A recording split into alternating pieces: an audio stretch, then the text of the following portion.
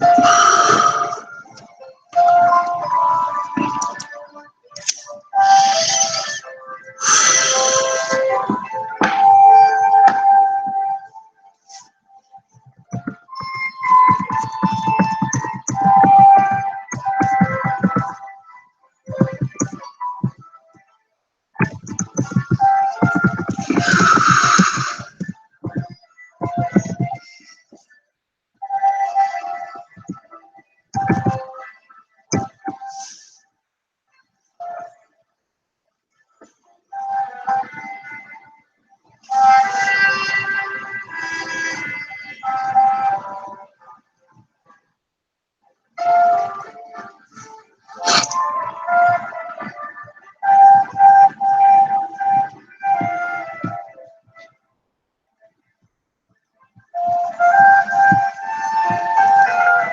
motherfucker. Kid just scratched me.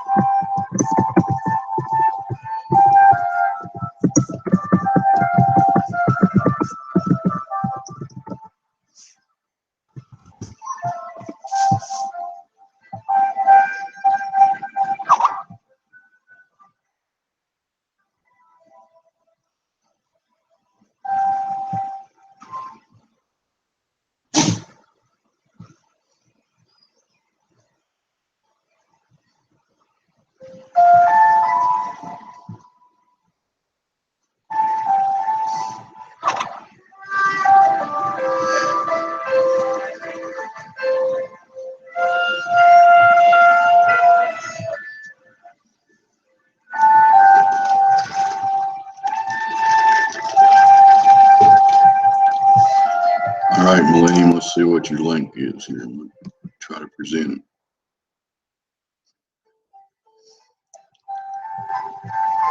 John Farnham.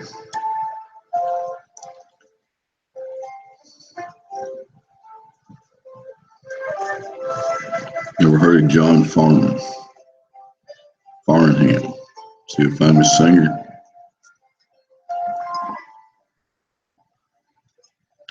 I'll check it out when I get time. Running an important flat earth broadcast right now. We're just looking for the curvature. Trying to find some curvy water. Trying to see real flight from the tip of South America across Antarctica to Africa. Documented with a flat earther on it. Me and Millennium and Teddy will all go on that flight.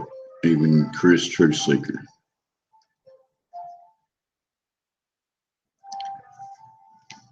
You can't hear me or you can? Which one is it? Mic check, mic check.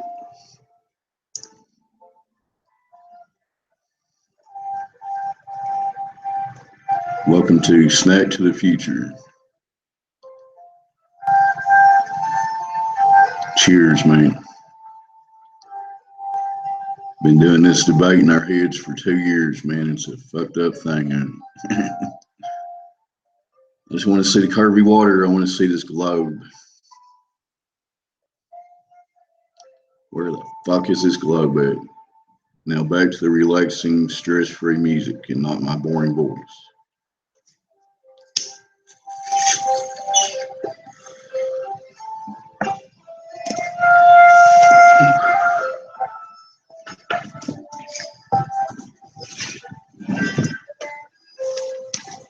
Off of me, cat. Fucker.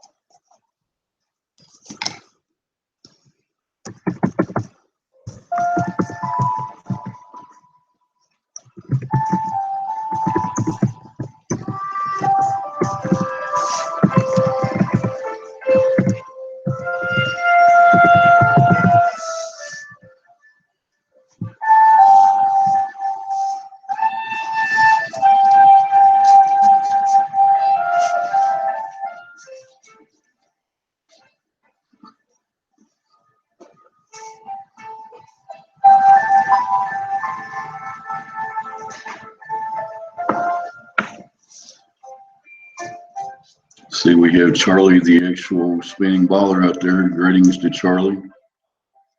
Please link me a picture of a massive ocean stuck in a ball. A real picture. Thank you. And I can close down my channel.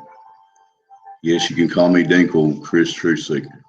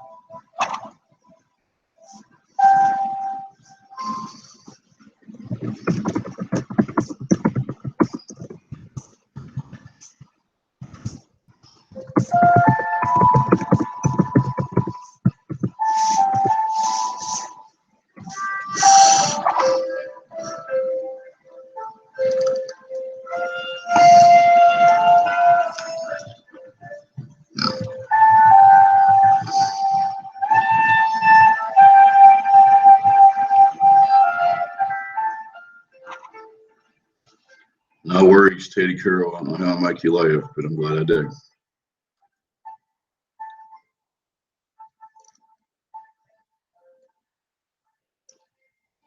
Mickey Mouse ears on a SpaceX outrigger. That sounded interesting. MICKEY MOUSA, Mickey Mouse. Donald Duck.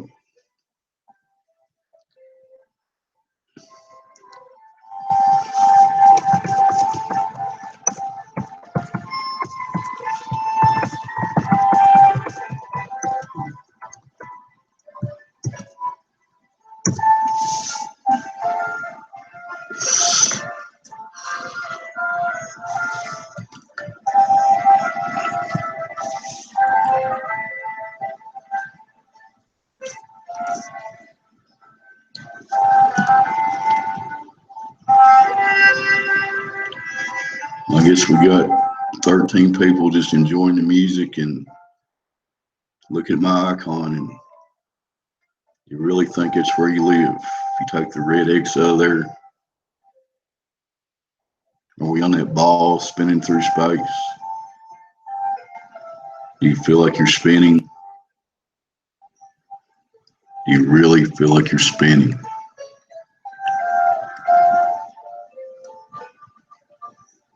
It's that massive ocean, trillions of gallons or whatever it is, that run 8 miles deep out in the Mariana Trench.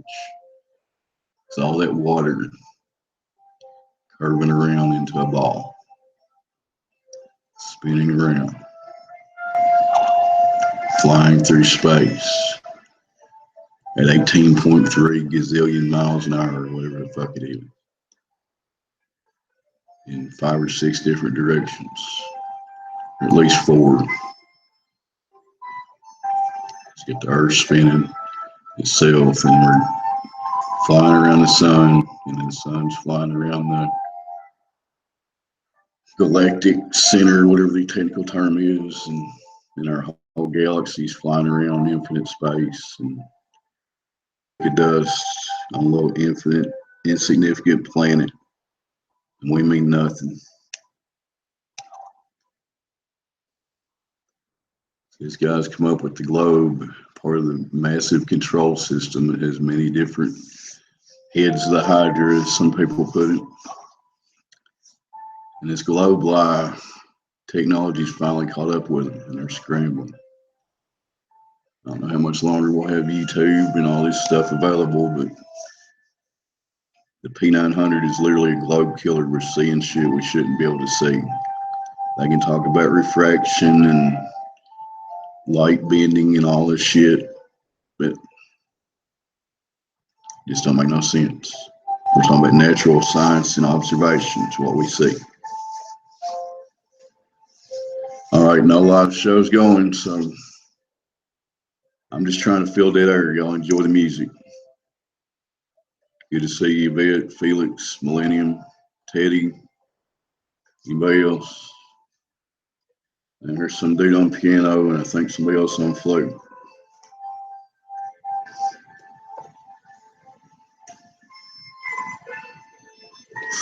It sounds like a flute. Y'all think it is?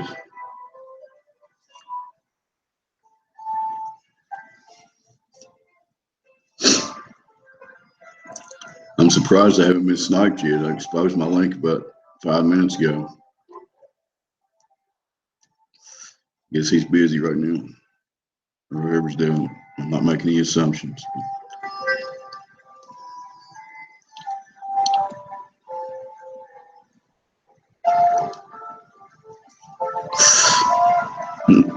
Felix just sees ISS junk. That's hilarious. But that looks so real. You see all the curvature and everything. That guy said, "Where's the curvature?" It's right there on the ISS every day. They got that 24-hour live uninterrupted stream. It all looks so real.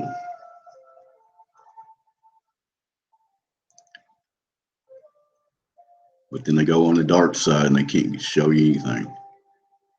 But then they show you shit at night and all the city's lit up. So it all makes sense if you're NASA and you have a few billion to waste.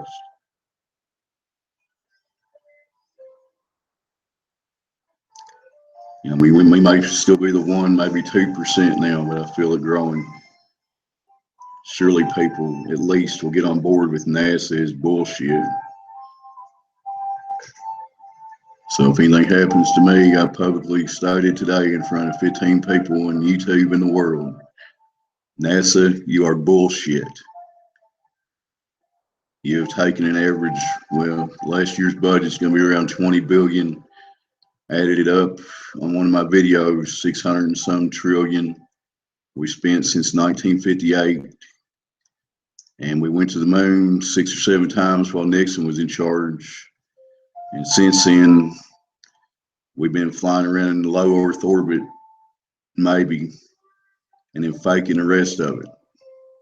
Prove me wrong, NASA. Take a plane from the bottom of South America with a bunch of flat earthers on it. Me and Felix and Yvette and Millennium will all go. We'll take our iPhones or our cell phones with us. Let's fly straight across Antarctica, across the bottom of the globe, and Jimmy Jedi can go too. Let's go across Antarctica and then land in South Africa. And then I'll close my channel down if you do that actual flight with me on it. Anybody else agree? Back to the music.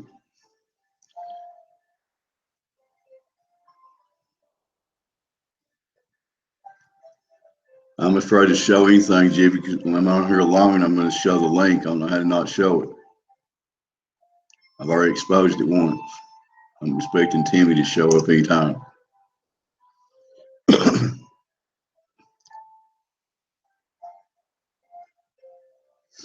I got like 30 minutes left. It's going to be all music unless somebody wants to get on here.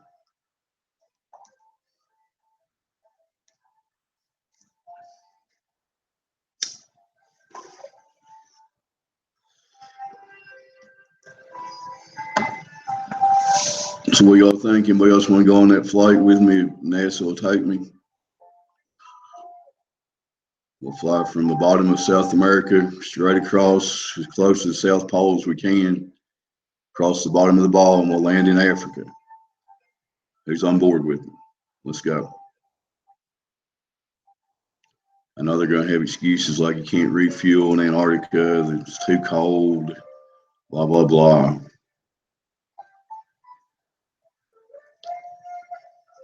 NASA Space Station crew is discussing life in space with Idaho students and educators. Yes, it's good to see NASA spending that money wisely. So if you want to show that, Jibby, feel free to join on here. Just send me an email. I'll put my email back out there. Or I linked it in the Sheldon Cooper chat if you're on Skype.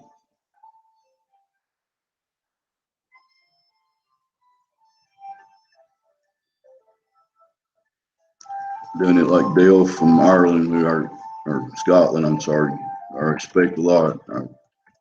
I'm on board with him about natural science, and let's get rid of this globe first, and we'll take care of the rest of it later. Step one is get rid of this globe block. And NASA is the major building or blocking piece in that. What's up, Larry?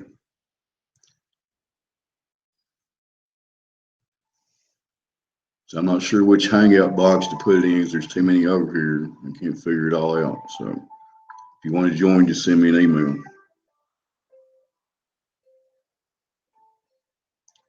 All right, Felix wants to come on.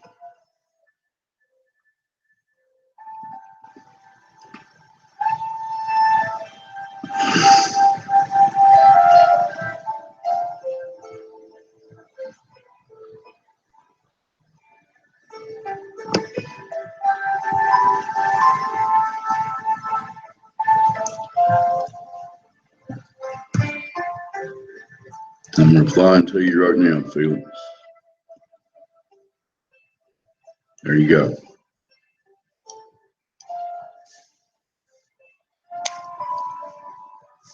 Larry, if you want to join, or Jibby, just send me an email. Like I said, I'm not sure which hangout box to put it in. All that, it's easier just send me an email. I just emailed Felix back, so she might be on here in a minute. See what's going on in Michigan today.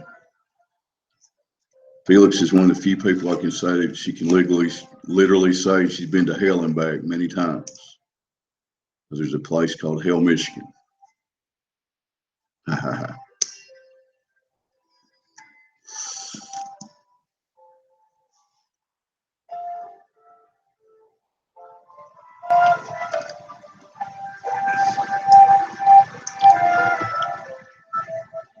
The Dave show's got about 30 minutes left.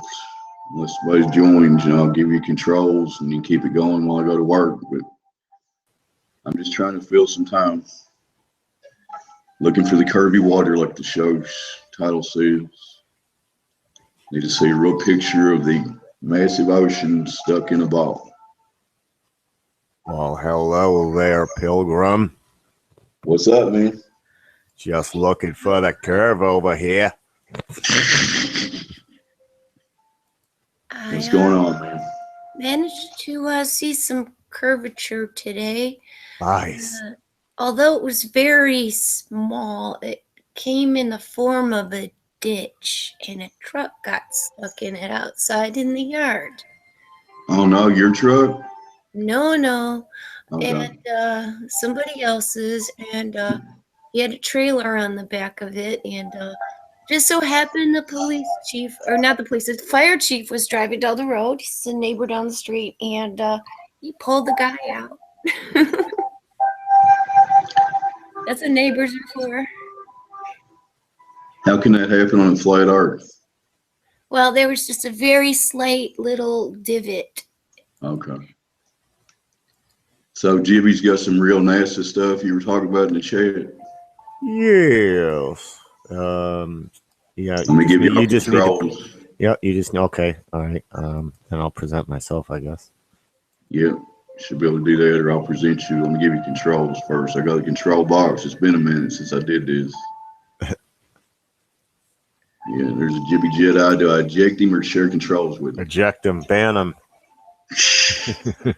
And I've got to warn you, we might get sniped because I exposed the link about 10 minutes ago. All right. Well, I shrank the browser down so you can't really see it.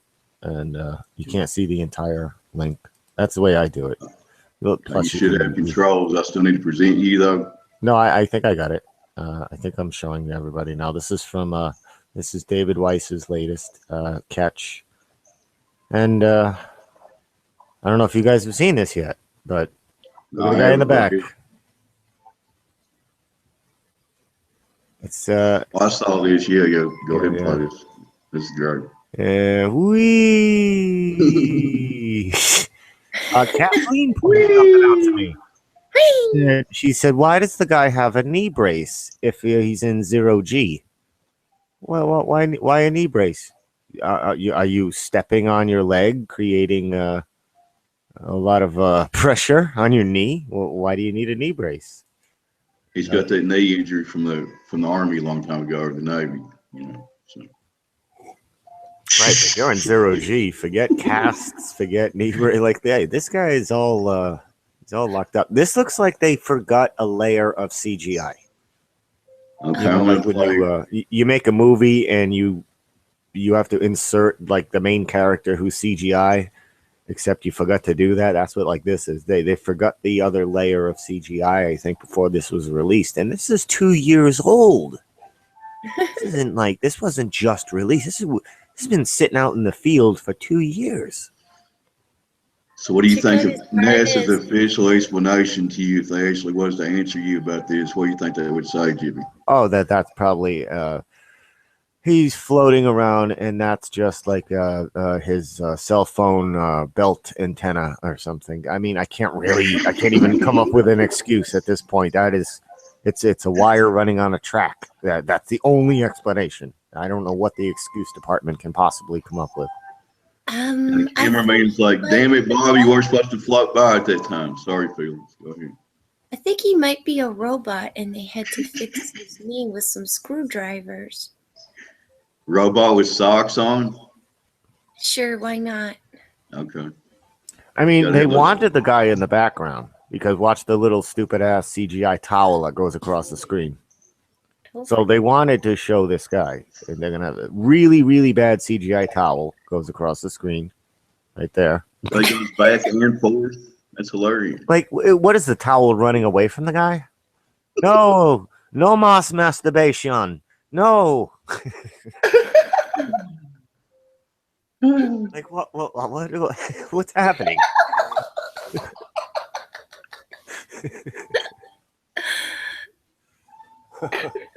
Keeping it clean.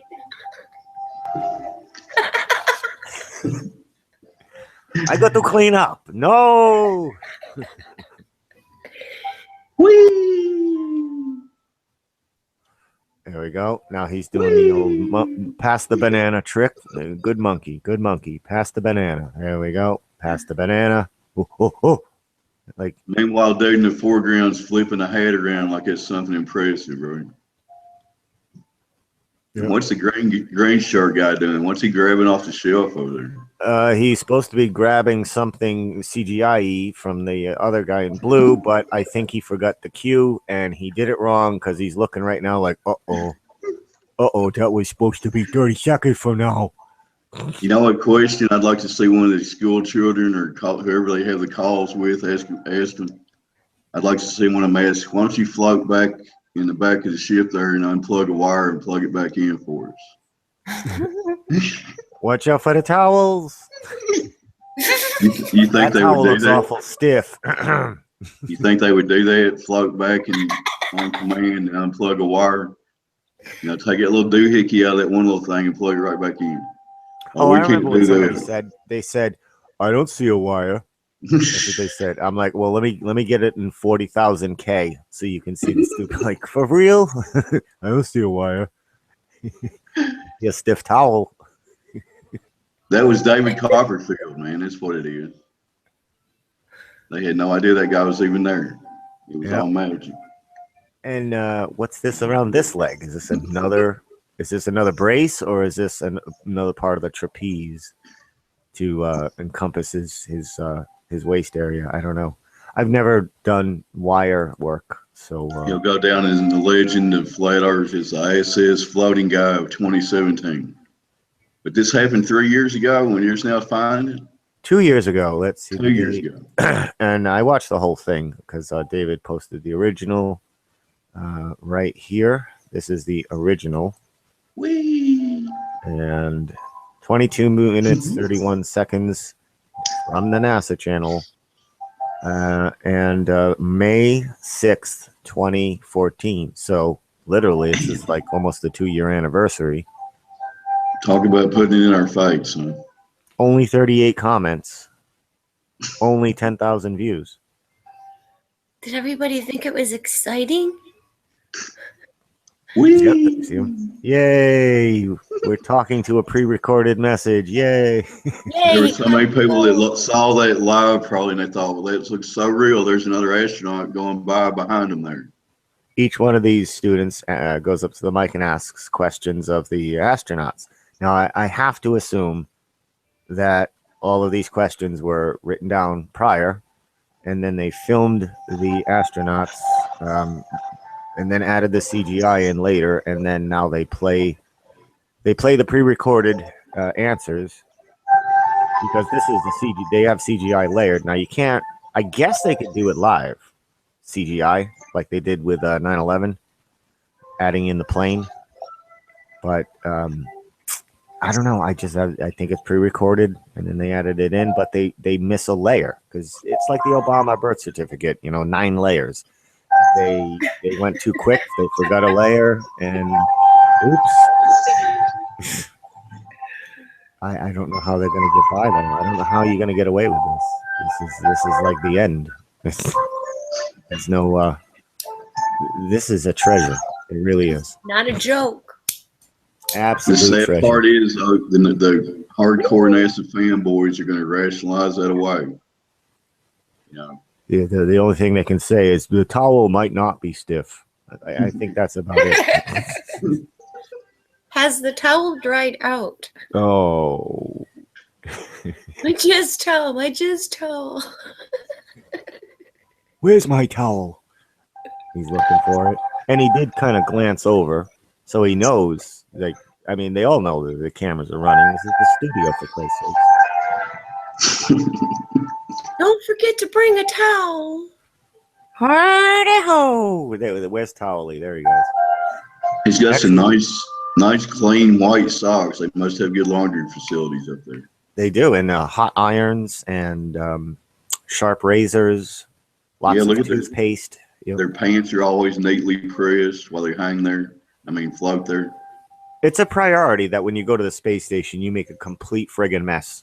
And you don't shave your head, and you got to shave every day, because you can't be on the ISS with a beard or anything like that. You have to be clean shaven and create such a massive mess. It's like $1 million shave every day, with all the expenses of dumping the water, and I don't know how they're recycling the water or whatever. And what I saw was they were using shaving cream and blades. Why not? Why wouldn't you just use an electric razor? Shaving cream and blades, for Christ's sakes. Shout out to ADRs in the chat. If you want to join, send me an email. I'll put my email out there.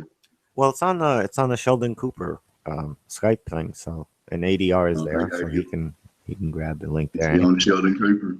Well, just in case he's not, I don't know who's on what, so I'm going to put my email out there. We're expecting a snipe at any time. It's about 30 minutes ago, I showed the link accidentally. Well, Dave, you shouldn't announce that. 30 minutes. I want him to do it. Somebody else will start another one. It's the point. I think it exposes him the more he does it. Now, there are still idiots out there that think, well, Tim's not a bad guy. You got to get to know him. Like that's being fooled by a car salesman. Like, this is all, we're existing in a virtual reality here, talking online, but that's literally trying to take away somebody's free speech. You go to somebody else's channel and get rid of their information. That's bullshit. It's like going to their house and burning it down. Right. He can sit on his own channel and spew all the bullshit he wants to. You get the point, Yes, he's imposing his will upon others, and he's going to get a nice boot stomping from it eventually. Yeah, karma is a bitch, isn't it? Oh, it's going to be a bitch for him, too. That's enough time on him. Let's talk about the guy going, wee! Wee! Don't forget your towel. Howdy ho! That towel looks more realistic. No, towel-y looks more It's realistic like, than damn it, I that. left that 9/16 wrench on this side of the ISS. I gotta go get it. It's like a bad Chuck Norris. I was following him. Did you see that? Look. It was behind him. I gotta give him props for perfect posture as he goes through there. He's got perfect posture. He's got his head straight up. He's good job of floating by, buddy. Excellent work. I don't Good to see know. our tax dollars being spent wisely. I don't know if tan khakis would be the way to go, but I think everybody should probably be wearing like sweatpants or something. I would. Sweatpants and white socks. You got friggin' cargo pants, belt. So has he got a brace on each leg there? Like as he goes back by, he's got one on his left leg. Yeah, it does appear that way. Here's the black strap here, plus a knee brace. And on the other side, it looks like he has a strap as well. So it's the kind of harness that encompasses the entire midsection. See, there's the brace on the other leg. I can't get past the guy in the green shirt grabbing nothing off the shelf and handing nothing to the dude. Yeah, I thought that was the catch of all catches right there when the guy was grabbing nothing. And then I see this. And other guy's flipping his hat around. The guy in the background's whee.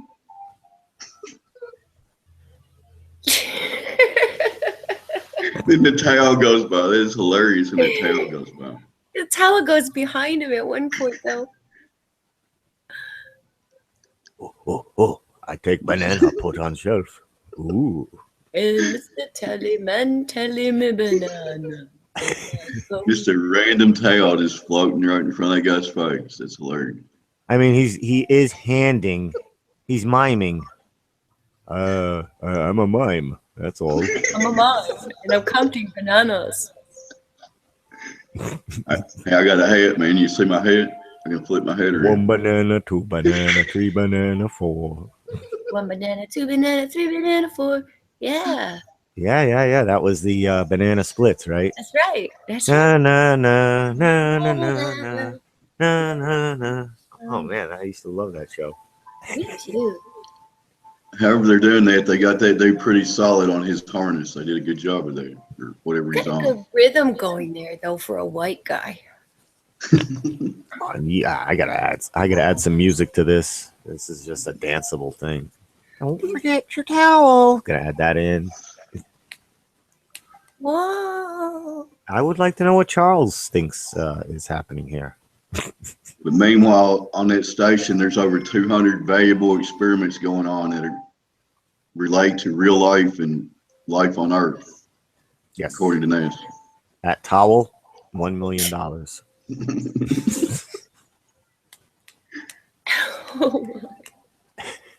Stiff as a board towel. This gets funny. Wait a second. Go back there. Does he have his hat hanging on a hook over there? How's that happening in 0G? His hat hanging on a hook? Go back a little from where you were. Oh, yeah. I saw that. There it is. Huh. Yeah. Why would it be on a hook? How come everything isn't floating? Everything's strapped down because they're falling around the earth. You see his head? Is that? I guess he's got it secured or something. It just looks kind of weird if they're in a 0G environment. I'm just saying. Yes, it's not moving at all. So do they call the Soyuz, please send more duct tape? I just want one of the kids to say under question, will you please float back to the back there and unplug that one wire and then plug it back in? I'd love to see you do that. No, we're not. We can't be unplugging stuff without 3 triple paperwork and all this other shit. He's got a bulletproof stomach strap on apparently under this shirt. Probably not a harness. No, it's Back to the Future bullets flying around up there. That's what it is. Snack to the Future has a question I've always had about this shot. What is all that shit in the back? Why do you need all that shit? That's shaving kits and shower gear and just shit, to make the bathroom a complete friggin' mess every day. $1 million mess. No, I don't know. It looks like cat carriers. I can't even tell. So It's they like have little- cats? little secret compartments where they keep their shit, maybe. Let's keep the CGI cats in there. Yeah. We Give me that towel. get it, boy. Get it. Go get it. Go get Here it. it is. It's following you. 28 viewers out there right now. This is NASA 2 years ago. Put this right in your face. And everybody thought, oh, that's cool. Like they floated by back there. It looks so real. There goes the tail. Woo!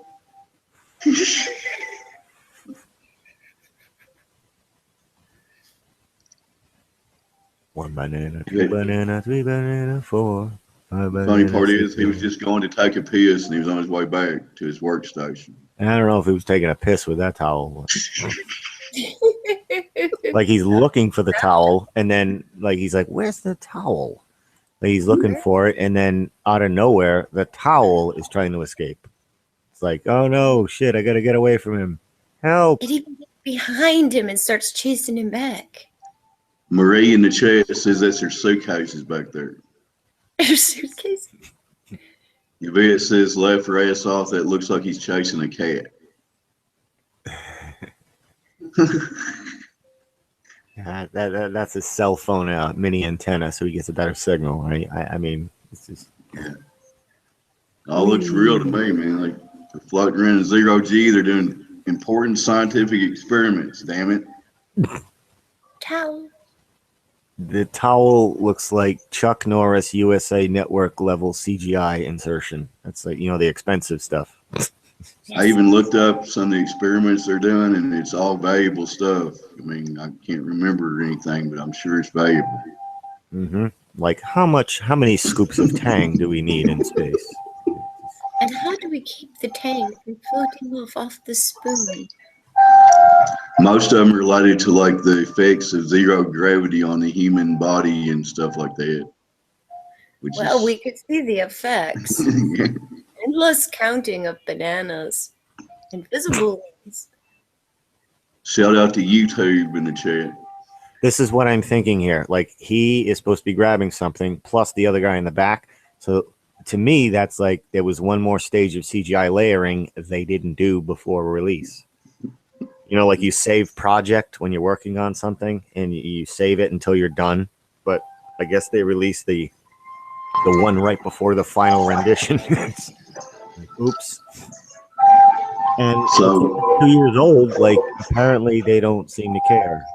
Like they didn't take it down. They didn't, they still left okay, it if I had to put myself on like as an NASA defense attorney here, how can you validate this footage that we're watching right now? How do you know we didn't CGI this and make they're him go on back? something.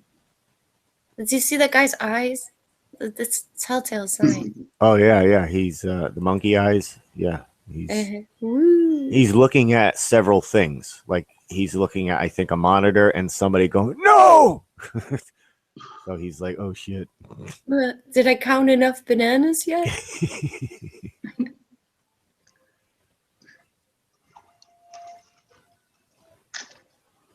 Yeah, he's looking at several things. Now, it should just be like a camera in a hallway. Well, what's he looking at? He's looking at the monitor that they're on to see if he's grabbing the CGI correctly.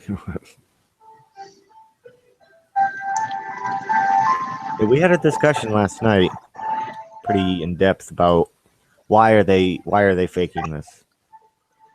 And the only thing that makes sense to me is they have to explain that light in the sky. That's the alleged ISS.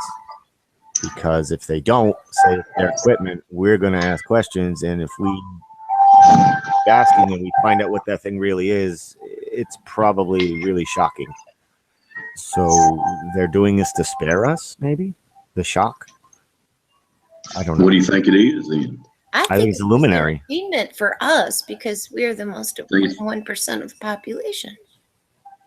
You're saying it's like a natural light that's part of the star system? Yep, I think it's part of the star system, kind of a astrology clock that this precession thing does, and at a certain time, this blue kachina or whatever gets closer to the Earth. It is blue, the light from it, and is in, then the Indians talk about blue kachina, and when it comes, it's towards the end times when the skies look like spider webs, and I mean we seem to be doing everything that the prophecies say, and this ISS could be a luminary. It's whatever these stars are. It's whatever. I mean, it moves really fast. It's really close to us. Has a specific flight path. It wouldn't be their equipment because they wouldn't risk equipment failure, and they wouldn't put shit up there if they didn't have to. Like, would NASA funding be gone if they didn't have the ISS? No, they'd still be doing shit. So I think the light showed up first, and then they had the space stations to explain what the light was. And So they this- designed the they space came up- stations similar to the shape of this thing. So when you think they came up with all this, like in the late 80s, toward the end of the shuttle thing, maybe into the 90s? What was the first one? Mir, and then Skylab. I can't remember the order that they went Skylab in. was the 80s, yeah. Okay, so Skylab, Mir, and then the ISS, and allegedly it's parts from both of those space stations that are used to make the ISS. And maybe this We've had all thing this- changes shape, so they had to change the shape of the space station, maybe. Because if you zoom in on it, you might pull up a little bit of a shape. It's very bright, so it's kind of doubtful that these guys are adjusting the contrast correctly to pull a crisp shape like some of these videos we see online, which are ridiculously fake. Because if you're not seeing any atmospheric distortion when you're looking at the ISS, then it's fake. I mean, everything we look at up there that is beyond the atmosphere has a twinkly distortion to it because of the atmosphere. But these guys are pulling the ISS and there's no distortion or waviness. Well, it's fake. And if they're faking all of this, they're going to have fake videos of the ISS up there, obviously. And when they have fake videos up, that stops people from doing it themselves because they're like, oh, somebody already filmed it. I'm still going to capture it. It's coming in the next day or two. It should be like 55 degrees for me too. So that's going to be like unusually high for me because usually it's very low on the horizon. I never even get to see it. But I'm going to try to catch it 5 o'clock in the morning in the next day or two with the P900 best I can. I might even use a solar filter to try to reduce the brightness to pull a shape. But I think that's what it is. I think it's a luminary. And they're just Could be on something, man. It makes kind of sense to me. yeah, because they're not going to risk a balloon or a drone because they're going to have mechanical failure. And then if it fails, game's over. They wouldn't risk that. But if it's naturally up there on its thing, we're going to say, hey, what the hell is that? So they already have the answer for us. It's a space station. Oh, All right, okay. we've reached the milestone. We got 33 viewers now. Congratulations. Well, Is here's that to your you having record? Clear skies, Jibby. Clear sky. No, I've had like 200 viewers sometimes when famous people showed up with me. I had There's famous LSC people? on like a year ago. I had LSC on. I think there was 200 people watching that one. Yeah, people are just fascinated by him, like, watching a car accident. That was like a year ago when people were still giving him time of day. But, I got nothing against him, but I don't live inside a ball, man. I don't want to hear about it. I didn't have anything I against just got off the globe, but I want to get inside one. Yeah, exactly. You know what I'm saying? I like how he flips the truth because that's what Right. they do. It's all inverted, So that's why I thought maybe there's something to concave because it's the 180 inversion. Well, I mean, when you're talking about the sky, you can't discount a lot of his model. I'll admit. I mean, he could be correct in a way, but I don't think we're inside of a ball. Is the basic thing, right? And he's not the Lord God, Jesus Christ. The two things I can't get past, right? I think we might But be his inside a model- cube. We may Whatever be, we're in, his model might have something to do with it. I'm saying, as far as the sky, especially. we're probably in a cube. All the cube symbolism, a 4 Rubik's corners of the earth. It's probably a flat cube. The Mason symbology. I don't know. We could be in some kind of Borg cube or a computer program simulation. This is all speculation. These are not Of course it facts. is. Of course it is. Yeah, we don't know. We don't know where we are, but I kind of like the Matrix metaphor. We're probably in our pods, all hooked into this virtual reality that occupies our minds while our bodies are being fed off. We sure I don't know. did a lot of randomness. So I've got about 5 minutes. You two are going to be in control. I trust y'all. Do whatever. Just keep us going until somebody opens one up or whatever. Where you going, Dave? To work? Yeah, I'll try to get on my phone and drive for you if I can. Okay, we'll do the presentation while you're driving. We got some dude named Geo Shifter in the chat. I think it's his Oh, he's first a day on troublemaker. flat Earth, and somehow he got a fucking wrench. How'd that happen? Shout out to the Finnish guy. Haven't seen him before. Marie's out there. YouTube. Saw your bed a minute ago. I think Snack to the Future. Any Globers in the chat want to explain this? Charlie was out there a minute ago, but I don't think he wants to explain the guy going weed. Yeah, I await an explanation. Last thing Charlie said is, Star Wars is not real because little of the technology presented in the movies is possible. Okay. Well, Yeah, this it's is true. Star Wars. Jedi work better on a flat Earth anyway. One. So if Neil deGrasse Tyson's out there and wants to come on here and explain this to Jibby Jedi and Felix I am, Or Joe Rogan. I'll just send me an email. Yeah. I'm still on my couch waiting. That'd be wild if Neil deGrasse Tyson showed up. Michio Kaku, maybe. What would you ask him? What would be your first question if they were on the I'd line? say, Michio Kaku, now what's going on here? Well, space is a big and scary place, children. Gather round while I tell a story. Michokaku. Yes. There's billions and billions of stars in the galaxies and the galaxy billions and shit. Yep. And he talks to the audience like they're a bunch of adult 4-year-olds. That video of him going after that woman about 9/11 was hilarious. Do you see that one? I never seen him so angry. Boy, I know. he was pissed. It's like, did you think USA did it 9/11 to themselves or whatever he was saying? You know, and this whole nobody died on 9/11 thing, when I really think about it, we saw pictures of whatever of jumpers in midair and whatnot, and we heard, alleged thuds of bodies falling. But has anybody seen any photographs of one of these victims? Like any body that hit the ground? You can, if bodies were hitting the ground, people are taking pictures, and that shit would be on the internet. The ground. I haven't seen any. Issa Mahowski says, not an acting space agency. That's a new one. Yeah, I showed this on Issa's Hangout last night too. Oh yeah, I was showing this all day yesterday. As soon as I saw it, I'm like, "Yep, everybody needs to see this." And they got the dog races on the monitor. I thought it was Keno at first, but seems to be only 8, so it's probably the dog races. If I disconnect, I'll be right back. Try to get on my phone. Okay. I'm gonna leave my laptop running, but I gotta move it to a different place. All right.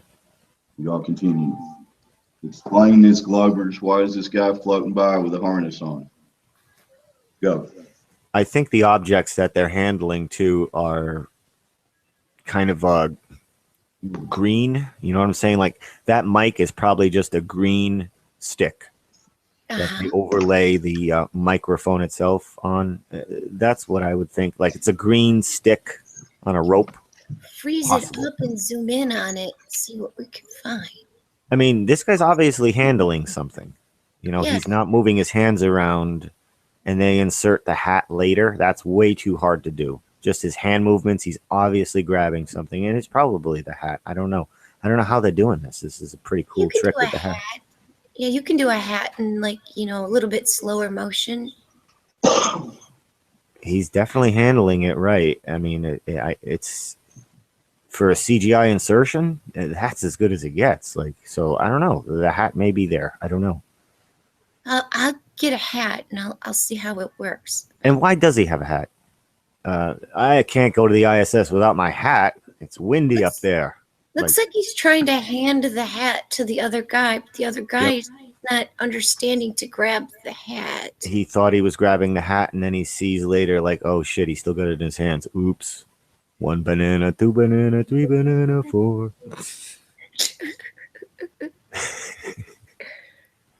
You've been a naughty monkey. Hey, what happened to his microphone?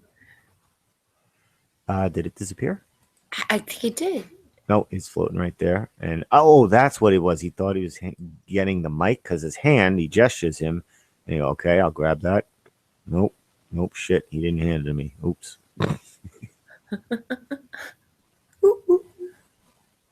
Where's the guy with the towel? Yeah, where's Pepe Le Pew chasing the female skunk? There he goes. Ooh la la. Ooh la la, come here, towel. I come to make love to you, towel. Please accept my generous jizz gift. That friggin' skunk was a rapist, wasn't he? That's what we grew up on. Rapists and I don't think he ever got any. I don't think No, but I mean when you're a child, when you're a children and you want to know how to interact with others, Pepe Le Pew was probably not the best example to show children of how to treat women. Like he would grab them and squeeze them and kiss, and then all they were doing was trying to get away from him. It's like because he stunk. He was always going after kitty cats. See, and you remember the old Family Feud with Richard Dawson? Like, did he, or was it me, or did he like make out with everybody's wife? Oh yeah. The most disgusting thing ever. This cognac drinking drunk is, hey babe, just making out with everybody's wives. Johnson, Mr. Johnson, you sure are a lucky man. Oh, can I kiss your daughter too?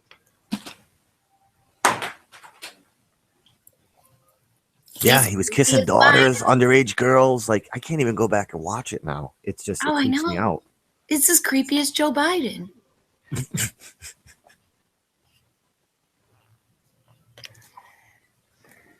And it was just kind of accepted back then. I mean, a game show host could not do that now. Just make out with everybody's wives. Yeah. But why was it okay back then? Like, what the hell was going on? Well, that was, you remember the dating game? And Yep. Oh, dude, I watched an old episode of the dating game, and one of the contestants, actually, it was in the 70s. I think it was 77. One of the actual contestants was Pee Wee Herman. Wow. It didn't show much. It was just that he was picked, but it didn't show him getting up. It just showed the surprise. Because it was just like a whole bunch of them put together. Yeah. There's compilation clips on YouTube of like funny moments on those shows and stuff. Those are fun to watch sometimes. It is. Hey guys, that music too loud? Oh yeah, it's blaring. Seriously? Is that heavy? Turn it off, or? No, I can't even hear it. It's fine. Oh, okay. I'm gonna try joining up on my phone. I'll be in the car if I can. Y'all got controls and peace on the plane, and I'll talk to you if I can in the car, but I'm not sure. I'll try my headset. It might work. Okie doke. But y'all explain this guy floating by. Go ahead, Nancy. Yeah, if anybody can, I would love to know what's happening. Hey, wait a second. It looked like his leg went clear for a minute there because he was like passing something. Okay, let's see. You know what? I think you're right. I think this is the transit of Venus, 2012, where Venus was transparent. You know what? This thing right here, I think you can see it through his leg. Holy shit.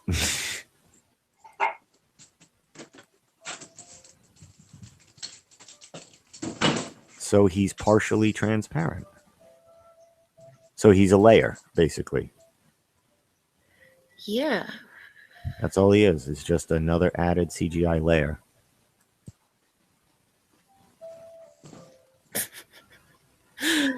Man, we'll just keep seeing more and more.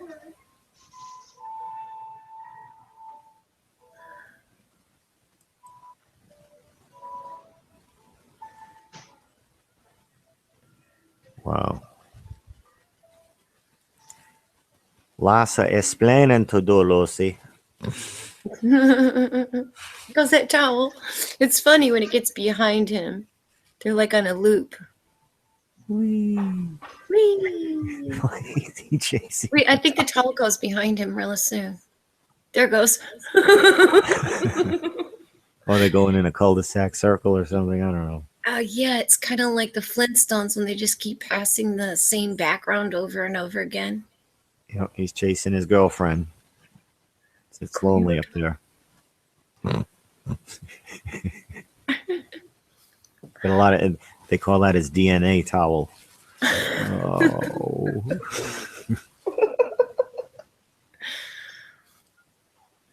Gotta love him. $50,000 to get that towel up there. Whee! Let me up this thing for the puke. He's going slower. Is this guy like a pendulum? Yeah, you know, he's riding on the shower curtain track above. Maybe that's the bathroom he's going to, and then the towel sees him and tries to escape. I don't know.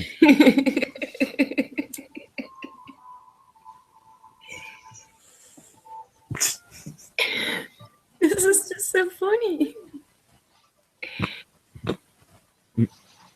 Where's my towel? I'm feeling frisky. Yeah, his knee must be hurting, putting all that weight on his knee up there. He's got to have his brace on. Yeah.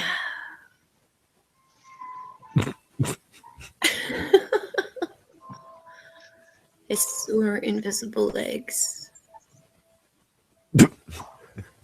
The towel's so ridiculous. I think it's funny when it follows him. There it goes. It would be right behind him. There it goes.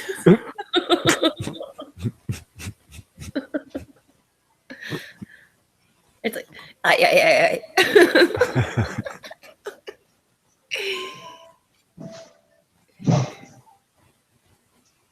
It's just funny how we catch things that we have been saying that they're doing, and then we actually see it without the layer of CGI covering. And yeah, it just happens to go along with what we've been saying, but we are obviously way off. Yes, they are falling towards the Earth, only 250 miles high. The gravity of the Earth is not pulling it downward, it's throwing it around, obviously.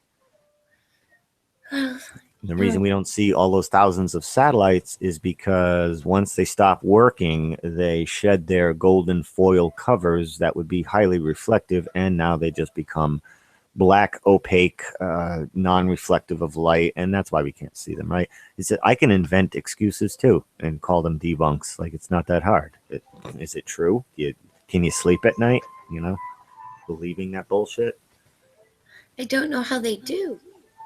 I mean, well, they don't sleep well. That's why they're constantly stalking us, because they know we're onto something and they're waiting for us to come up with the answers.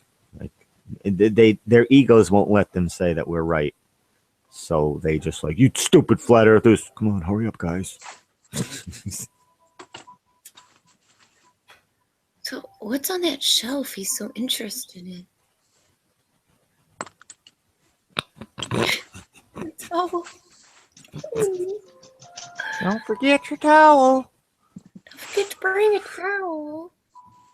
I'm gonna go get high now. Well, I'm gonna look behind you. No, I'll be behind you. Whee. Mic check, 1, 2. 1, 2, 3. Cue the guy floating by in the background. Go. Why the hell would he bring a hat up there, though? You got to have your hat on the ISS, man, because for real. Why would you bring a hat? Keep your hair out of your face. It's his lucky hat. I never go anywhere without my lucky hat. I have to have it. Do you think I'm going to go to Rockaway because you want some friggin' hat? I don't fly without my hat. Fellas. Mute me if your road noise gets too much, and you don't have to present me because you're showing ISS shit. That's better. Oh yeah, we could show you right to work if you want. That's up to you. Y'all are in control. I trust y'all with my hangout. If Timmy shows up, tell him I love him, okay?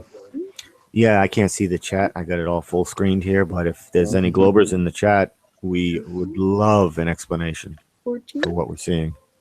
15. I'm sure one of them can explain it. I've been waiting since yesterday for an explanation, and nobody seems to want to touch it. Am I echoing? Nope. Okay. But you're sideways. Are you driving on the side of the globe? Motherfucker. Excuse my How did language. you end up in Europe? Dave's car's moving at 17,000 miles an hour. 17,000 miles per hour. Hi, Dave. I'm going to go coffee. I'll be back in 30 seconds. Okay, is that better? Is it straight now? Yep. Here we go. Whee! Vroom. I'm driving on a globe that's spinning 800 miles an hour, and I'm only going 40 miles an hour. Okay, so how does the trajectory feel to you, sir? The spinning seems to be good out here today. It's raining. There's a John Deere tractor, Felix. You see that? Oh, wow, cool. Nothing runs like a deer. Nothing starts like a deer with a bad switch. It's a rainy day in Kentucky. It's a rainy day in Kentucky. As the windshield wipers clean off the glass. I never go to the ISS without my lucky hat. Never leave home without your lucky hat. Without your hat, without your Mach 3 razor blades and shaving kit to make a friggin' mess in the ISS bathroom area. Like, just going to work every day, like, I would destroy my bathroom. You know, like, what are they doing up there? That's not necessary. You do not need to razor blade shave every day. It's the most absurd thing. The concepts. I can't get by most of these concepts alone that are so absurd, like landing the Empire State Building on a bouncy raft in the ocean. The concept is so absurd. Are one of y'all watching the chat in case the Glober wants to come on here and explain it to us? Yeah, I'm really getting tired of sitting on the couch. I mean, I gotta get off this thing one of these days. One of y'all need to be monitoring the chat. Somebody else might want to join too.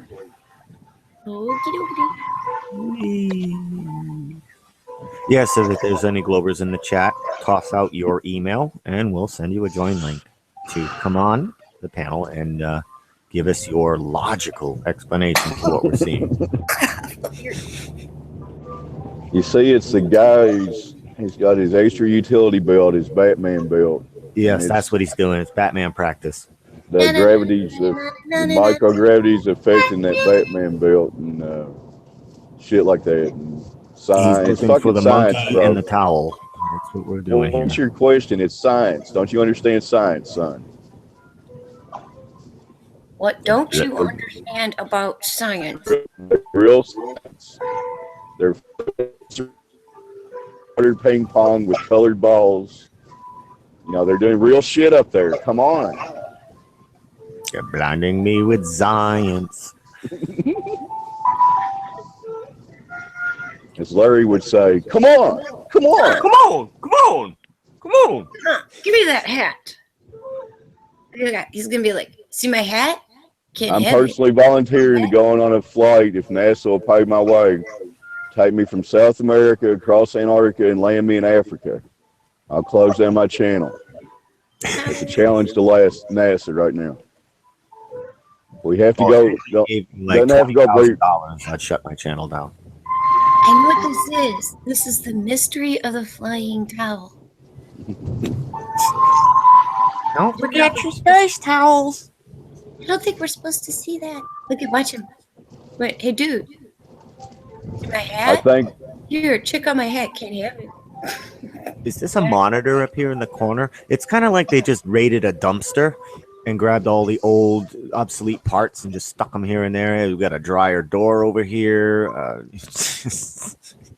Yeah. there's got to be a public relations person from the ISS that can explain all this to you, Jimmy. I'm sure.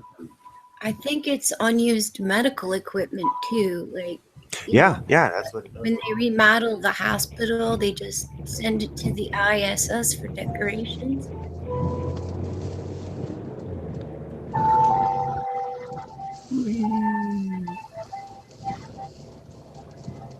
Yep, you can find this video on DITRH channel.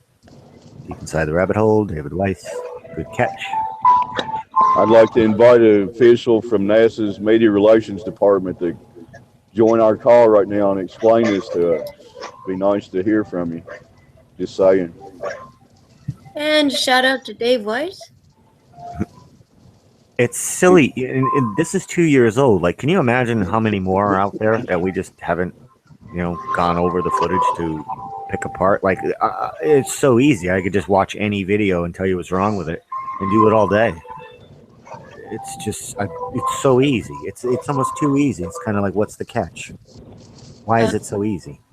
What's the catch? They just did another live one last week on Jaren's channel. Playing water ping pong with colored balls. That was so ridiculous. Maybe Globebusters will highlight this on Sunday, and maybe somebody out there like the very wise Charles, Flat Earth Math, can tell us, what's happening here. Like, we really need to know. If I don't, I'm going to at least email the Media Relations Department at the ISS and see if they have an explanation. I'll report back. The leg straps, they kind of confirm that he's wearing a harness. Like, there's no other way around this. He's wearing a harness. And he's apparently, they have a little bit of gravity up there because his knee is bothering him and he has to have a knee brace.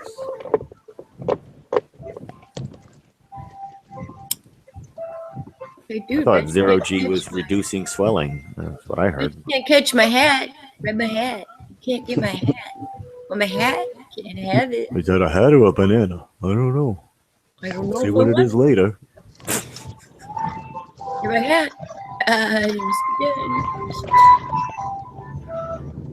One banana, two banana, three banana, four. Green shirt guy still picking bananas. He's still tallying me bananas. Hey, Mr. Tallyman, tally me banana. Daylight come and me wanna go home. One banana, two banana, three banana. What? It's so much more comfortable to tuck my shirts in while floating in Zero G. Like, they all tuck their shirts in. Like, I mean, this guy looks like Ed Grimley over here, the guy in the blue. Yes, I'm on the ISS, I must say. Like, he's just really tucked up. Look on his biceps. He's got like square things on his biceps. Oh, he's got all kinds of action going on under his shirt here. It looks like he's trying to like steal some porno magazines or something. Yeah. He's got some Playboys and Hustlers tucked under his shirt here. That's right. He has his own fap towel.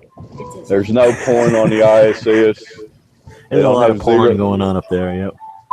Maybe that's what his hat is for. It's his collection. They're collecting hats and monkey suits. Towels. Sorry, man. I just never float without my lucky hat. Gotta have it. I'm going by one of the satellite towers if I can see it right now. Oh boy. Looks like about a 200-foot satellite there. Looks pretty good.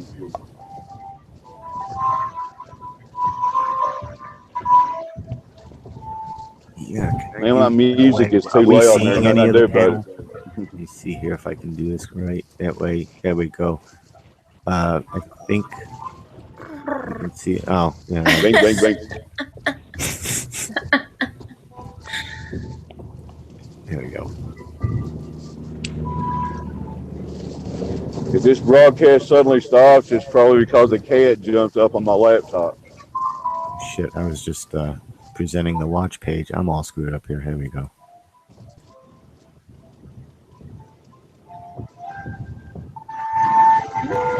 Two bananas, three bananas. Oh shit, I'm getting a phone call and I can't do shit about it. Mute me. All right. Mute me, bro. Give me a sec. Okay. You are muted. All right, we got twice Dave Hinkles over here. Okay. All right. So anybody in the chat got a If you debunk? would like to help us count bananas, we're available for anybody who can count higher than 52, whatever the significance of that number is. Yeah, defending this shit must be exhausting. Exactly. Let's see what else. Pay trolls. This is why they have religion and why they are scientists.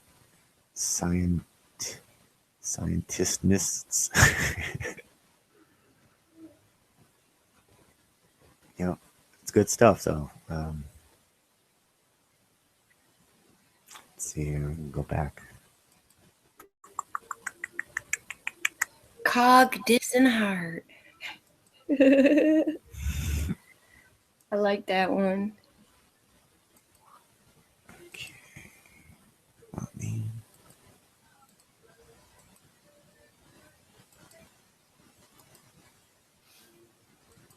One more time. Yeah,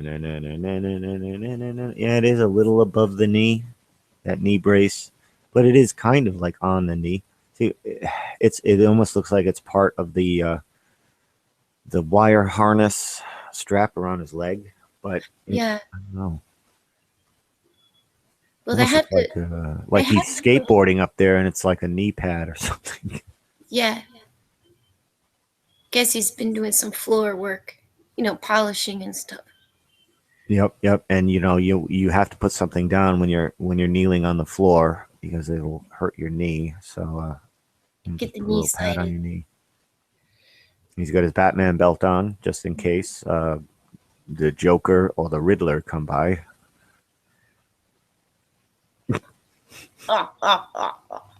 Riddle me this, Batman. So, where is the towel on the ISS? So you thought you were gonna tinfoil hat me again, did you, Batman? Pow! Biff! Splat! Damn. Yuck! Pow! Yeah, this is like 60s Batman, I think. He's got his pager on. It's good that they still have pagers. And that's what it is. I get it. It's the Atari 7800 joystick stuck to his back. That's what it is. They're playing Atari up there. Well, they might as well. They show us the same graphics from their video games.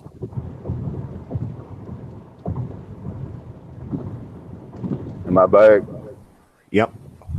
Yeah, the other thing is muted, or unless you just unmuted it, I can't see. I'm doing full screen of Batman over here, and the porn magazine thieves.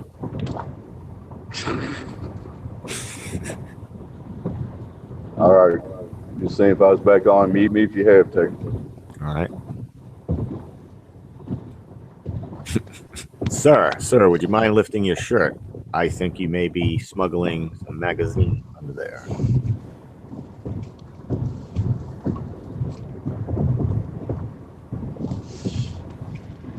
Yeah, those do Nobody kind of else, look like cat carriers in the back. Yeah, nobody else wants to join y'all. Yep, Y'all watching the chat. for those flat earthers in the chat who want to come on the panel, there's a link in the Skype group. Sheldon Cooper's Fun with Maps. Come on, give us your opinion. I'm open to, more heads the better with this stuff. I think all we're really looking for is logical explanations for all these anomalies that we are pulling apart in every single NASA video. And it has to be exhausting to constantly defend these guys, because it's every video there's something laughable.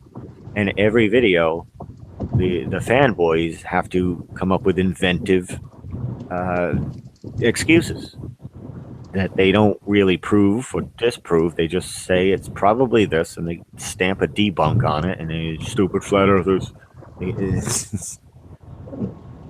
So do y'all ever think there'll come a day when Charlie Bolden stands up there and says, "Yeah, it's all bullshit. I'm sorry, y'all." And there's still going to be a whole group of fanboys that are like, "Shut up, NASA! You're lying. It is round. No, it's not. It's flat. Jesus Christ! Come on, shut up! The NASA's lying now. The flat earthers got to NASA." It's in the mail. It's coming. NASA's a psyop. Yeah, that's it. NASA's working with the flat earthers now. There'll be a whole group of the last globers.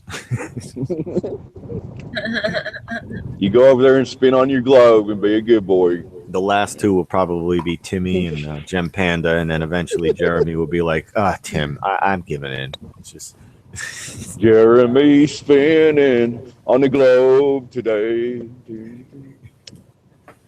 Butchered the Pearl Jam song, but Jeremy is spinning on the globe today. Oh, I thought it was Jeremy smoking grass today. Pearl Jam was a great band. They still alive? I think Eddie Vedder may be alive. I don't know. I respected Pearl Jam's policy about taking. I think it was they would take less money so the fans didn't have to spend so much on tickets. It was something like that they were doing. That was pretty noble. I liked. Yeah, they had several things like that. They didn't want to take too big a slice of the pie, kind of. Yeah, I mean, not everybody can afford to go to every football game. I mean, and then post it all over Facebook. Look what we did! Look what we did! Look, and then we went skiing, and then we went to the football game, and then we went skiing. And like, how much do you make? $40,000 a week? Jesus, who can afford all that shit? So you don't have any Globers in the chat wanting to explain that to you yet? I'd love to know what we're seeing in this video besides what we know we're seeing. The CGI USA Network towel escaping from Batman Chow Young Batman over here. I think he's an Asian. Howl's following him. Here goes. Meanwhile, in this live video 2 years ago, the Idaho student or whatever was asking him a riveting question about life in space, right? And the dude was flipping his hat around. I never go on camera and float without my lucky hat. That matches his outfit, too. Their wives packed all their clothes for them. Now you can't wear the khakis without the blue today. The collared shirts only. Yes, there's the dress code up there. Clean shaven collared shirts make a friggin' mess every day. Yeah, and their wives packed all 30 of the NFL jerseys so you have the right team for the Super Bowl. Exactly. Right? You never know what team might win, so bring them all. Right?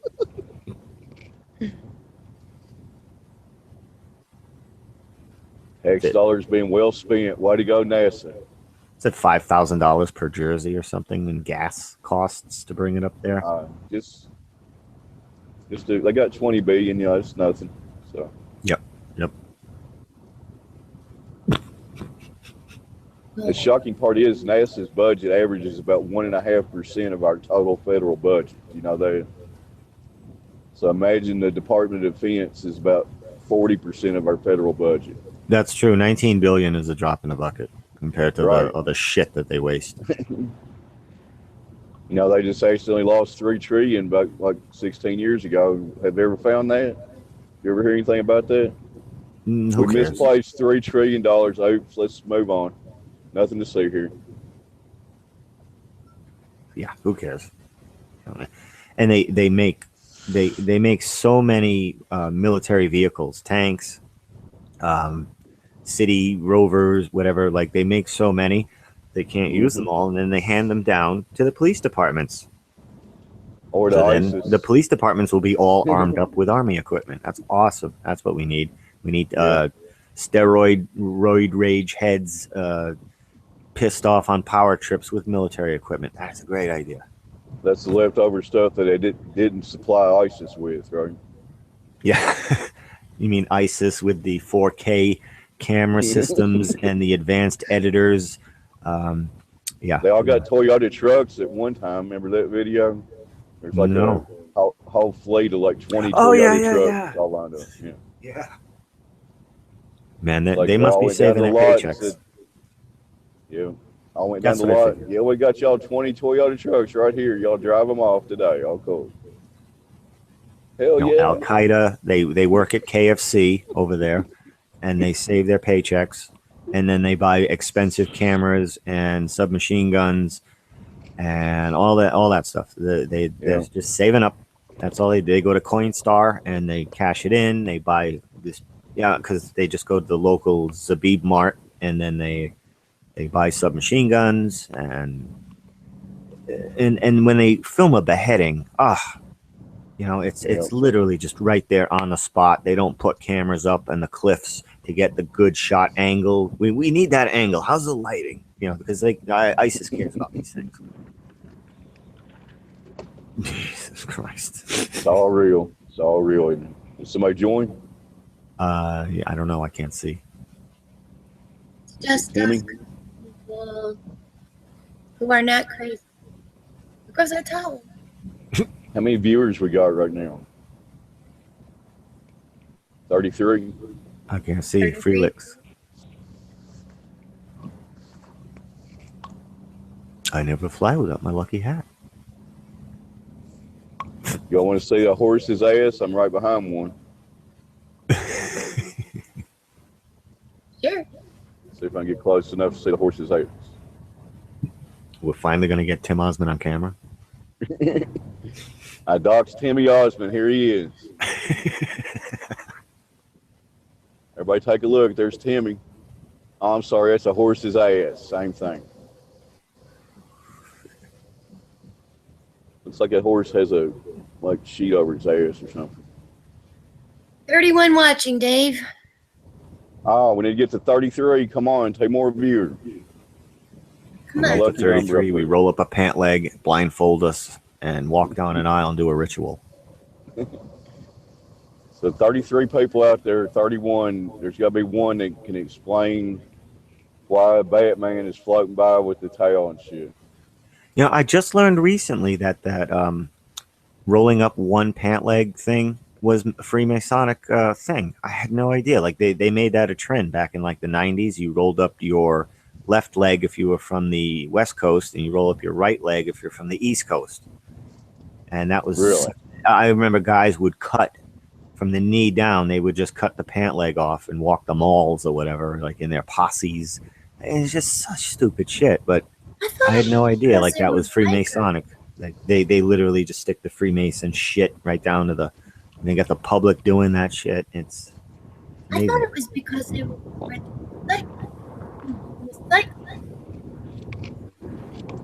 That it was what?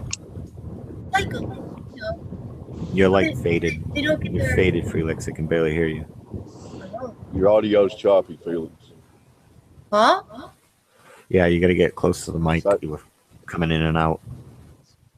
Okay, I'll do it. We're hearing every other word, basically. I thought they were just paddling because they were cycling. Bicycling. You're still choppy. Did you get any of that, Dave? I didn't. I'm hearing every other word. It might be mine, but It's No, it's okay. all right. if I'm causing this, you just mute me. No, you're clear. Because I'm not muting you, because then you have to unmute yourself, and that is just like you're driving right now. You know, I can't reach the phone at this point. I'm behind a horse's ass.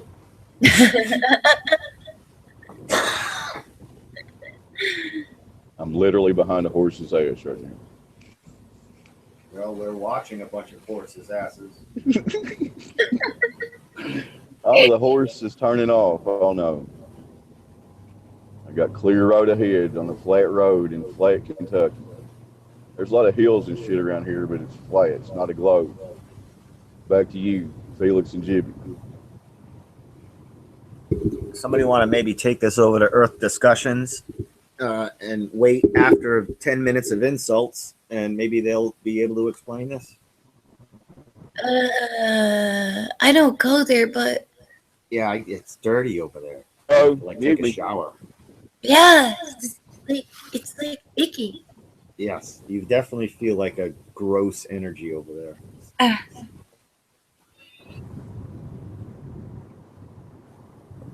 But they're so cocky. I would love to hear what they have to say about this. They're probably talking about it now. I don't know. They're still circle jerking each other or something.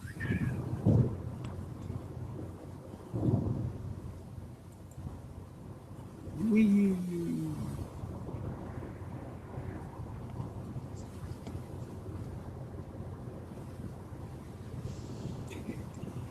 The Atari 7800 joystick.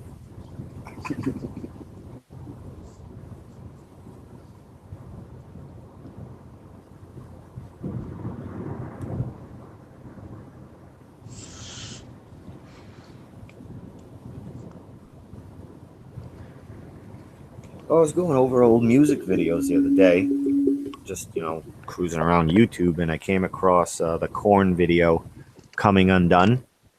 Yeah, Dude, have you seen that video? sure. It's a shattering dome. The sky starts to shatter and then falls down, and you Yeah. see space and stars behind it, and then that starts to crack and shatter and fall down. And it's totally like a flat Earth video.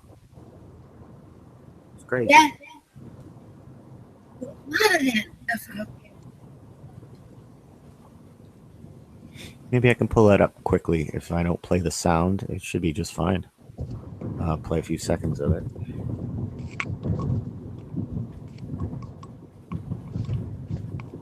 Yeah, I should be able to flash through it. Go to the end where it cracks. There it is.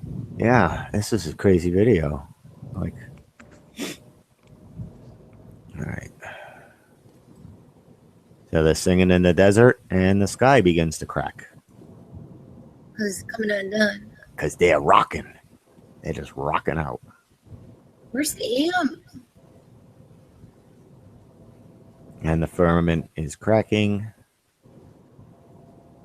Stephen Christ is like, I told you it was gonna happen. Here comes the pieces. The sky is falling, Hey, it's shrouded. and here there's goes. space behind it. Yep. And here comes the firmament. It's coming down. Eat a glass. Yep. Ooh. And now the other layer of the firmament. Oh, no. What happens when this one breaks off? I guess we're in heaven.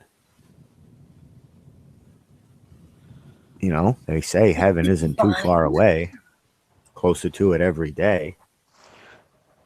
No matter what my friends might say. Here goes. No. I mean, the stars aren't that big. No, they're quite tiny Yeah. and not that far away. Uh-oh, now the ground's falling. Oh, now we Oh, turned into no. the Langoliers. Oh, no. Holy mackerel. Well, that explains what happened to corn. Oh, Oh, now they're coming apart. oh my gosh. Oh, the cymatics is wearing off. He's not holding his structure anymore. Ay. Oh, man. I need to go see Bat Towel again. Where is it? Bad towel. Well, after watching that cord video, we must go find the towel. Na na na na na na na. Bat towel.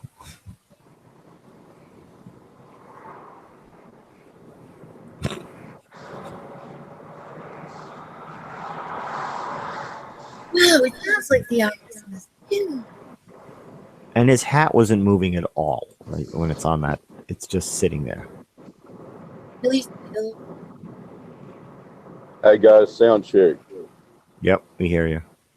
Yeah, you're loud. I know if he's still out there, if he's not busy, I know who could explain this to you. It's Geo Shifters. He's still out there. I don't know. Let me check. He's a NASA expert. I'm sure he could figure it out. There's got to be a reasonable explanation since they're 250 miles up and falling around the Earth in low Earth orbit or whatever the hell they're doing. I think this Asian man is just looking for his Atari joystick. You know, it's like when you're looking for your glasses or your lighter and it's in your hand. It's like, where is it, man? And he, I guess He's it's a secret. magnetic joystick. It's probably stuck to his magnetic Batman belt, and he's looking for, where's that joystick? I know I just had it around here somewhere. He's secret Asian man. Secret Asian man.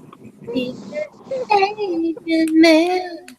I haven't seen Joe Shifter in at least 20 minutes.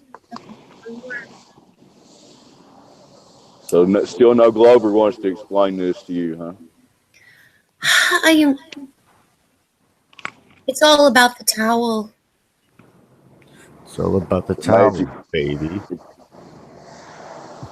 It's like a flying carpet like Aladdin and shit in those guys' heads. Remember that?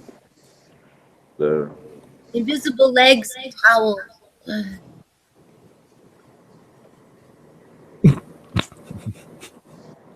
Oh my god, the ISS is haunted.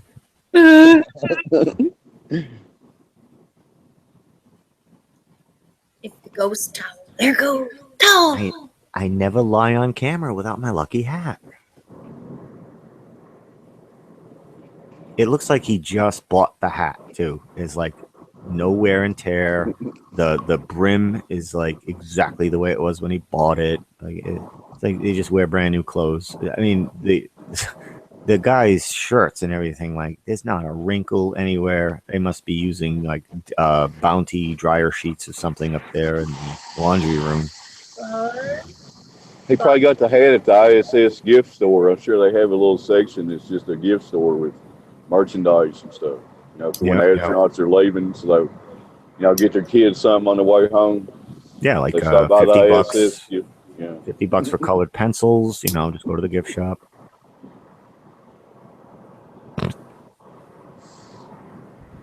I wonder how high this guy can get.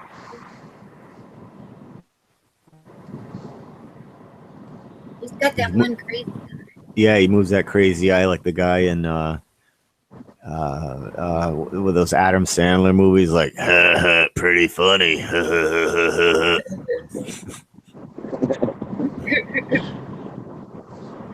Happy Gilmore in those movies. Hey, look at my hat. My hat. My hat. What's this guy got? Morning wood. He's got to fix He's himself. tucking. Oh no, he's tucking in his shirt because he's got the Playboys under his shirt. That's right. Yeah. Did you say morning wood? Morning wood. Can you get an erection in space? Oh, good question. Good question. We'll have to pose that next time they have a. Maybe that'll be one of the next experiments they do. Right. That was an erection in space against zero gravity. Yeah, I mean, how would the blood flow work exactly? Maybe they have Cialis and Viagra. If you want to expand on that, just kidding. Now, was that a tear in that guy? Jason's back? How was it? His shirt torn like that? Wow.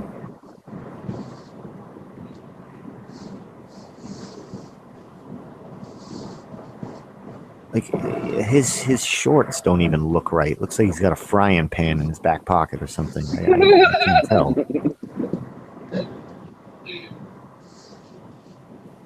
Yeah, he's got like bubble butt. Something. I don't know. He's Oh doing my some God, important Becky, work look on at the his butt. ASS. He's doing What's that? something important on ASS. Somebody can explain to us what he's doing. I mean, I'm sure there's something he's doing. There has to be a reasonable explanation for this. There has. Because it has to be. Mm-hmm. It's Photoshop because it has. Shout out to NASA. Let's see a real picture of the curvy water sticking to the globe. Thank you. Please link it in the chat. Jibby will check it out. And if you think about like how deep the oceans go along the outer crust of the Earth, it's like paper thin compared to how deep it supposedly goes down all the way to the mantle and the outer core and the inner core. That's a lot. That's thousands of miles down. And water is what? A mile, 2 miles deep, the ocean. That's Well, it. up to 8 miles, they say, in Mariana Trench. Okay, 8 miles. Yeah. Why? It's always 8 miles, isn't it? Everything seems to be 8 miles. Yeah. Russians drill bit broke at 8 miles. And everything else. And Right? Eminem's album, and yep. Yeah. Well, that's Felix lived at 8 Mile, don't you?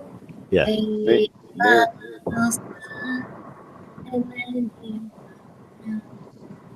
8 miles high. Remember that song? yep. You'll find that in. I think that's the first song I ever remember.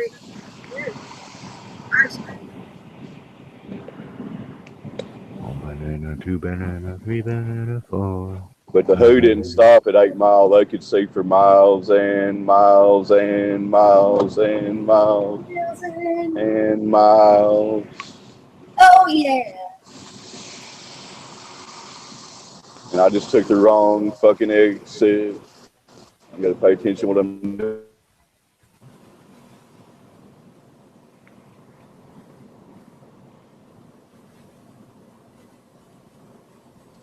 So y'all been on for like an hour now. No Globers explained this guy floating by to you yet, huh?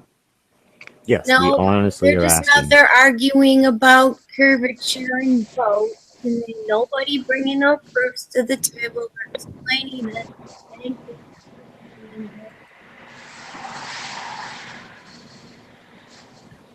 Yeah, gotta find that curvature. That's priority here. I've been looking for a couple of years myself. Where's the curvature? Where? Where? He lost his shit, Zib. Yeah, but he had a And, good. I that was it for me when he's like, Lord Stephen Christ is correct. Okay, well, it was nice subbing you for a while there. So he found the curvature just upside down. Or He was the inside first out. guy, I think, too, to flip the continents around as well. He found Like the curvature inside out. He was doing some good work for a while. Yep. Shout out to him. He was, where's the curvature? Where? Yep.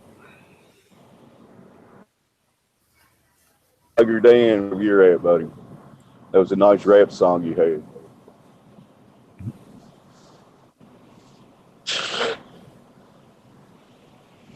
Where's my Playboy books? I know I left them around here somewhere. Oh, he's working on my something towel and my important. Playboy He's looking for his 9/16 wrench. He left it on the other side of the ASX. The towels were running away from the guy too. He's like, no more mercy. The towel is throwing in the towel. Literally, they're throwing in the towel. That's exactly right. Towel in front of you, towel behind you.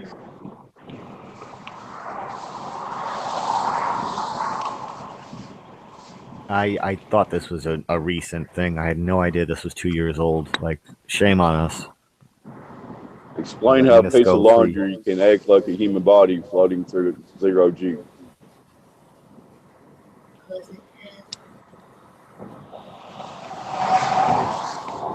Why are they doing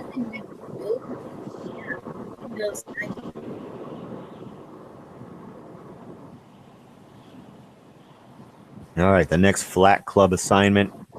Go watch some random NASA videos, and let's look for some of these mistakes that we can highlight. Somebody should organize that, like everybody take a certain time frame of videos and scrutinize them. That'd be a good thing for somebody with time to do. You can find Everybody a has lot. time. You can find a lot of NASA fakery polls on Clues Forum .info. That's a good for that's Simon Shack's forum, the maker of September Clues, and they're all about like the TV fakery and the CGI and all that. They're pretty good at it over there. They destroyed the Apollo like photography and everything, and they did the math over there too. How many photographs were taken during each Apollo mission, and how long it would take. Like it was something like one picture every 32 seconds. The entire time they were on the moon. So that's like, it was something like that. Like they literally would have to be paparazzi with all the photographs they came back with. And you know, you got to figure that they're going in and out, pressurizing, repressurizing, draining the battery power every time they do that, because they have to change the rolls. I think they went through 11 rolls of film in the Apollo 11, I believe. There's something like 1,100 pictures, 11 rolls of film, or 900 pictures. I forgot the exact number. But it comes to like one picture every 30 seconds they had to take. A lot of Polaroids. That was before Polaroid, wasn't it? Polaroid's been around since the 50s or 40s, I think. I'm not sure. This was Kodak, though, I believe. Kodak was You had to love show. the crystal clear connection that Nixon had when he was talking through ground control to him, you know. Yeah. AT&T did a good job back in '69. Way to go, AT&T. Sure did. During the Vietnam War, too. Yeah. We went to the moon 6 times and back during Vietnam because wars are cheap. You know, we had to spare money. Yeah. No distractions going on or nothing. Nope. We don't need to focus solely on the war. We can divide our attention and money to playing on the moon. Yeah. And then when we get back from the moon, destroy everything. Like, so we can't go back. Damn it! Where did I put that telemetry data? I can't remember where I put that shit. It was in this warehouse over here. Damn it! They say we can't get back to the moon because the digital version of the equipment we would be using would be fried. So I was like, okay, then let's use the old analog. Well, we can't. Yeah. Well, why not? Because all that equipment's gone. Well, let's rebuild the analog equipment then. We can't. Why can't we? Well, because all those engineers who knew how to build it are dead now. Oh, and I guess they didn't leave instructions behind on how to build it. They didn't write any didn't write any books or essays or papers or nothing. They built all the analog computer system and then just destroyed everything. They threw it in the fire and no one go back. Like that's it. All right, moon race is over. Let's get rid of all this shit. Yep. All right, we're back from the moon. Let's end the war. Call it a draw. Whatever. We lost. I don't know. I don't even know anymore. Let's all go to the disco and go from there, right? Yep. Let's break out the bell bottoms now. Now that Vietnam's over, everybody grow a mustache so you look like a creepy uncle, and bell bottoms and afros. All right, good job. Staying alive. Staying alive. Oh, I hated 70s mustaches. Staying alive. That's my bad Bee Gees impression.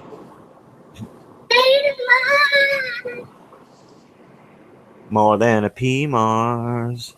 More than a P-Mars to me. Somebody was doing that yesterday.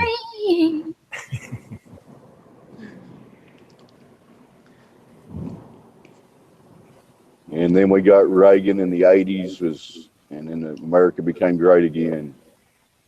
And take it from there, Jimmy. Yeah.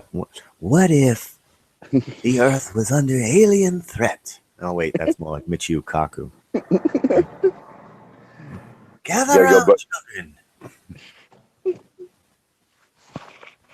Got to reach back for your Reagan impression. You don't have one? Well, it's tough because I got Michio Kaku, like, keeps coming through. He just wants to tell stories about big and scary space. I'm an astrophysicist, children. Since we're getting a few celebrities, it'd be nice if somebody like Fred Travelina, if he's still alive, or one of the Impressionists became a flat earther. That'd be cool. Rich Little, if he's dead, isn't he? I don't think Rich Little's dead, but I'm not sure. That could be a Mandela effect. Yeah. Well, yeah. Rich Little. Yeah, he used to do Johnny Carson mostly. Yeah, he did Perfect Johnny Carson, and he did some of the presidents. Shit. If you're old enough to remember Rich Little. Johnny Carson was probably the last gentleman on a television show that had integrity, class. Agreed. He was a classy guy. He really was, and he classed the show up, and then it just went to shit from there. But Johnny would not have allowed the shit on his show that a lot of hosts do or whatever. And plus, Johnny didn't even like having politicians on because it was an entertainment show. He said he didn't want to have the political bullshit going on his show. He's like, my show is a late night show, and people want to escape all that for comedy and whatever. But they forced politicians on his show. He hated it. He had to do it. He did it begrudgingly. I agree. I used to love watching Johnny Carson. He did a good show. Oh yeah, I used to fall asleep in school all the time because I was staying up late to watch Letterman and Carson. I loved Carson as a kid. You don't find guys like him anymore. It was very sad when he passed. I thought he would be back like when Jay Leno took over, and I thought he'd have Johnny back every now and then, but Johnny only showed up once, I think, and he appeared on Letterman once after his retirement, and I think that was it. And he brought the desk with him. So it's like Letterman's behind the desk and Johnny was behind the desk. I remember that.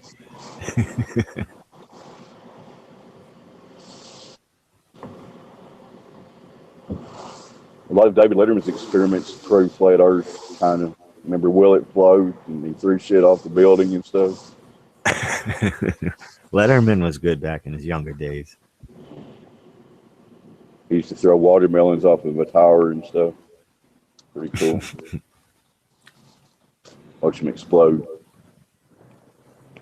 We're making a pit stop here if I'm still broadcasting. Are you still watching the guy go wee? Yeah, we're watching The Lucky Hat. I never lie on camera without my lucky hat. Lucky hat and a fab top. Say final checklist going to space. Hat, check. Space towels, check. Invisible bananas, check. Atari joystick stuck to my ass, check. Harness class, check. Skateboarding knee pads, check. Cat carriers in the back, check. Check. Medical devices. Throwing and strewn around the back. It does look like they have a lot of medical stuff up there. When a bad impression, like the governor once said, ought to be bought. Okie doke.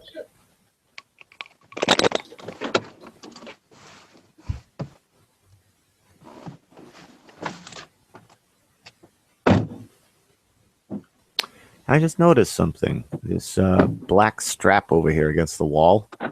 It looks like it's in front of the guy. Like when he passes by this black strap, it looks like it's in front of him. Ooh, oh, it goes right through him. Did you see that?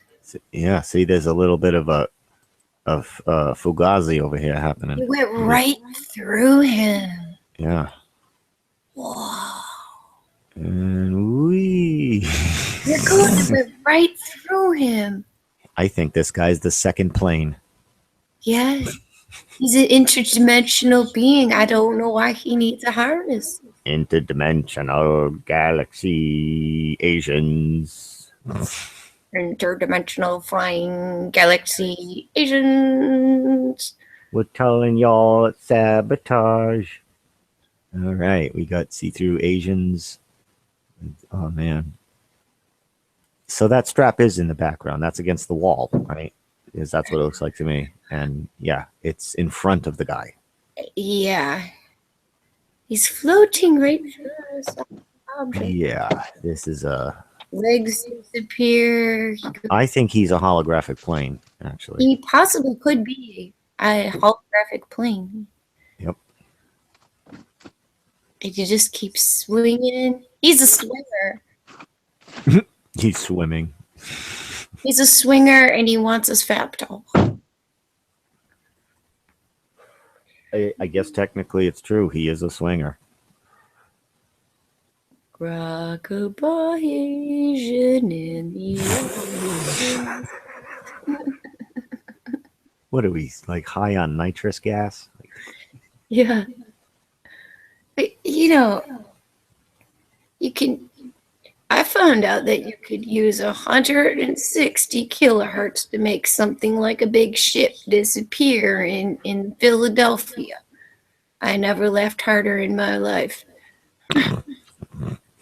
So who knows what's going on with this guy? Somebody get this damn hull out of my stomach.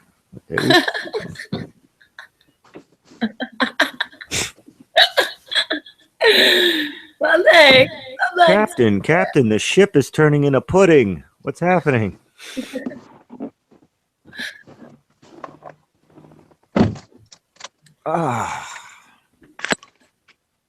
Whee! Down! So why is the government doing this shit to us? Really? Like, it's so ridiculous. Why do they even bother? Whee!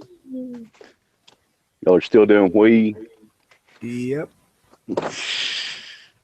He's playing tag with his towels. We haven't heard a NASA explanation yet.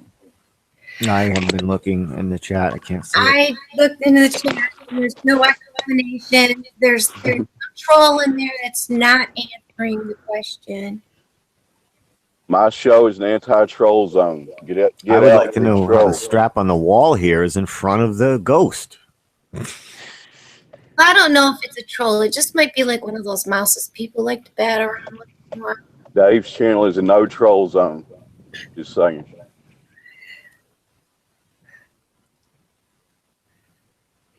Whee. It's just too many layer problems here. They did not fine tune this before they released it. So the official excuse is like they screwed up on their CGI. Yeah, I think they forgot the 8th layer or something before final rendering, which would have hidden that guy's harness in the back. That's his utility belt, Batman. Yeah. To the Batcave. This guy probably isn't floating by at the exact time the interview is going on, but it's just a filmed layer that they just overlaid. That's all they do is you can add all kinds of layers, like the floating necklace around that bitch's neck and bubbles, and it's just layers. They do the hand gestures first with the green sticks and green shit that then turns into the graphics later after the insertion. So they are actually touching something. That's probably pure green, and then they insert the layer on top of it. That's all it is. It's just a click and go. Easy stuff. What's the current viewer count? I can't see it. 33. I just assume it's always 33. Yeah. 1 banana, 2 banana, 3 banana, 4.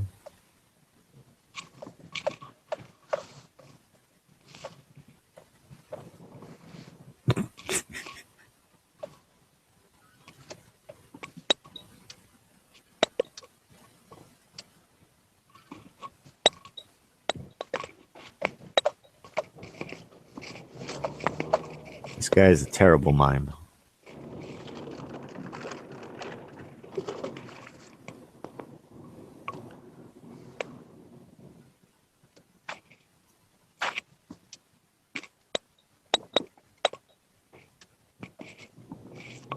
I still counting bananas.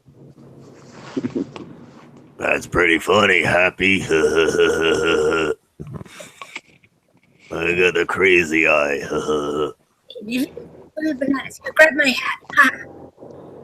Grab it, grab it. No, I got the magazines. Don't you have the porn magazines? I got the magazines too. Grab the hat. Oh shit. Well, the Asian's looking for his porno mags. No, he'll never find them. He said, Where are my magazines?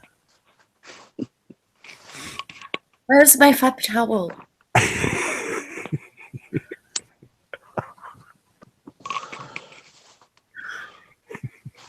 Erections in space.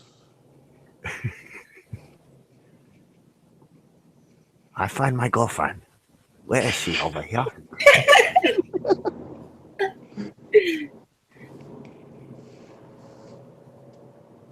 Some guy, all he has is a We're so mean. I mean, they're probably putting on this show to save us from sky demons coming down, and spider gods being released upon us. And as long as we sit here all stupid and gullible, they'll leave us alone. And here we are trying to end humanity by exposing the lie. That's probably what's happening. So we're thinking we're being heroes when actually the ISS luminary is going to go, what? They're aware of us? All right, let's go. Party's over. And then they come down and fire and brimstone and eating us. And it's probably be like War of the Worlds and everything, right? Right. They're leaving us alone. It's kind of like if your oppressors are out, if we were conquered and they were out in the open, well, we're eventually going to rebel. But if we're in a prison where you can't see the bars or your rulers, then nobody rebels and they get to do their business. And it's probably I think you come up with an interesting NASA motive, but probably not true, but it's interesting.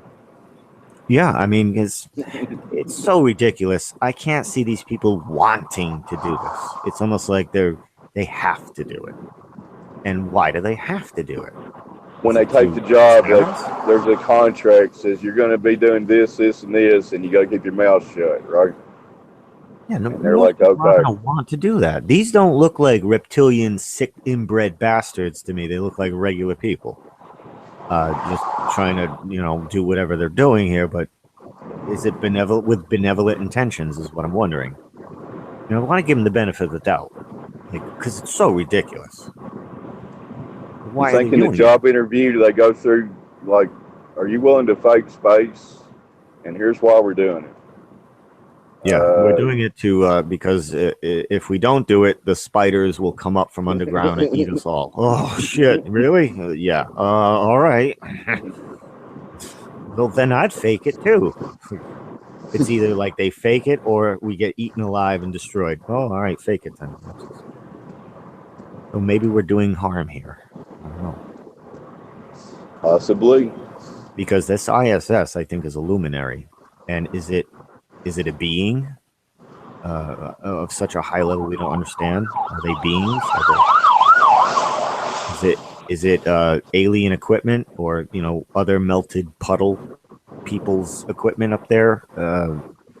Is the ISS the Black Knight that had been seen for centuries or whatever in the skies? The Black Knight satellite.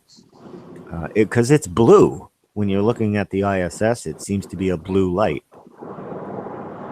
And I wonder if, maybe that's the blue Kachina the Native Americans spoke of, or was it the Mayans? I think it was Native Americans spoke of the blue Kachina near the end times. So maybe on this astrology clock in the sky that's going on, there is a certain point where these lights get lower. Like Space Invaders. Dun, dun, dun, dun, dun. When they get to the end, they get one layer down more. Dun, dun, dun, dun, dun, dun. And then eventually they're just above the buildings. Dun, dun, dun, dun, dun, dun, dun. Could these stars be the Space Invaders? Dun, dun, dun, dun, dun. And the ISS is getting closer and closer and closer. Because even Venus. Game over. Just a few months ago, when it would be like 6 o'clock at night, it's starting to get a little dark, and boom, there's Venus. It looks like it's just sitting up there, within the atmosphere. Look at dang street lamp from here.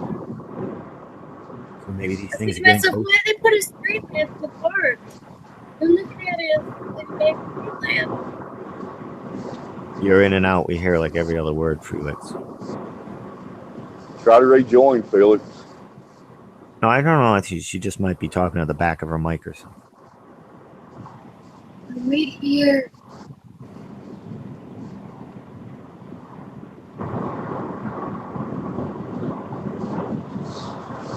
No.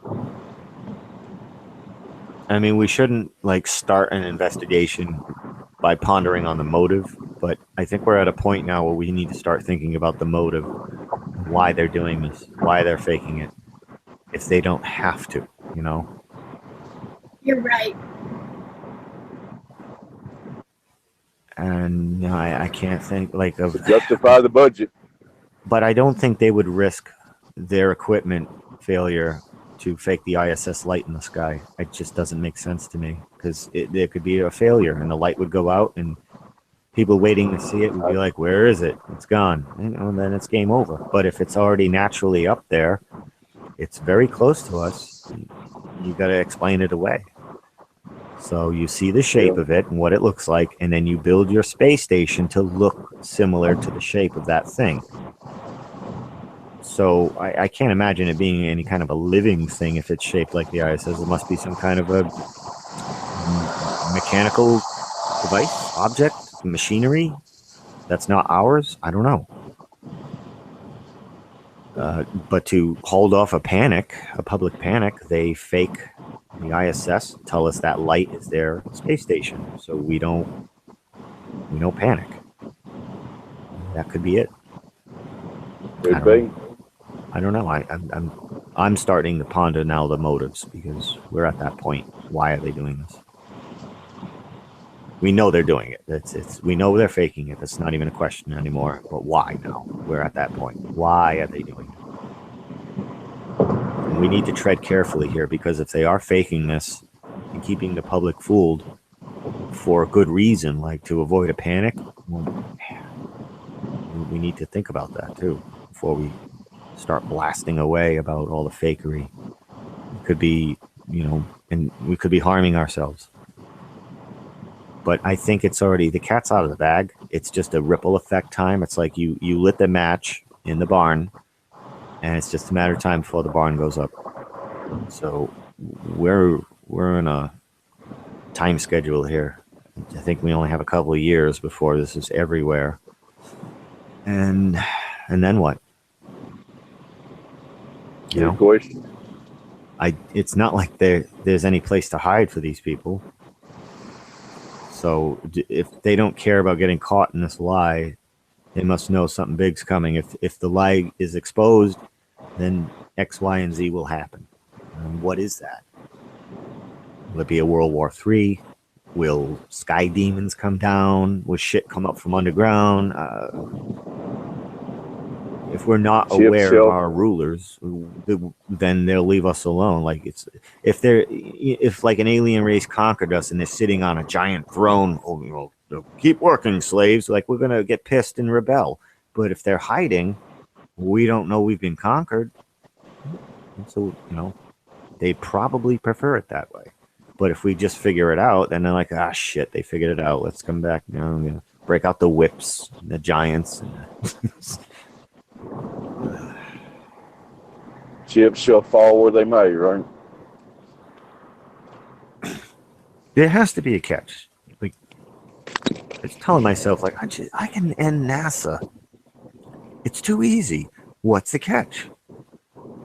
Why is it like?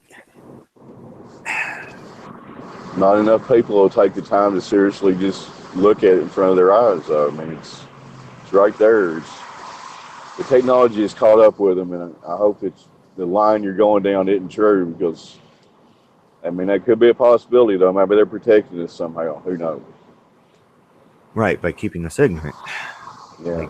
Because once we're made aware of something, like, say, the Earth is flat and there's an outer wall or whatever and an escape route, but beyond that wall is our death or, I don't know, like, there seems to have been resets that have occurred through history, like a reset. So maybe by exposing all this stuff, we're initiating the next reset. another possibility we need to consider. Are we ready for a reset again? We got to rebuild the pyramids again. We got to rebuild all this shit again.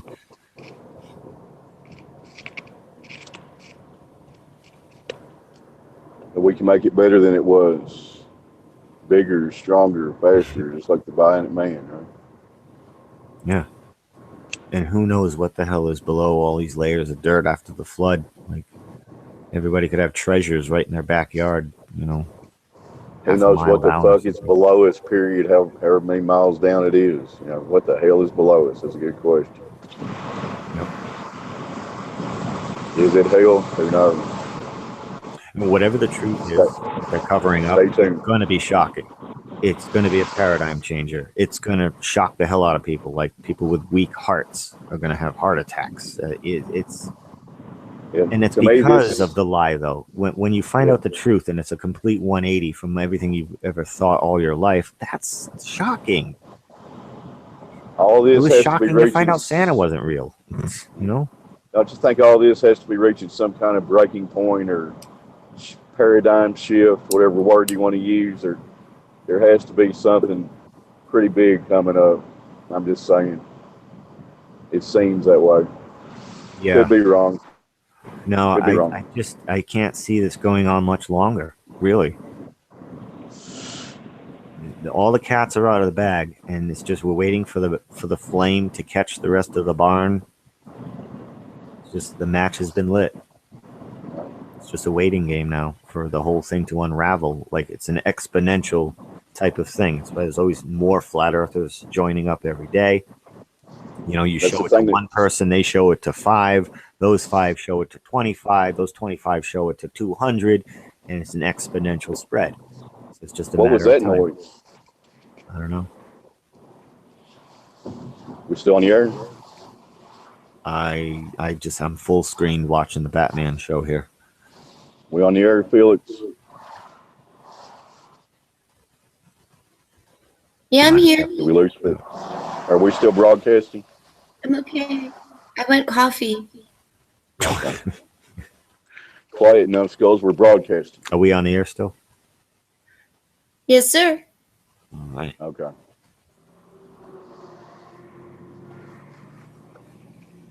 Oh my God, that towel looks so ridiculously fake. It's just silly. It's kind of like a funny, like, Halloween ghost thing, like you would Yeah. hang from your tree at Halloween. Yeah. At least they spend a little bit of money wisely and got some towels at Walmart or something, right? Maybe Well, they did you know? get the towel at Walmart. Did Looks you know like the Apollo flags on the moon were bought at Sears? Cool. Yep, that's right on NASA's website. I had to look all this stuff up because Michio Kaku on his radio show tried saying that the flags on the moon were made of aluminum. They were tinfoil. That's why that they waved, and that's why they're still up there. It's because they're made of tinfoil. And I'm like, what? So I went and looked it up, and no, they're 100% nylon. They were bought at Sears. Like, literally, they sent the secretary out to Sears.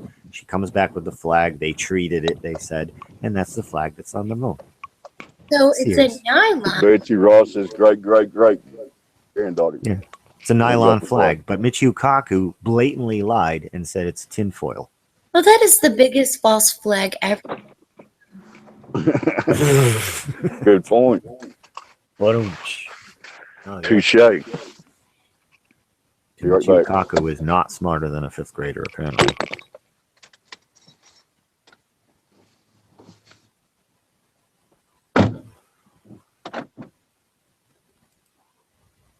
Wee. Where's Dave? No, I heard his car door. Did he leave us in the car? Yeah, he did. He better roll the windows down or we might get a little suffocated. Yeah, it's a good thing it's not hot there because somebody would smash the car windows to try to get us out. Right. So we'd be licking the windows and panting and stuff. There's a little Asian man trapped in his car. We have to get him out. Oh, Asian man, look at that. It's swinging from the top. They're filming the next Godzilla, I guess. Dun, dun, dun, dun, Run, dun, dun. Godzilla. Maybe Dun, dun, dun, dun, that's dun. what they're hiding.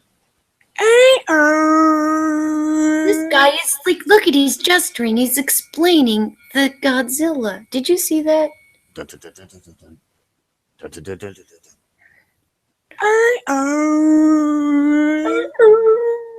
It's real.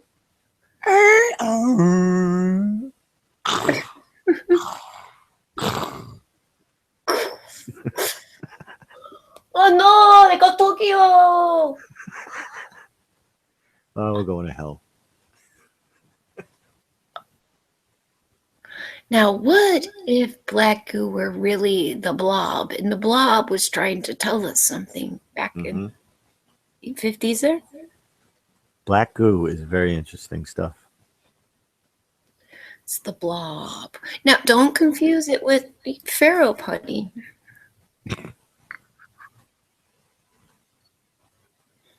I clean up black goo with towel.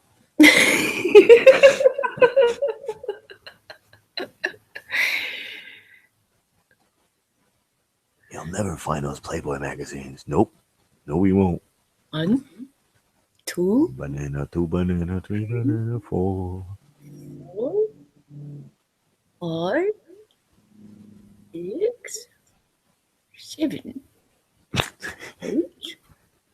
You take one down, you pass it around. 99 fake bottles on the ISS. 10, 11. Yeah, you put it in reverse.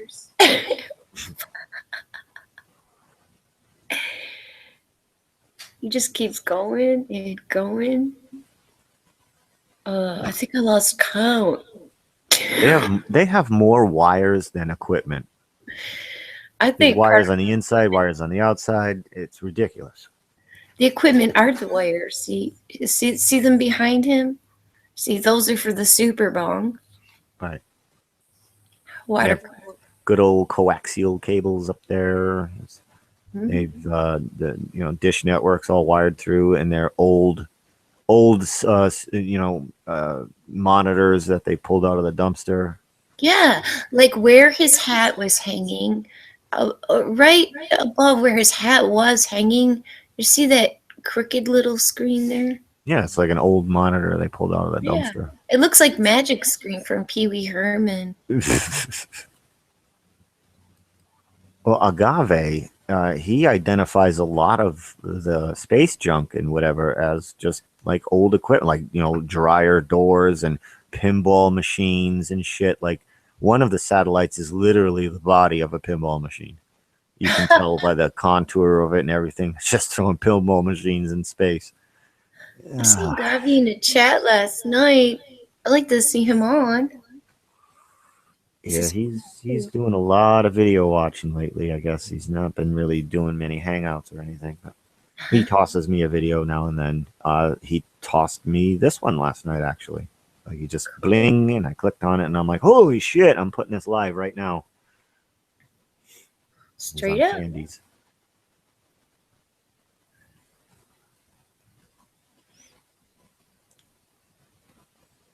Wow, this is just like... I know, it's just, that's incredible. Yep. There's no credit for it. I feel a little bit of disgrace that this has been out there for 2 years. I didn't see it. I feel lazy. Well, some things just aren't available right away. Now, to the guy in the green shirt. Oh, there goes a towel. There was like some things that look like those canister cartridges for a face mask, but they were like white. They were round. Oh, Ooh, can't get the towel. maybe he's huffing. He's got paint thinner on the towel. Maybe. There could be something on that towel that's highly desirable. See, look at, what is that? Okay, by his arm. See, like right in front of his arm. That looks like dental equipment. Yeah, But there's You sit in the chair, and here comes There's a the silver droves. ball in the middle of it. There's like a silver ball in the middle. Oh, look at that. Yeah, it might be a tooth puller. I don't know. Yeah, it does look like a dental equipment. You know, like the two things that like hold your head in and. Yep. And then they have the hose. Now, that silver ball, do you suppose that razors come out of that thing? What, like phantasm silver ball? Ching. Come here, boy. Yep. See, that thing Oh, flew man. down the hallways of the ISS. Phantasm balls are flying around the ISS. Stiff towels and phantasm balls. Maybe that's what's inside the towel. There you go. That's what's making the towel fly. It's the Yes. phantasm ball. So we can only guess what happened to that Asian guy next. Especially when it started following him. Dun, dun, dun, dun, dun, dun.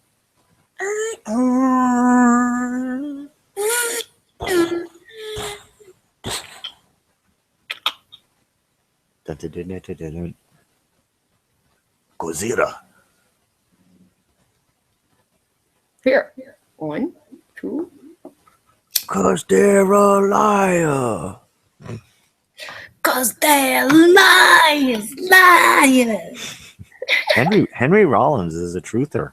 He actually does like stage. I wouldn't call it stand up, but it is kind of funny. Like the audience cracks up. Or whatever. He's got a lot of videos on YouTube. But yeah, Henry Rollins. A lot of people don't know that he's in kind of an I know outspoken that. truther. Yeah, I think, sometimes people laugh just because, like, they're, like, blowing off stress or something, Yeah, it's nervousness. Mhm.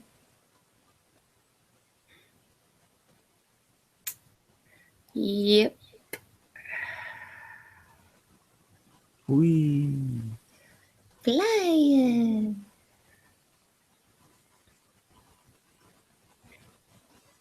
Well, I hope Poncho's gotten some clues out of this on how to fly in a harness.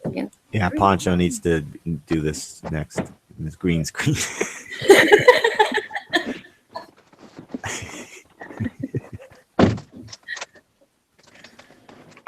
Oh, he's back. He's back for us. He's going to let us out of the car.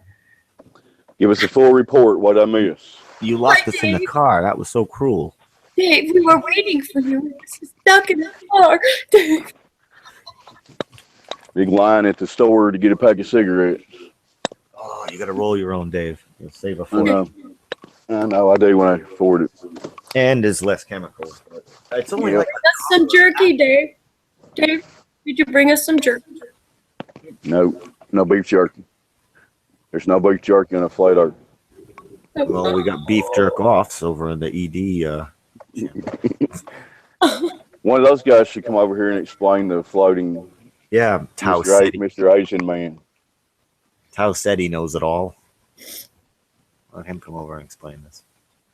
I don't want to go over there. I'm signing off. I'll check the chat as long as y'all keep going. Just don't destroy my channel or nothing. You ever like go into a public bathroom and is like shit smeared all over the walls and piss on the floor? That's what that channel's like when I go over there. It's like, oh, it's so gross in here. You guys have a good one. Just keep this going as long as you want.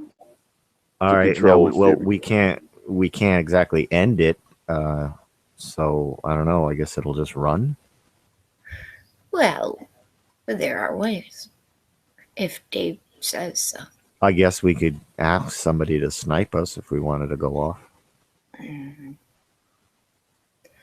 It's up to Dave. It's Dave's channel. We could throw the Hangout link in the chat. Sit in the car Just so you know. along with no jerky treats when you came back. Well, y'all have a good one. All right, Dave. All right, Dave. Peace, Don't everybody in walk the too chat. Have a good day. Yep. Stay away from stiff towels. Chippy, we're alone. Okay. Well, at least he let us out of the car. No jerky treats. I'll send It's my like, dad out for jerky. It could be like some kind of a Mengele torture device. We have ways of making you talk, Dr. Jones. Yes, I'm making you talk, secret Asian man. I would not. If I was up there, the last thing I would be wearing is a belt with my shirt tucked in. I would be in a t-shirt and jogging pants going, wee. Are you kidding me? Yeah. I'd be in a sundress. Yeah, collared shirts, clean shaven. Come on, man. Stop I'd insulting us. I'd be in like one of those, sundresses, with little straps on it, floating around. You look like a ghost with the way a dress would be kind of floating in zero G. Yeah, I Look like want a to be floating like a ghost. owl. Like this Asian man here being a ghost. He's haunting the ISS. Yeah, you see through. I scare you, boo! Boss, get you.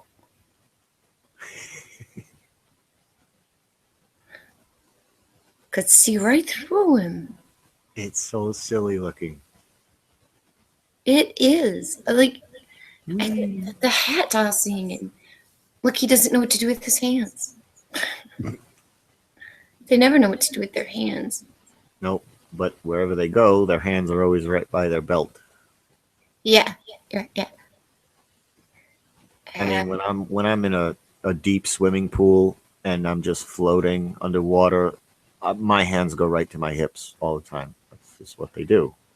Really, I keep mine on my nose so I don't get water up my nose. I used to do that, like hold my nose and dive in like a gay boy. But eventually, to slowly blow out your nose as you dive in, and that avoids. Yeah, I know. I learned to do that when they were. I took a swimming lessons, and I learned to do that, and therefore I could, do several laps doing the butterfly without getting water up my nose. Quite challenge.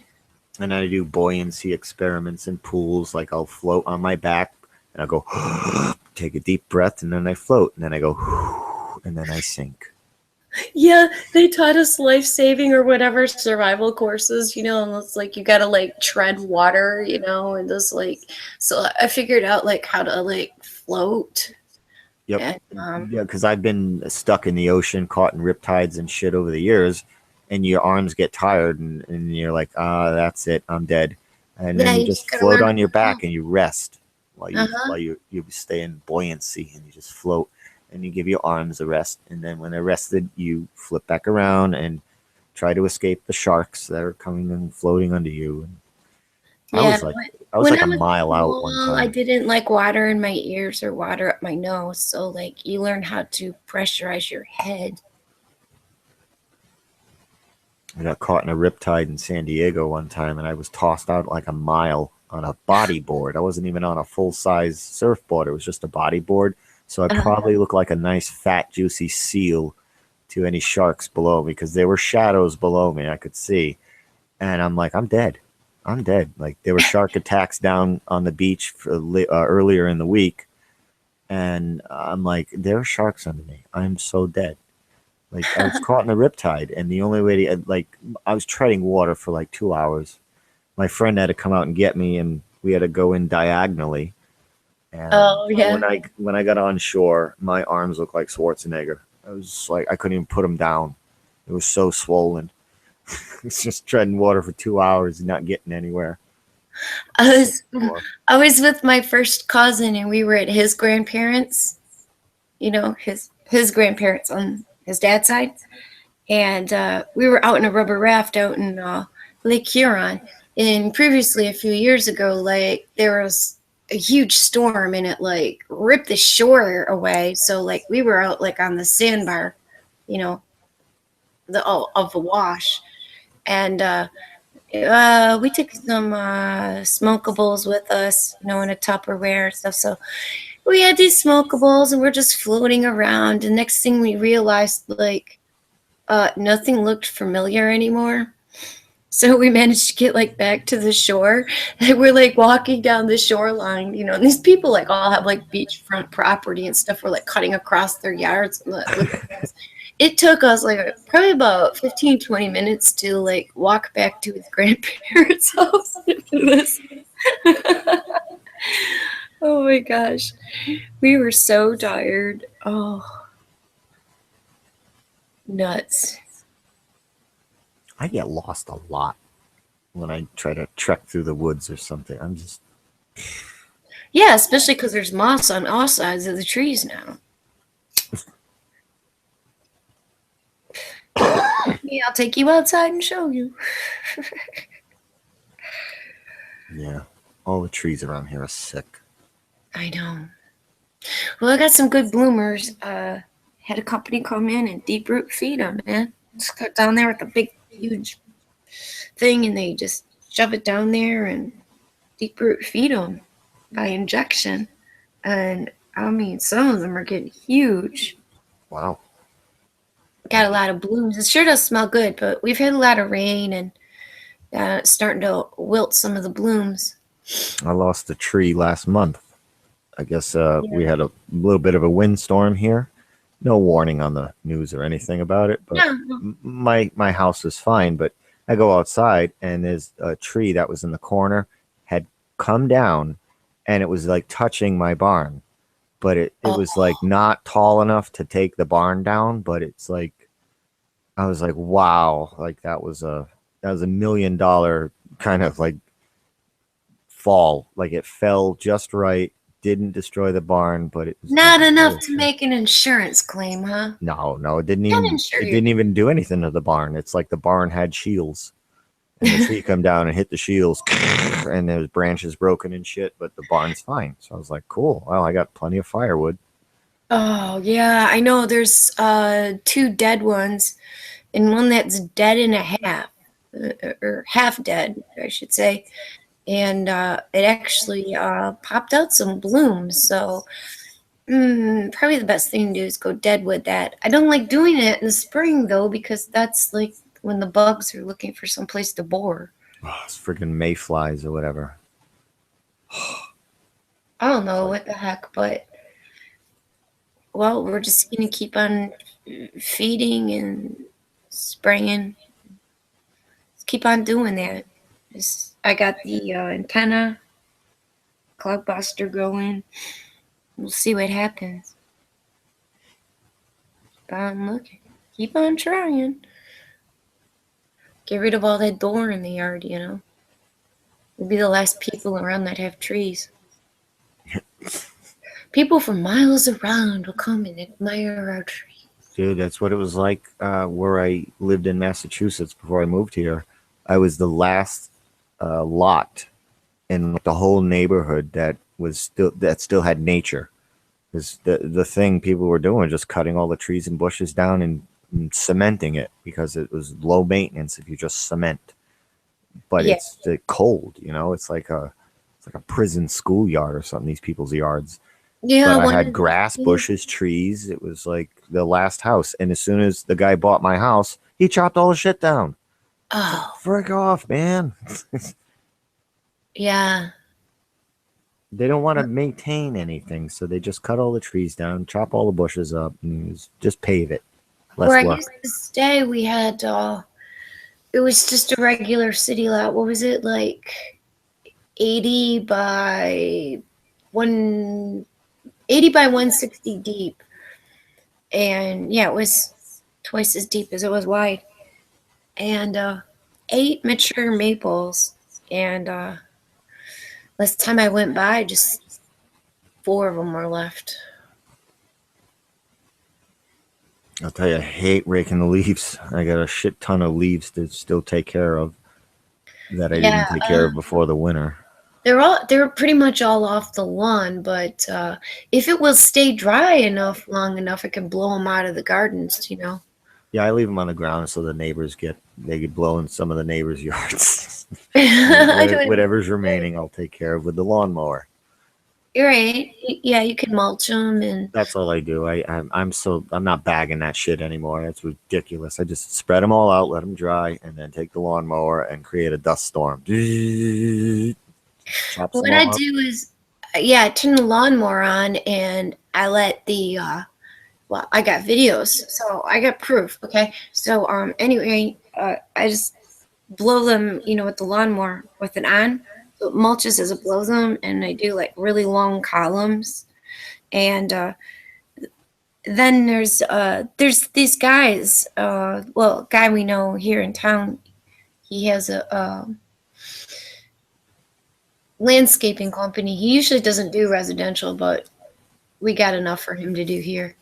And sometimes he'll go next door and do parts of the park and stuff too, just volunteering, just driving over there, so all the crap doesn't come back in our yard.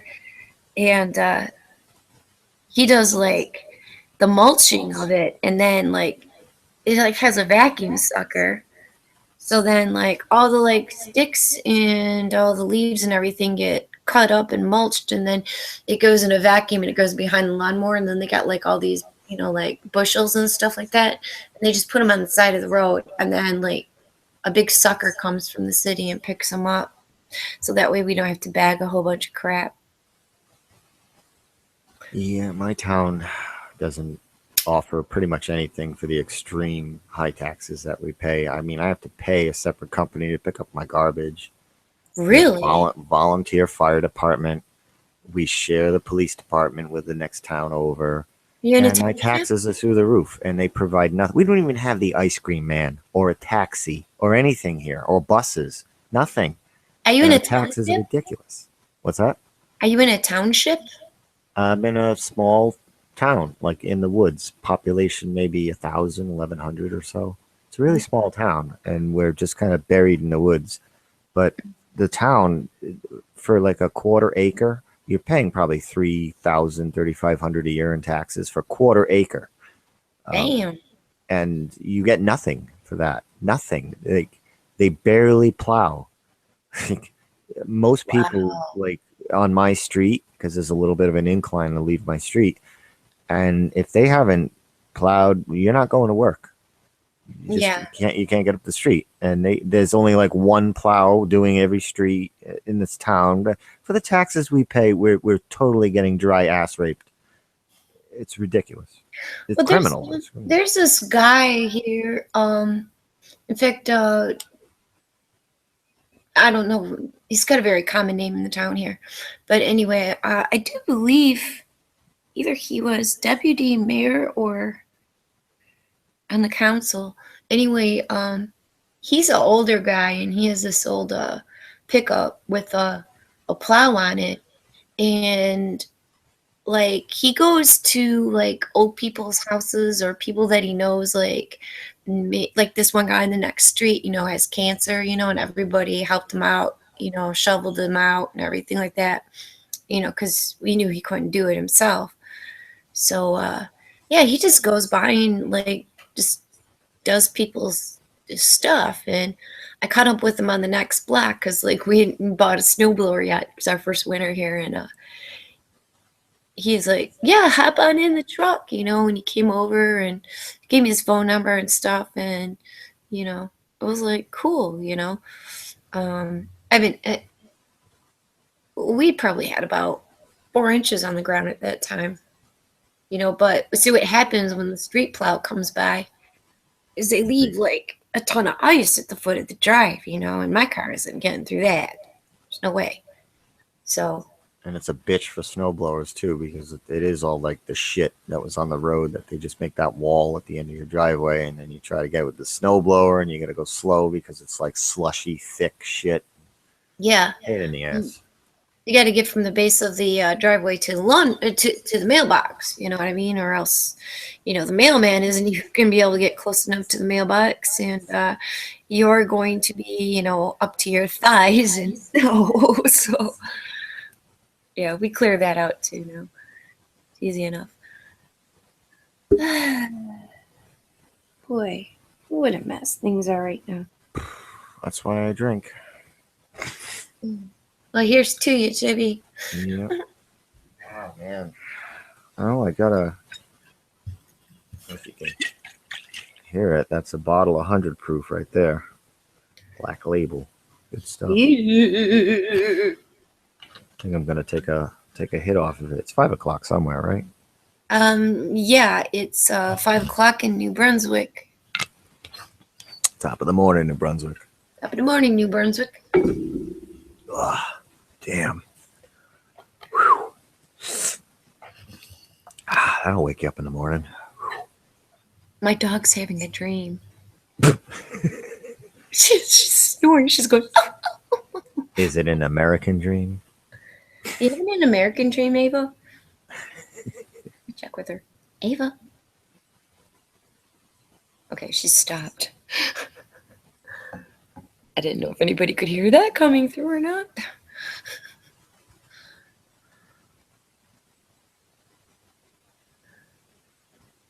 I think Dave's asleep too. I don't hear any music coming out of the kitchen. Sometimes I wonder if it's loud enough that it comes through when I'm on Hangouts. It's constantly muting myself. Like, can you hear the music? No. And- This strap is in front of the guy. I'm just. Yeah. Whoop. It's so weird. I've been watching that and I've been seeing more and more shit.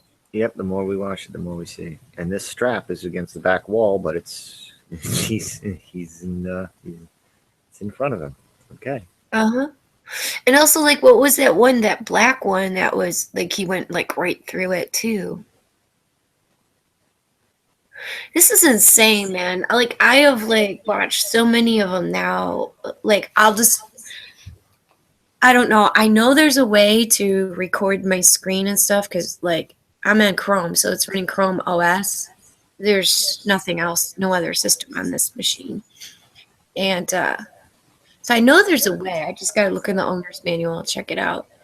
And I'm going to start doing this stuff, like going frame by frame and checking a lot of these things out because I've seen a lot myself, you know. And why not? Why not? It's too much. I get so overwhelmed by all of it. Like, it's like I don't even know where to begin.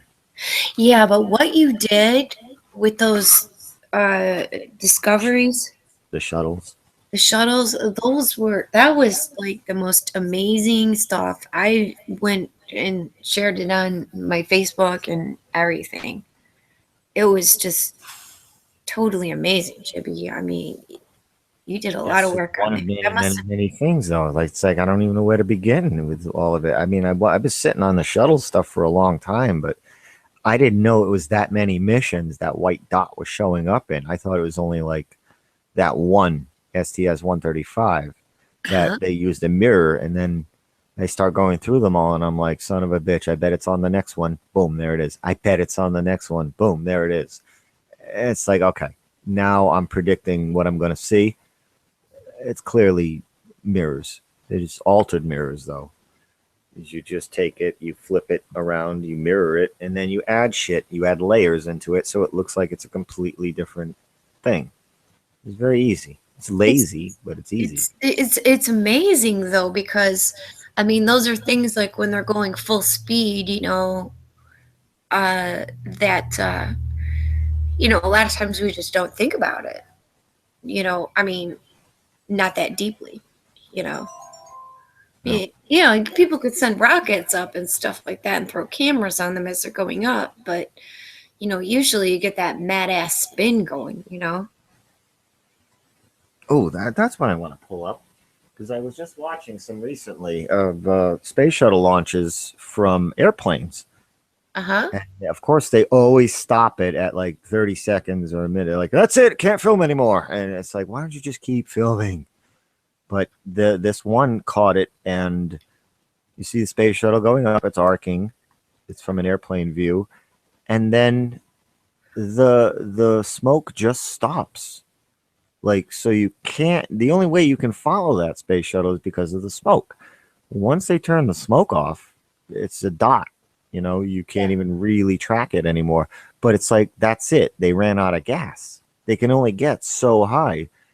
And they were still well within the atmosphere. They weren't in space when the smoke got turned off. Like, they were still in the atmosphere. So there's no way that they have enough to get up there. I have a hard time with is space, you know, or the title of something called space, something out there, because space is, you know, within field theory, space is an empty thing. Well, if there's something there, it's no longer empty, so it can't be space. You know what I mean? If the moon is in space, then it's not space anymore because there's a moon there. Get my drift? There's stars there. It's not space. There's something there. Yep. What is outer space? Well, What's the difference between having powers and having superpowers? Like, I don't know. yeah. Okay, I see that. Yeah, see, this thing, it's going Okay. up. It's filmed from a plane. Now we're well above cloud level here, Mhm. and that thing is not in space yet. It's it's going. That's no And- higher than a balloon. Yeah, and that's about all the gas that it can hold is to only get it right around that high or so, and then that's it. They run out of gas, and they just kind of coast and they go land in Cuba or whatever. I guess I don't know. Or it comes down someplace else, and some people think, it comes down in some chemtrail somewhere, and somebody records it. We were enemies with Cuba during the whole shuttle program, and when NASA retired the shuttle, oh, we're friends with Cuba again. Okay. So Yeah, maybe we I were landing in Cuba. I've been to Florida and, saw those things take off. My grandparents had a place in Vero Beach, so, it wasn't too far from, the Cape there to go and watch something take off. And it's kind of like, it's just what it does. And then it just quits. Even if you have binoculars, just, okay, that's all. Let's go home now that we have sunburns. No, this thing is still in the atmosphere. That's not in space yet. And the arc, it's in the atmosphere. You're There not is. telling me that shit is in low. And that's it. Here we go. Now the smoke's done. They're out of gas. That's it. They ran out of gas. Yeah, that's exactly kind of like what I saw. That's it. That's all this thing can do. It only goes about that high. It arcs, runs out of gas, and then it's a dot. It's very hard to track. Yeah, and then you can't see what has left the smoke behind it. That's it. There we go. Whatever it Now is, it's just you a dot. can't see it anymore. Yep. It ran out of gas right here, and it's like right there. There it is. It's a little dot. That's all it is. And it's going to keep on that trajectory. It's not going to go any higher now that it's out of gas. So that's it. That's not, and balloons are higher than that shit. Oh, yeah. And that's it. They're out of gas. That's it. They're done. It's like an expensive fireworks show or something. It's just Yeah. it's like one rocket. It's like a $1 billion rocket. And then that's it. But the thing is if they have enough cloud cover, people can't see it. So all they can see is like what is up to the clouds. Gas is off. And that's it. They're done. Bye-bye. All done. This asshole should have kept filming, but they all seem to be under the. It's like a witchcraft program. It's like, must hit stop at 2 minutes. Can't film it. Can't. Because I tried looking for launches from civilians on the ground. Good luck finding one more than 4 minutes. Like they're all 30 seconds, a minute and a half. I'm like, what is wrong with you people? Why can't you just continue to film? The shit is still in the frame. You just hit stop. It's like a witchcraft. It's like putting a GoPro on your balloon. Well, if you're gonna spend $1,000, better get that Funhouse mirror lens for accuracy. Like the dumbest shit ever. And 95% of the balloon launches online are fisheye. What the hell is that? It's like a witchcraft mind control. Like, well, if you're going to launch a balloon, you got to have a GoPro. Well, I was actually wanting to use a regular lens for accuracy. Oh, you're not one of the cool kids, I guess. All the cool kids are using GoPros. Oh, I don't have the Makes GoPro. sense. A bouncy house. That's what I want to see for my $1,000 I'm spending on this balloon. I want to see a fun house. Wow. Oh, wacky. Yeah. Wild and fun. Freaking nuts. Well, clearly it was an intentional campaign to push GoPros for anybody seeking to do balloon launches. They clearly were like, well, if you're going to do a balloon launch, you got to use the GoPro. Well, I'm just a school teacher doing a project with the children. Gotta have a GoPro. Well, if you say so. And then, ugats. That's what they get. Hey, is that the curvature? Wow, California is that big? I didn't realize it took up half the globe. Whoa, that's cool. Oh, I That's stupid. know. And people like think this shit is effing real. You know, especially like the Red Bull jump and stuff. Look, Earth is curved. Yeah, well, if it curves that, I mean, wow, we must be on a, you know, 600, 700 mile sphere or something. Well, they did give it 2.5 seconds of thought, so give them that credit. Right. Forget about, any of the other states or continents. No, Canada doesn't exist. Just on this little itty bitty sphere. First one, GoPro. Second one, finally, it's flat. Okay, that's flat. All right. But now it's just going to be all GoPros. The best Wow, ones there's a lot of flat ones now. That's pretty. Yeah, the best ones I've seen are Dwayne Kellum's, because he has actually used those cameras and changed the lenses on them. He'll tell you exactly like how he did it stuff, So, when if you read his explanation, like he did use some curved lenses, but I mean, there you are, 110,000 feet. And what do you see? 110,000 feet. I'm going to debunk I'm going to debunk everything that landed on Mars right now. You see this thing right here? This is the parachute. It's, or we'll just call it old man ball sack. Old man ball sack. It's old man ball sack, okay? Now, this is what a parachute does in a very, very thin atmosphere. Now, I'll back it up. Watch the parachute change. Now, this is a parachute in a thicker atmosphere. This is what a parachute does in a thicker atmosphere. As I go earlier, the parachute is expanded here because it's rising up very quickly. What's the speed? It's going 70 miles an hour, this balloon. And this parachute is catching, the thick atmosphere air molecules. But when it goes really high, the atmosphere is thinner and thinner. It's still moving 30 miles an hour right now. And it's starting to look like a shriveled up ball sack because there's thinner and thinner atmosphere up there. And 60 miles an hour this thing's going. And it's not as wide as it was. And now look at it. It's going 50 miles an hour. It is very high up. It's almost to the point now where you don't even hear sound at this height because the atmosphere is so thin. And look at the old man ball sack. Look at it. It's getting more and more shriveled. Here we go. Now, when things land on Mars, they deploy a parachute and it floats gently to the ground. Bullshit. This is what a parachute does in a thin atmosphere like Mars. This is what a parachute would do. So when these things hit Mars, this is what the parachute's going to do. It's not going to catch shit because there's no shit for it to expand and slow the descent. So anything that would land on Mars would fall like a hot lead brick. And that's it. Parachutes cannot work on Mars. And this is the proof. The same could be said even if they did go to the moon. I mean, how are they going to slow it down enough to... There's nothing to push off for the exhaust to slow the 5,000 miles per hour that they were heading to the moon at. That once they were going 5,000, you can't slow that shit down. 117,000 feet.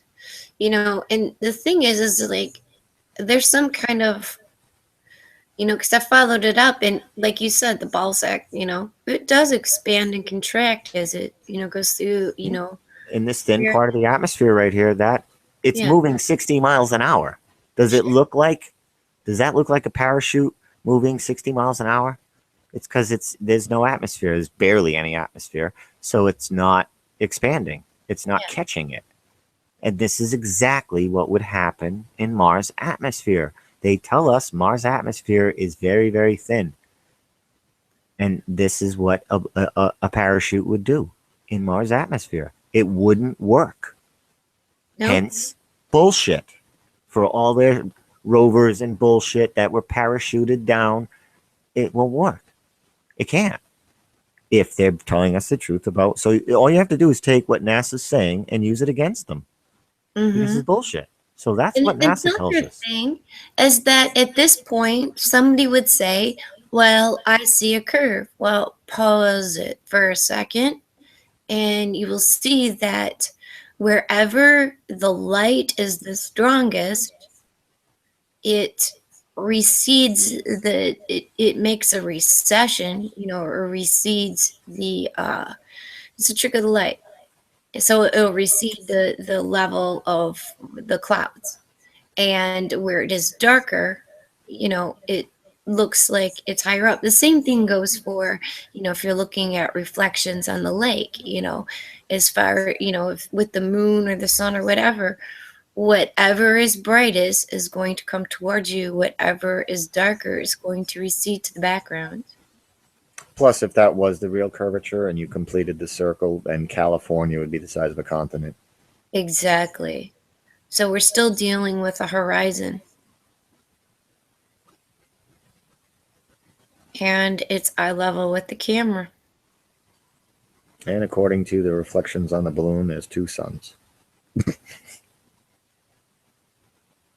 I only see one, but it's kind of like spinning, so.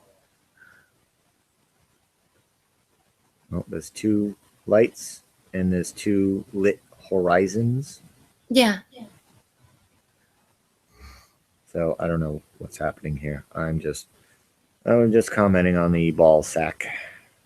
Have you noticed when some people, and I've seen this a lot, just not from one video maker, not just from 2 video makers, but many, many video makers, and clarifying the fact that whatever is bright that's above the sun, there's like a bright white light. That's Venus. Allegedly Venus. Yeah, but it's funny how Venus is hanging out with the moon, 7 Yeah, hours. they go back a long way. They're old friends. I know they hang out like that.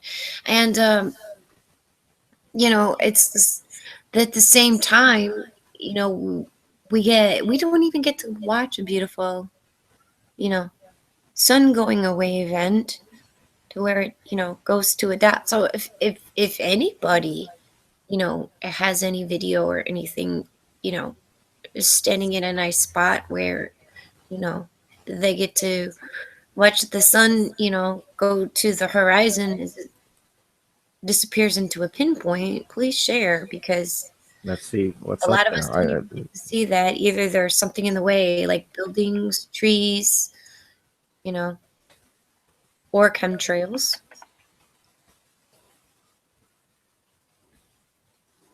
Okay, 5 minutes of shrinking sun footage. The death of heliocentrism. But the sun isn't really shrinking. It's just going off to the horizon. That's like saying, a train shrinks when you can't see it anymore. No, it's still the same size. It's far away. And that's another thing when people say, well, how come you can't see the North Star from, Australia? Well, it's probably not as high as an elevation. And same goes for, the sun or some of the other planets. Of course, the moon, just kind of fades away. I've never seen a moon rise or a moon set. Hey, is this where you live? This looks like nice smoggy Detroit. No. I'm actually not Breathe in that fresh air in the morning. Yeah. I'm not in Detroit anymore, so. Oh, we're on a ball. I'm convinced. About 100 miles away now. I just couldn't take it anymore. Sorry, my friends. It's something I don't believe in the place anymore, but I'll help take care of things from afar.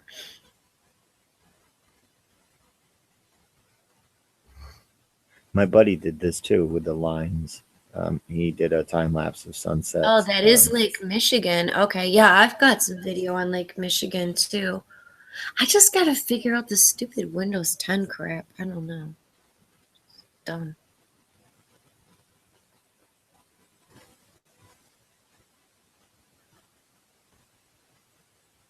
No, this isn't the best video I've seen of this. Yeah, Oh, because this is good there right it here. goes. That was a good one. Okay.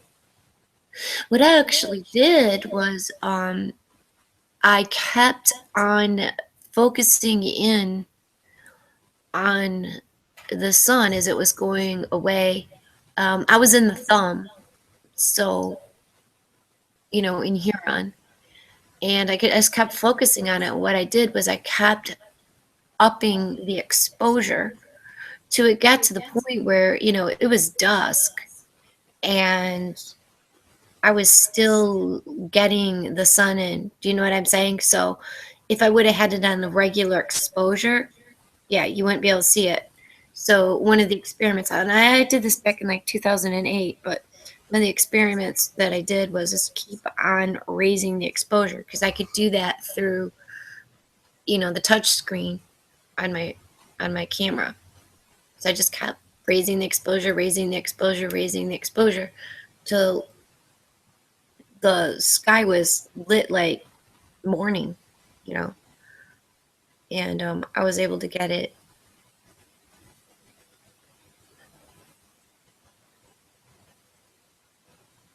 It's tricky, but it can be done. But you just have to be diligent. And no, I didn't use a tripod. I was laying out on the pier. Meanwhile, it's dark out, and the fishing boats are out there, and people are yanking one walleye out the water from the next. Hey, well, I wonder what that is in the distance. That should be over the curvature. Wow, look at this. This is like... It's just trippy.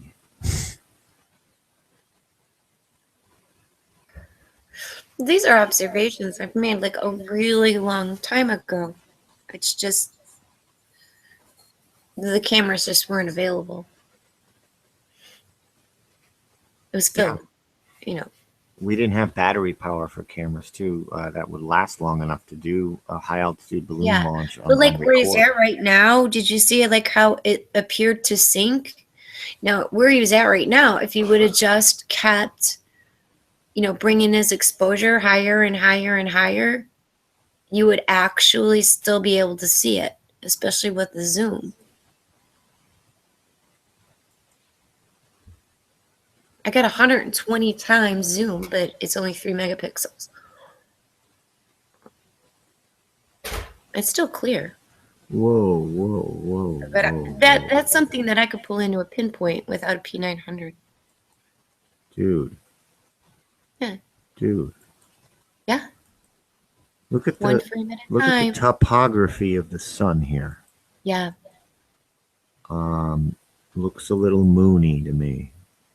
Just go frame by frame. Now, if you're bringing your exposure up and zooming in on it, you would still be seeing it. And there it goes. See it into a pinpoint. That's the horizon compression. It looked a little moony. Like now it looks like it's turning into the moon. Yeah. There's one I got with the clouds going across the sun, and it looks like a hamburger. Like Larry's shirts. Like, now, if I darken the sky right here, could you tell that that was the sun, or would you think it was the moon? I've never seen the moon that close to the water ever. Well, besides that aspect of it, I mean, the topography, though, it looks a little moony. Yeah. I've just never seen the moon that close to the water, which gives me reason to think that it never really sets or rises because it's on the inside. Everything is outside of it. I mean, technically speaking, if you're looking at, geocentric astronomy or astrology, the moon is in the center. And then, because Mercury, Venus, then the sun. The sun is like fourth. And it's... The sun is a square! Yeah, it's pixelation for you.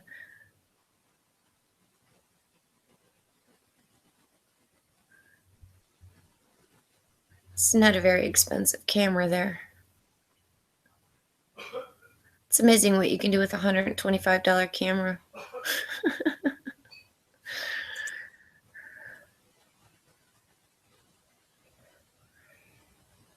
See, even the sun shrinks when it hits cold water. That's definitely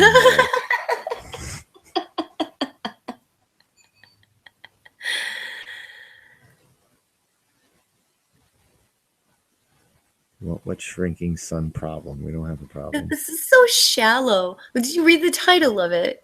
I know.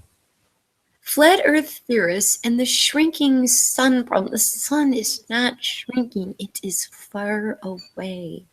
It's like saying the train is shrinking because, or the truck is shrinking because you can't see it close.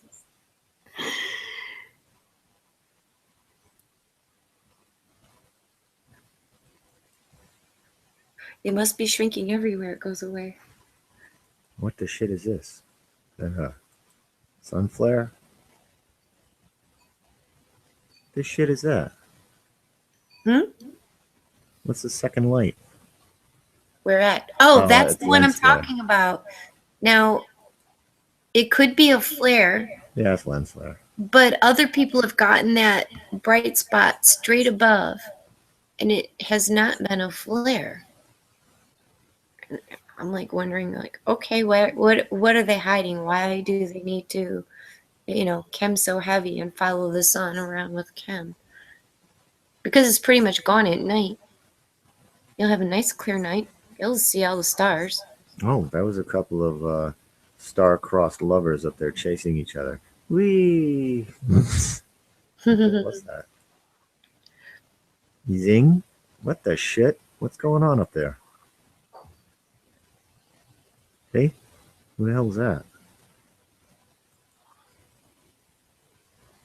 Playing tag up there? One goes this way, one goes that way. I don't think those were planes. And that's like this point right now, this is when you start bringing up your exposure and brightening the sky up and zooming in even further. So when you get your P900 out there, I don't know, if you'd be able to adjust it. Just get your ISO set I right, can do all that.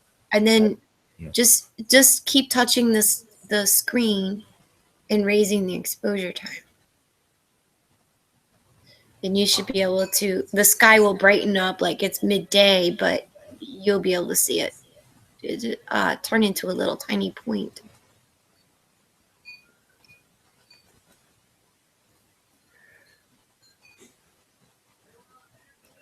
See, these things are getting more rare because they're chemming the sky so heavily.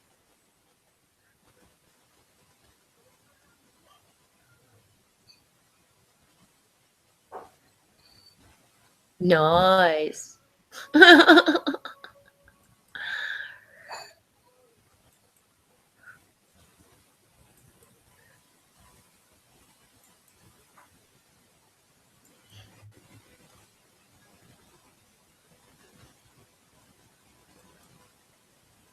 And for those people just joining us, this is episode of Godzilla versus the ISS. The Asians are running, and we have a mysterious stiff floating towel, floating towels, and yeah. knee pads, guys floating around, swinging, baby. Yeah, baby, that's how we swing. Yeah, baby. I'm dead sexy, and you're crap.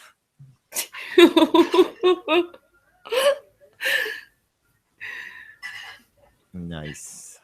Swinging, baby. Where's that damn joystick? I know I left it around here somewhere. I left it somewhere. Where's my fry-on pan? In my back pocket? Where's my towel? I go through things. I'm ghost. It's funny, like how you he just goes right through that black thing. Yeah, the strap's against the wall that's in front of him somehow. Okay. Guys, oh. This guy starts counting her invisible berries, and the other guy Well, starts. they're a little nervous. They have stuffed Hustler magazines up their shirt and gonna smuggle them out of Mr. McCreary's old country store. Hi, Mr. Crary. I own a township. It's McCrary Township. This here library, it's the magazine rack. I never lie without my lucky hat. I'm sorry. I'm not going back for your hat. I'm just not. Goes a towel. That towel is killing me. And it's funny because it follows him back, and then here he That's comes. right. It's the phantasm ball. They're trying to catch the phantasm ball, and they threw a towel around it, and it just took off. And then it starts following him. Boy, it's coming. I gotta go back and see that towel. 1, Where a towel? 2. Where is a towel? I like the invisible legs. See through legs on the ISS. Don't know where my towel's left again. Come here, No. towel. I want you. Come, towel. Come to me. Holy shit. Come to me, towel. Keep going, towel. Don't forget your towel. I'll get that towel yet. I got you towel. Oh. Hey, bud, check my head.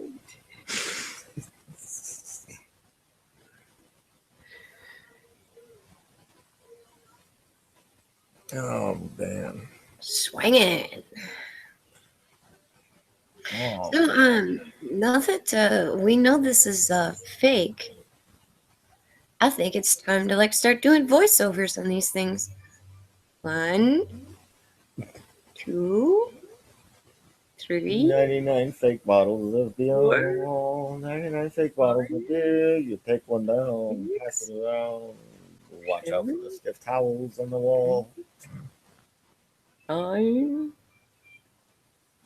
10, 11, 12, 13, 14, 15, 16, 17, 18, 19. That's pretty funny. 21, 22, 23, 24, 25, Damn French fries, CGI.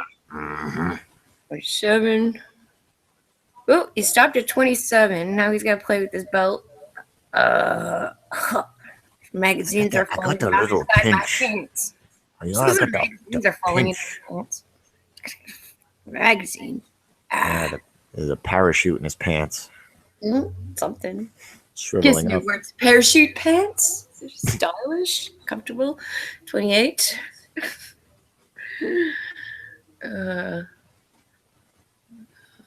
29.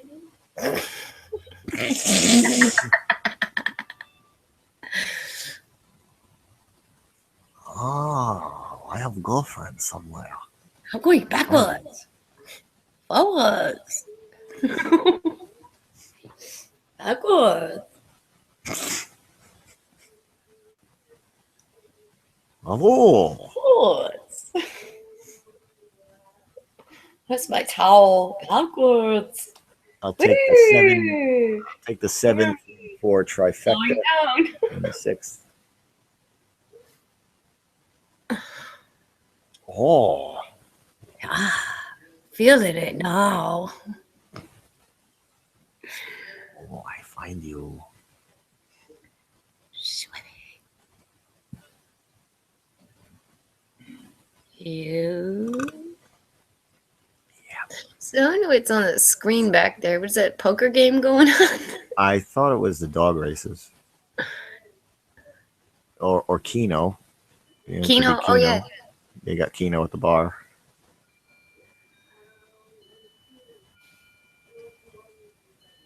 I'll find my Keno sheets. I win.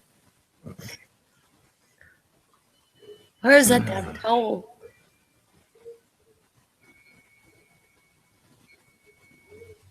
Don't forget your towel. Don't forget to bring a towel now. Whee. I don't know. I'm not a Christmas poo. I don't know. Oh, you guys saw, you got your Christmas poo.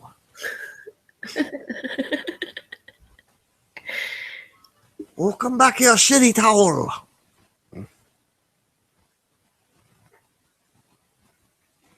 Mm-hmm.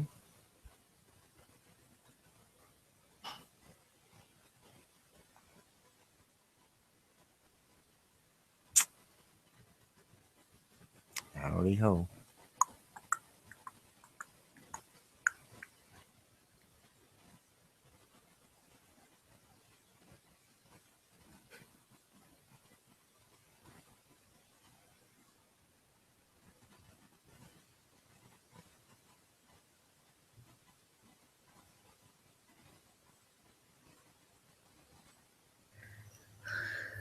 Aw, that's why my phone went off with the funny dinkity dinkity dinkity dinkity dink. Somebody Dankety gave me a dank. heart. Somebody gave me a heart on their comment. I feel happy now. Mm-hmm. All right, then. Mm-hmm. What y'all looking at over there? Mm-hmm. Am I counting right? I know it. I got too many bananas to count. Mm-hmm. Mm-hmm. Oh, this porno mag's gonna fall down my pants. All right, then.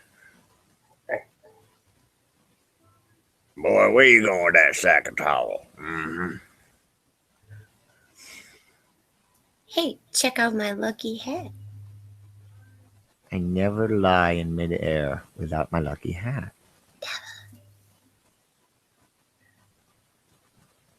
No, I got you, towel. I got you. Whoa! Whoa! Whoa!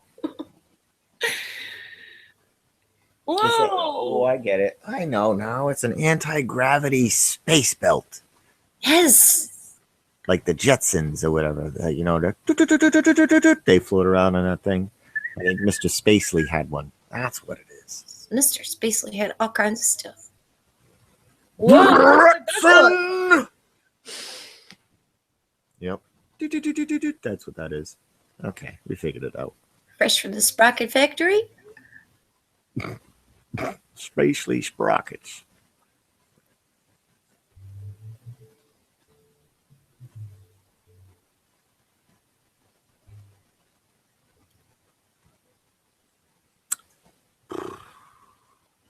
So can we do we have to keep talking about the ISS after this, or is this can we be done? Globers, please. Can we consider this whatever, Dave trusts you. I mean, just don't share the link if you don't have to. I mean, even though Dave did, but it's okay. Are you watching the chat? Anything interesting?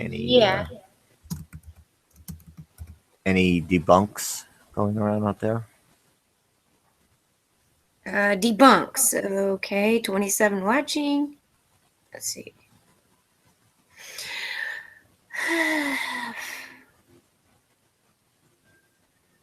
Well, yeah, Turbo Teabag reminds us when you're fake traveling in space, don't forget to bring a towel. A stiff one. A very stiff towel. It's been used several. Oh, I'm making you a stiffer. Come to me.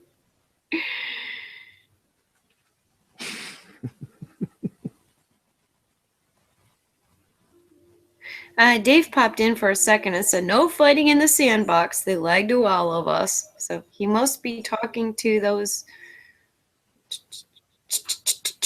chatters. 1 potato, 2 potato, 3 potato, 4, 5 potatoes, 6 potatoes, 7 potatoes more.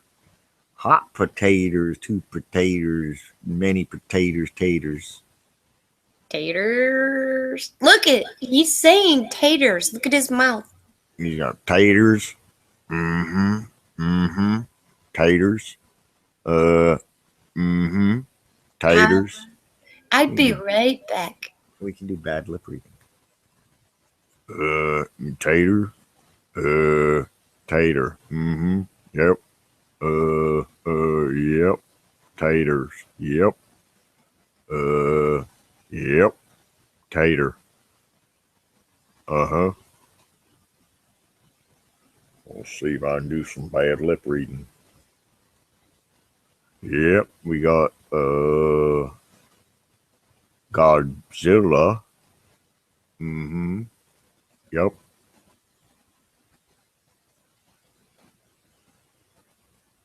Mm-hmm. Yep. I find your towel.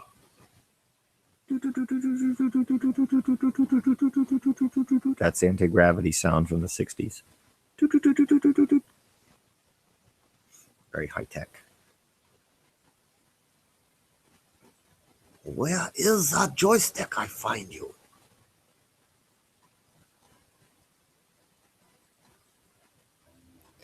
I've returned. Gosh, that guy's still looking for the joystick on his butt.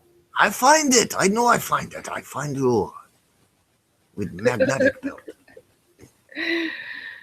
And this is what we do with double-sided tape. Just to play around with our co-flighters. Thanks for the double-sided tape, folks. It's laundry day there, I think. Mm-hmm. Go get you a towel. I find you. I hurt my knee skateboard outside. You know what? Or skateboard on a flat ISS. Flat ISS. Whee! Meanwhile. I get you. No. Help. He's chasing me. I come and get you. Look at my girlfriend. But I'm just a towel. I'm just a towel. Little lonely up here. I missed 420 by 16 minutes because this guy's chasing me around the flat ISS. Man, if I left this many lights on all day, my electric bill would be through the roof. Heck yeah, but just think if you had solar panels. Ah. I mean, you could just like hook them to the sides of your house or whatnot and just leave them shut off the sides. I mean, it's not just the lights that are on. Every single piece of equipment is running too. So I guess the solar panels that they have should be able to power that no problem. Look at that junk in the background. It's all sitting slanty and everything like that. Oh, they got all those, tubes and hoses. I am totally convinced it's medical supplies that the hospital just didn't need. Yeah, probably. And they got some like little funny blue boxes up there. And nobody uses coaxial cables anymore, really. So they help subtitle this video. Look at that. Help subtitle this video. Do you see that? You want our help subtitle, Jimmy? We got this one. We've been doing this now for 2 hours. What's going on here? Hey, dude, check out my hat. No. Dude, my hat broke. Look at my hat. It cost $5,000 of taxpayer money and gas to bring my hat up here. Why the hell do you need a hat in space? Check out my hat. I'm telling you, that's quite a hat. I'm having a bad hair day, even though my hair is friggin' short. Like, why do you need a hat in space? Is it cold? Oh, well, isn't there a thermometer? Just put your head in front of the mirror, the window, when the sun is shining through it and cook your head. Like, please. What got me is when they had the playoff jerseys, the football playoff jerseys. That about knocked me for silliness. Like I was laughing too hard. Oh, am I missing text messages here? He's a swinger. He's the man with the flying towel.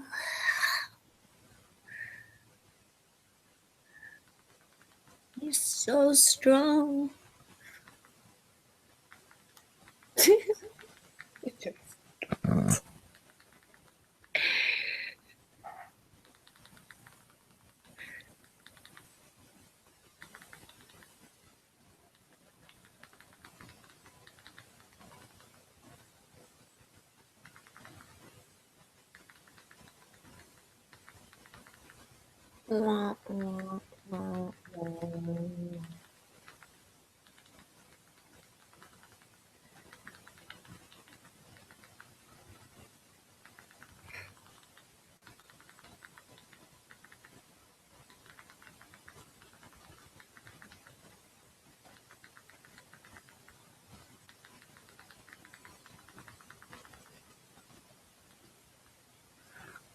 Sorry, I was texting.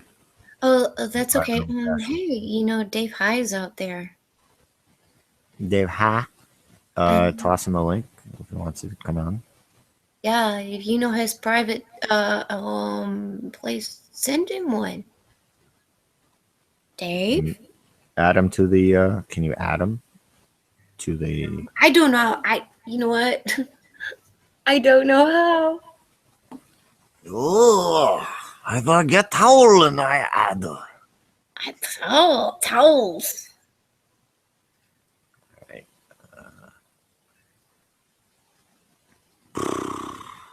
I'm gonna have to start screen share for a sec.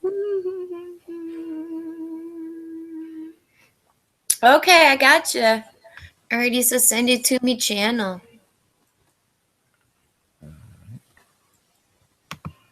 Add the people.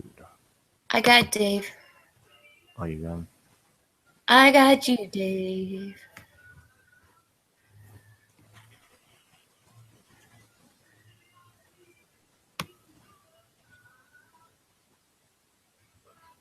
Dun, dun, dun, dun. It's just too many people to add. Yeah. And I'm digging it. You can't hear what I'm listening to, but I can. All right, Dave, I added you if you want to come in. Oh, you did already? I added Dave if he wants to join. Oh, that was fast. Because I was right in the middle of doing it. So you beat me to the punch. Hey, Dave, you got it? And, It's already done. So now pick up our regularly scheduled broadcast. Back to a regular scheduled broadcast. I get the old howl. Help! A man's chasing me. Help! Whoa. Yeah, we're getting a little silly. I gotta go coffee. Dave. Microphone check. Yep. Check. Say it again. Are you guys running Dave Hinkle's channel for him while he's at the Yes. Dickie Lounge? Yes, we are Dave Hinkle. And you're Dave High. Yeah, and then you're watching this guy fly by on wires with that wire pulling up his butt? Yeah, he has a Nintendo joystick stuck to his ass and he's chasing a towel. Looks perfectly real to me. And then a towel chases him and he's fading in and out. And meanwhile, some guy's counting invisible bananas and the other guy's tossing a head around. Do you think they have a studio where they are able to make shit float around, like only some shit? Or like a dream? It's like a dream that I have. It's a dream you have. Yes, I know. Wouldn't that be cool? Like if we just like have a studio and we could just like do this stuff like for cheaper than they do. We could send up our own No, but I mean the small stuff, not the people. But Yeah. Microphones, yeah, or hat, the, towels. Yes. some little thing. There he goes again. Yeah. Okay, so he's going here, right? And then like he starts chasing a towel because don't go to space without your lucky hat or towel. Okay, so there goes the FAP towel. Did you see it? No, he's chasing the fapping towel. So can you I see see a what that- hat. There he goes. Oh, there's a towel. There's a There goes the towel. He's chasing it. Okay, now the towel's gonna come up behind him. There it goes. there it is again. Okay, and look. He's totally wearing a harness on the outside of his pants, isn't he? No, he's got to back up because the towel has turned around and come back to him. So he's backing up because he's fearful of the towel. At the same time, he wants the towel. The psychology behind this. We're breaking it down. You ever read The Hitchhiker's Guide? That's don't panic is on the outside of it, but inside it says one of the main things you're going to need is a towel. Don't panic. Bring a towel. Yeah, and you can keep like food juices on there that you could suck if you're real hungry, and you could. There's all sorts of uses for your towel. I use money juice on my towel. That towel is so stiff. We've come to the conclusion. Okay, Dave, look okay by this guy's elbow, and you see like the dental chair device that has the silver ball in the middle of it. Oh yeah. There goes the What's that for? towel. Who knows what's inside of that? That's the command module where you sit there and you run the ISS. You steer it. Oh, it's the joystick. It's the steer It's the joystick of joy. I give a joystick of the towel. Whoa! You can't even get a straight story from the heliocentric guys. Like some of them say it's in outer space. Other ones say, oh no, it's falling, and they have to redo the jets all the time to keep it up there. And What jets? they got little jets to keep it up and from falling back to Earth, don't they? So is this something that the Russians provide? Yeah. Yeah, they use vodka to power the jets. Hell yeah! It's very See, thin atmosphere. look at the dental harness there with the ball on it that has the razors and, Oh, yeah, look at the that. dental facilities. Why does he reach in there and grab stuff? What's in there? He's not. He's putting things away. Watch it. Oh. 1 banana, 2 banana, 3 banana, 4. 1 banana, 2 banana, Hey, 3 Mr. banana. Tallyman, come tally my bananas. Oh, I already said that. Oh, you did? Sorry. Johnny come lately.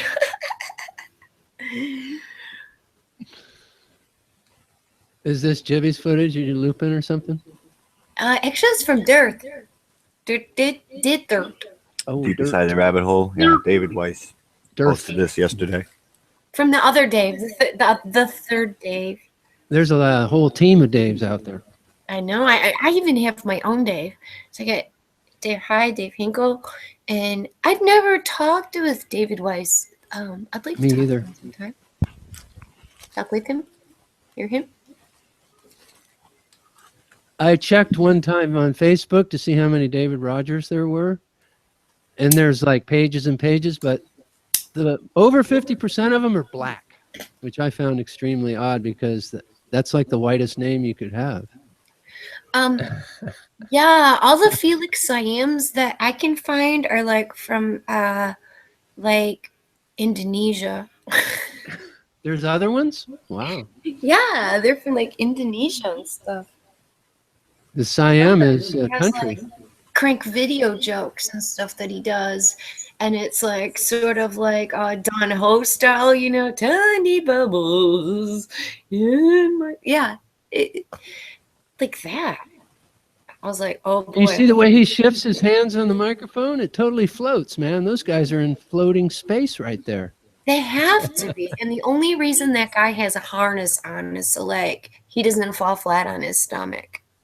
What the shit just happened? I don't know. think I gotta reload.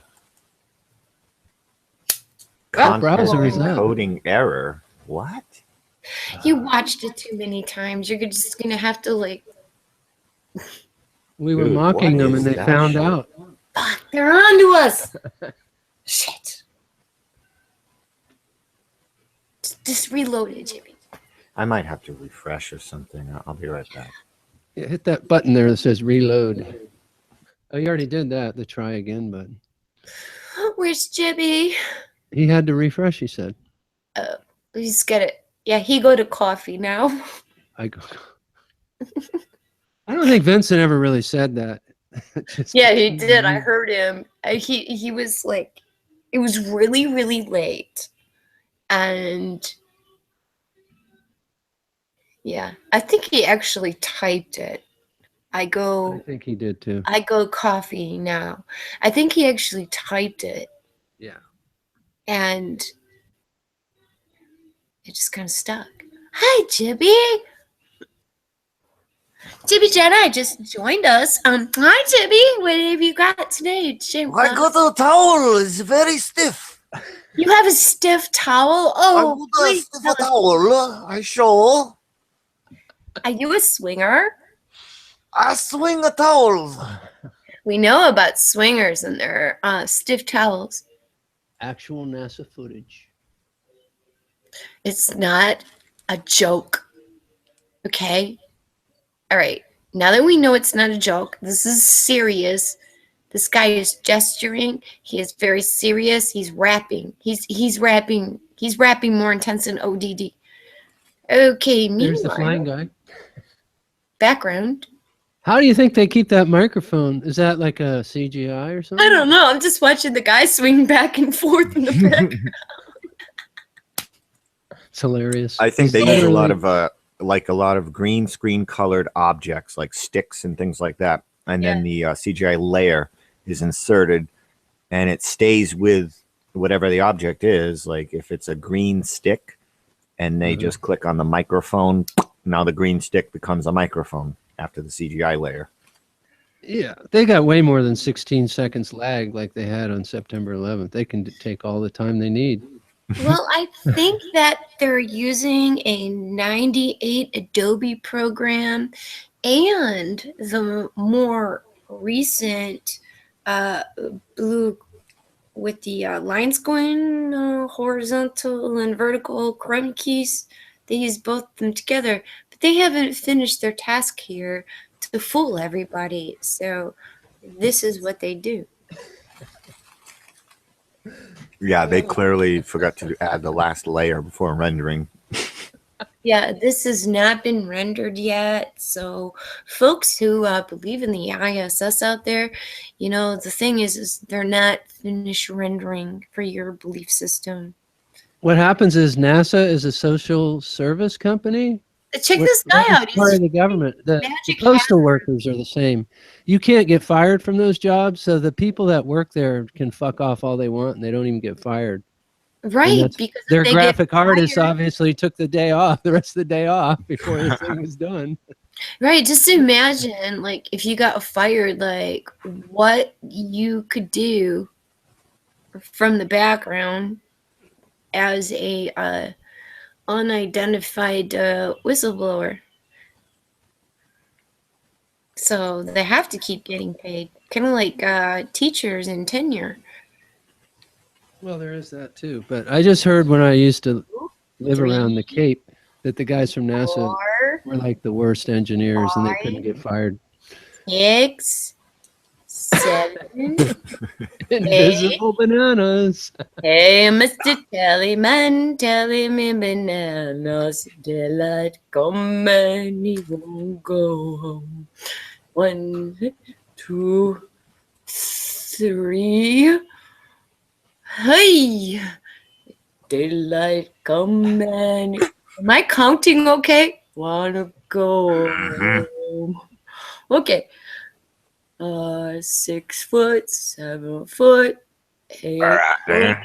Bunch. Daylight come and won't go. That'd be funny if they brought Rush Limbaugh up there and he started singing Doors songs because he's really Jim Morrison. Do you think Rush Limbaugh is Jim Morrison? When you look at pictures of fat Jim Morrison, it is quite startling. What, all you have to do is like shave him and stuff? Yeah. So you could shave Jim Morrison and put him on the ISS and everyone would think that it was Rush Limbaugh. There we go. Okay, we have to finish counting. Hey, dude, want to check out my hat? Yes, I'll check out your hat. Can't have it. Thanks for the microphone. Here's my hat. Liars. Liars is cool. Liars is cool. Yeah. Go try to find pictures of Rush Limbaugh when he was young. All there are two, I believe. Now, one of them looks ridiculously fake, like they put a big fat head on him. But there's only like two pictures of Rush Limbaugh when he was young. And they're questionable. So when I was investigating this Jim Morrison claim thing, I'm like, no, that's unusual. There's like hardly any images online of Rush Limbaugh young. Yeah, where's the boy Rush Limbaugh? Yeah, where's the child Rush Limbaugh? Like, you know, in his little boy shorts and his little bubby socks and leather shoes. His little bowl cut on his head. He was in a band known as the Doors. That's where he was. Oh. Step break on through to the other side. I mean, that would be hilarious if it was true. I mean, not hilarious. It'd be like so bizarre. But it kind of follows with how much bullshit's going on, you know? It'd be the perfect. Yeah, it follows along with the Hicks Alex Jones, Bill Hicks? I don't know about that one. the Hicks Jones project, and also the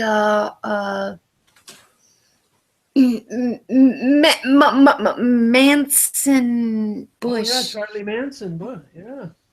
Manson, yeah. Oh, yeah. What's that latest one? Manson is who? George Bush? For Christ's sakes. Crikey, this is insane now. Come on, this is going too far with these underground. You know, centers. people like Neil Young said that Charles Manson was the best rock guitarist on the plane. I can't believe that he would say that I when know, but a few people, you know, he got to stay with the Beach Boys guy. Apparently he could play rock and write it, but I haven't actually heard his songs. maybe he wrote Helter Skelter for the Beatles. Did you ever think of that for a minute? Could be he was one of the Beatles too. Get to the bottom, back to the top of the slide. Back to the bottom of that cool. If you watch that hour and a half or so interview with Charlie Manson and Geraldo Rivera on YouTube, by the time you finish watching it, you are going to think completely differently about Charles Manson than you did prior. Why does he mind control you with his eyes while he's talking? No, he's just some stupid ass street guy. Like he's like, oh, really? oh my God, I actually like the guy kind of. But is it the real Charlie Manson? Because we know there's at least 6 of them. I think it was. And it was an interview back in the 80s. Like, And how it's does the one full time he has a unedited tattoo version. on his forehead, and the next time he doesn't have a tattoo on his forehead, and then the next time he has a tattoo, and sometimes he even looks like Saddam Hussein, and then he doesn't look like Saddam Hussein. He was in the does 80s. look though. like I Saddam. mean, he was in jail in the 80s, right? He's been there since that. Since the 70s. Yeah, the actual kids who did the murdering of Sharon Tate are out of jail, and he is still in jail. He didn't kill anybody. No, he doesn't even. He was the instigator, supposedly, and then they threw him in jail for that. Well, instigation is a very, very serious crime. Apparently. Being a fire starter, you know. He was Even the cult though leader. Only lit the lighter, lit the torch, and handed it to somebody else. Are you responsible for the arson that the next person is holding in their hand? Don't know. I like reading. I just know in the book, Laurel Canyon, or the paper, the essays, that was like a sex cult. That dude had like 10 women around him at all times. Sex, drugs, and rock and roll, baby. That's the Laurel Canyon way. Oh yeah. He wasn't directly related to Laurel Canyon, but well, sort of he was. Yeah, he He's stayed one of there. the players because they had that murder in Laurel Canyon that he was supposedly involved in. Yeah, shady guy. Just a shady guy. One of the many murders and fires. A lot of places burned down. A lot of people got killed in that place. A lot of people. Because, like, we've seen all their funerals and, you know. Unless you got the guys come along that say no one died. Well, those people are there and, you know, they're trapped in their reality tunnels and there may be no help once the door closes on the hatch. I was talking to someone at work today. We were trying to figure out if there's ever been a case where they proved that somebody was faking their gender. And then my buddy, he was like, yeah, the Russians did it in the Olympics. They got caught. But has there been anything else where there's actual proof of that kind of shit going on? You know, the thing is when people start saying that men or women are really men, it's kind of like, okay, the only thing we can do next is ask them to give us a Beaver Sharon Stone shot. Pretty much. If they're, you know, I mean, without faking it, no CGI, no nothing. Every woman must lift her skirt to make sure that there is no weird Operation Pain thing, you know. But I am convinced Ann Coulter is a man. She used to be a deadhead, according to my wife. A deadhead? Yeah.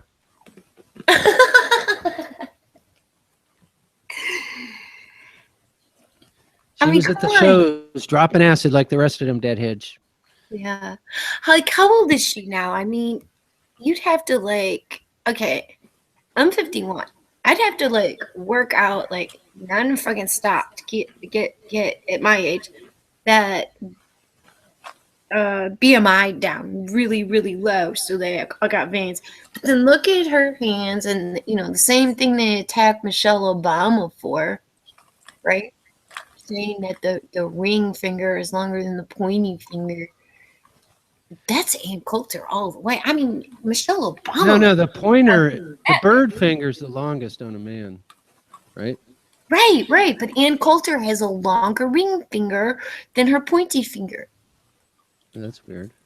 So, that's common. Like a lady. And she's got an Adam's apple, too.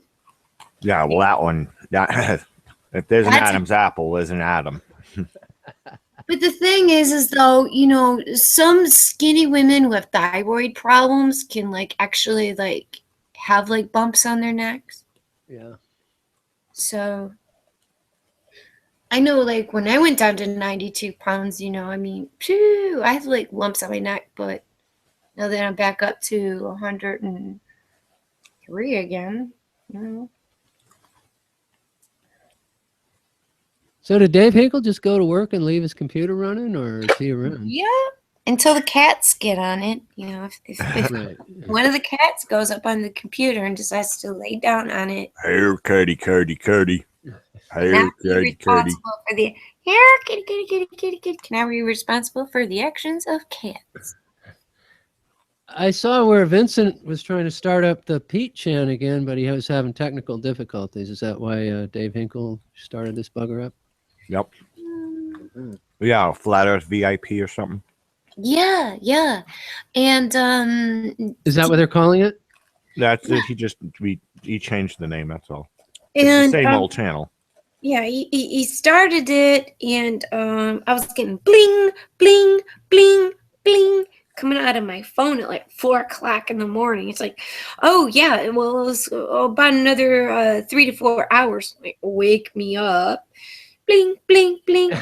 I wake up, you know, Hillbillies on, and yeah, so I listened to that for a little while, and then they started it up, and I watched for a little while. I just left it sit there, and then all of a sudden, you know, like, I was kind of busy about stuff, and all of a sudden Vincent's voice comes in the room and says, We're having a little bit of a technical difficulty. I think they want it to be perfect, and I can't blame them, you know. But yeah, he got the bot going and stuff, and I said hello to the bot. The bot said hello to me, and Oh, in the chat, you got to turn off your notifications if that shit's waking you up while you're sleeping.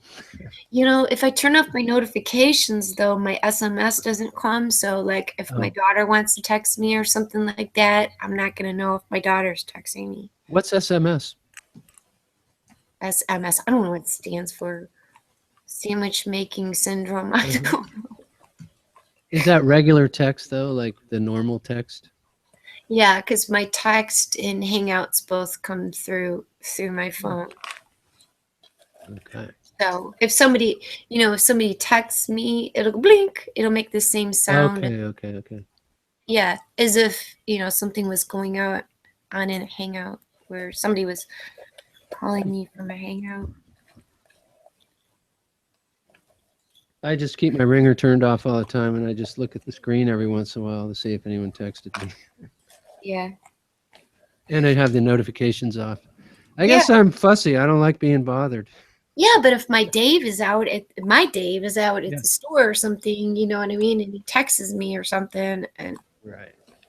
or if he's jamming or doing something else and he texts me, if I don't answer it, then I'm being an asshole. I thought that that's kind of the premise of a text, is you just get back to whenever you feel like it. Kind of like emails. And then if you really want to talk to somebody, you call them up. That's how I thought it worked, but I could be wrong on that. I got my shit so jacked up. No, my emails don't come through on the SMS. I mean, for several months, my phone thought I was in Newfoundland. Wow. I had a camera with a GPS in it that if it wasn't working right, it thought I was in Africa. Yeah, my Dave's camera is saying that it's 2013. Well, you can change that. I know, but he doesn't want to. Oh, okay. Living in the past. He doesn't want to. He doesn't bother with that stuff. Well, I use my metadata from my camera, so I like to keep every time the date gets screwed up from the battery dying, I have to change it back. Yeah, I don't know. It goes back to like 1909 and shit. Are you serious? Yeah. I don't Or know. weird dates, just like. I think mine's like a day off or something. Let me check it. Turned on. The here. phone though picks that stuff off the network. My phone is saying, my camera. Your phone talks. My camera is reading its current date. Why did it do that to me? Okay. Whoa, this goes so fast. All right. You pay attention. May 3rd, 2017, 6:32:26. May 13th. Today's the 4th. Yep, and it says 6. What did it say? 6:36. 2036, did you say? Yeah, it's like an hour and a half off and 10 days. I don't care. I know what date I recorded stuff. I just write it down on the disc. Well, I got all my moon pictures, and so I need to know what the time and date when they were done, so I can keep track of all that data. I write it down on the disc itself. I just kind of right click on each one and go to properties, and there's the time and the date and everything. Yeah, but the software I use tells me all that right on the screen, where I don't even have to look at the properties. I got my camera 11 years ago, and it's been like this ever since, and I don't bother with it. I just write it down on the disc. I don't have a disk. It stays on the hard drive. Yeah. See, okay, I've got... I mean, a hard drive is a disk, but... Yeah. I've got mini discs. The little... It's like CDs or DVDs, but they're mini ones. Yep. And then there's also a what they call a pro stick. So you pull the chip out and you shove it into the pro stick, and then you stick it inside of the computer. Unfortunately, I don't have that particular capabilities on this computer. Right. Your Chromebook. Right. But I can take the little chip out or disk or little thing out of my phone and shove it into the side of this. But what does that be? Nothing. Gets the pictures off your phone to your computer, I think. Yeah. But with the Windows 10 computer, Dave's Windows 10 computer, it took all my information off my phone and it didn't even put it into a file any place that I could find on the stupid Windows 10 computer and wiped out the freaking phone. Took your data and deleted it for you. That's real nice. Well, luckily I backed up the photos, I backed them up to the cloud. So, But if you know the numbers, like of the photos, you can put that in the search on your Windows 10 computer, and that'll probably tell you where they are. oh shit, I'd have to write all that down. Yeah, you write down like it's going to be DCS1572.jpg or something like that. One of the things I was able to do was actually get things to play in the VLC media player, but I wasn't able to make a library out of it to where I could call up videos. So the big old computer is gonna have to come out because there's only one 3-prong socket in this whole house.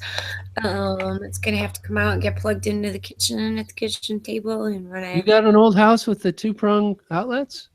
All of them except two. One in the Florida room, the extension on the house, Yeah. and one in the kitchen and the microwave. Ours has the same thing in Paia. It's all screwed up. It's built in the 60s too. That's why I went out and I got a 1951 Norge refrigerator because it runs on a 2-prong socket. Fuck them smart meters. I told them people to take a hike. Sure, it costs $5 extra a month for somebody to come read the meter, but I guess it's worth it. It's $5. Cup of coffee at Starbucks. There ain't no Starbucks around here. Where's the nearest Starbucks? I don't know. 28 miles away. Yeah. Is that how close the airport is? Airport? Actually, we blocked an obstruction, which was an FCC regulated tower going up near the airport, which would have obstructed landing from certain directions. Oh. I went to a meeting on May 2nd, and we stumped the fuckers. It would have been 326, I think 326 feet tall, but it still would have been an obstruction. It looks like Pete Shea's trying to get the link to come in here. I don't know if you guys are, who's in charge of this. Somebody want to add him? I might have his name in my system now because before I had him in my channel as a guest. No link forthcoming. I won't take it personally. Please don't take it personally. I'm drawing a blank on how I could even get him the link now. Oh, that's pretty funny. Look at this guy. What is in that little cubby there? Magic pixie dust. Invisible- Or it could be gay transvestite ice cream. I'm not sure. Yes. What's Millennium talking about? Is it a different Dave than me? You can put it in the Pete Chan dispensary. I think, why did you guys not do that before? That's not how Dave Heiss. That's not how Dave Heiss started it. Dave Hinkle. Dave Hinkle started it. Dave Hinkle said, "I will send you an email." How does that work? Let me see. All right, just type your name out in the chat and I'll add you if you want to pop on. I'm adding people right now. Oh man, there's too many Pete Shays. Yeah, I know that none of them are him. Huh. If you have Skype and you're a part of the Sheldon Cooper Fun with Maps, the link to join is in there as well.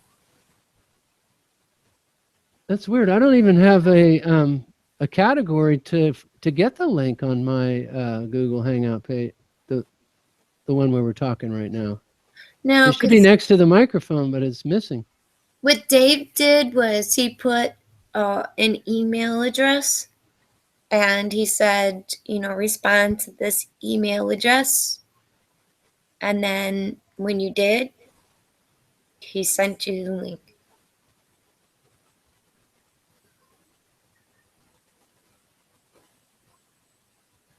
So the answer to the Pete's Chan dispensary is don't put the link in there because there could be unknown people accessing that now. Is that the deal?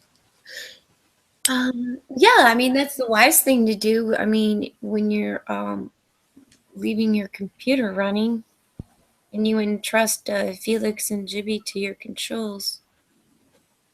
Okay, Yep. so he's going to message me and then but I don't even have the link is the problem. Like I said, the square is missing when next to the microphone. There's nothing there for me to access the link. Oh, wait, is that the link at the top of the page, though? Is that the same as the join link? Yeah, the address bar link. That is the same, okay. Yep. So he's going to message me at my channel, probably. All right. That comes under social. I don't see anything yet coming in.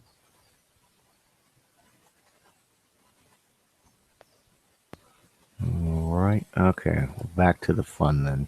Back to the fun! You guys add people, and I will crank up the fun, man. Jibby's got so much fun up his sleeves. He's got so many cool links that he won't share, Emery. Okay, so what are these guys really? I mean, what is this guy talking about? I think they were giving their review of the movie Black Swan. Okay, I'm not sure. Okay, so that guy in the background floating back and forth. I got you towel. I find you. Oh, wait. I need to wipe myself. I want a towel. Those hands are sticky. Is everything sticky? I need to clean it up. Oh, did you see like all the medical equipment, Dave? Check out okay, it's like all rejected medical equipment and a few kitty boxes. Oh, you're saying their props are just like old? Oh yeah, spare parts and outdated parts equipment, things like that. Yeah, that's how they usually do it. I just plug stuff in all randomly. It's a Hollywood set. Yep. Go down to the dentist chair exchange and get us a dentist chair. We'll put that in. Uh-huh. Yeah? Yeah, that's totally a dentist chair, swivel arm type thing right there. That's, yeah. Sat in many a chair like that. It's all made of GE Norel.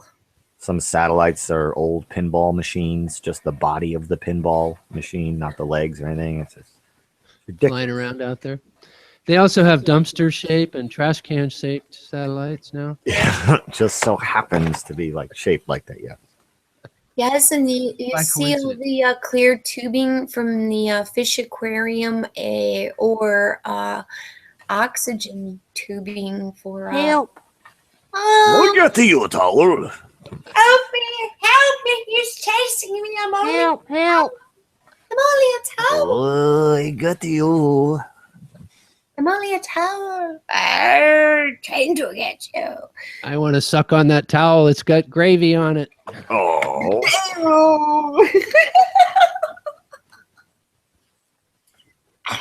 Come back here, towel. If you only knew what was really on that towel. That's just horseradish. Here, check out my hat, buddy. No, don't check out my hat. Check out my hat, buddy. No, don't check out my hat. Check out my hat, buddy. No, don't check out my hat. Check out my hat, buddy. One, Mm-hmm. 2. All right. Mm-hmm. Yep.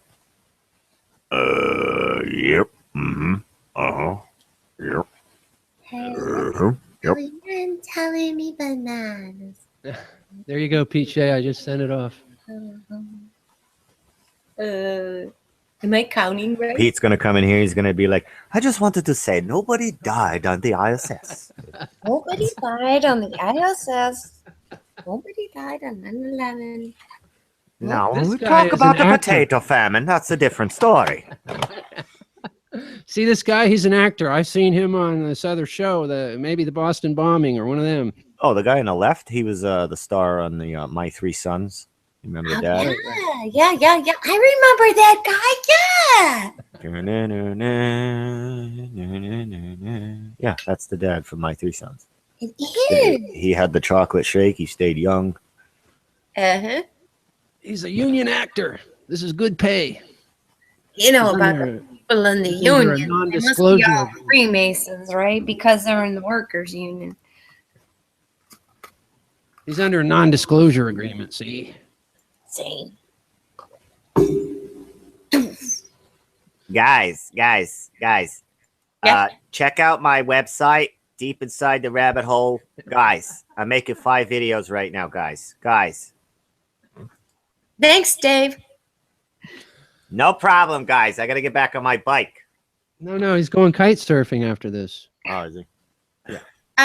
When you're on your bike, can you turn your phone on and like a little bit further away from your face so we don't hear you breathing heavy? Can you put your rear facing camera on so we can see the road?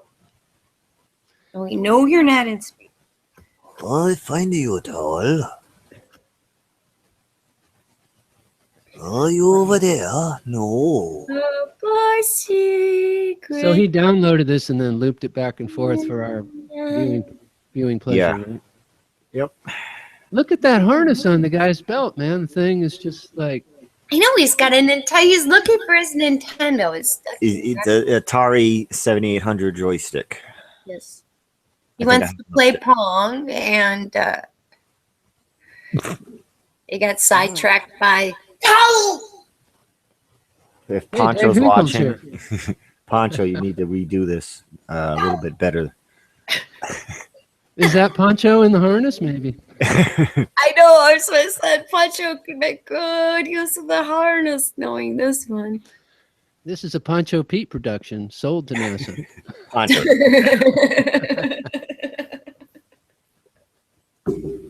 I like these weird things on the right side, these porthole looking things. It's like that's like from a car factory for looking in, or a lab or something for looking in at your little project that you're doing or something that they Those just threw are up the there on the wall. Right. Those are the little viewfinders that they got from the Park Davis plant before they closed down Park Davis, and you used to look through those little portholes, but there was like 2 holes beneath each one that you would have like gloves in, so you could like pack capsules. But basically, those are the viewfinders. So like, Oh, this one's a little broken. Yeah, yeah, it's it looks broken on one side. like it's been compromised. It's recycled. Yeah, they're all recycled. Yeah, that's exactly right. They're on a tight budget. They only have what, 24 million a day to spend? What? Oh, I saw 52 million. Oh, it's up to 52. Okay. it. Dropping the 52 million bucket, per right? day. They go to some yard sales, pick up some interesting Yeah, debris. old dental equipment. Just, pinball machine parts. Auctions. They go to a broken lot of washers and- auctions. Washers, dryers, old VCRs. Open them up, make it look fancy. Stick it on the wall. It does look like a VCR behind him. Well, they got all the coaxial cables. Yeah, some tubing from an aquarium project. Yeah, exactly. That's what I said, from an aquarium. So, like, they got the ultimate bong hook up there. I mean, it really, nobody can get higher than they can. Some stoners may have made that set. Maybe there's a bong built in there to the wall. I think they're high. Look at that dude's eyes.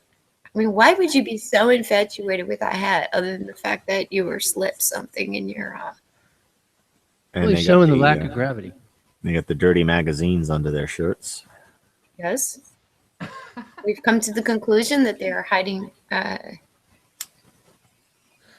to the water closet with my magazine. I'll be back in about 10 minutes. Well, that's why the guy's after the towels. Where is my porno mag? Where's my towel? I can't find the porno magazines. I want to find a towel. Towel. I Oh. need a towel and a magazines.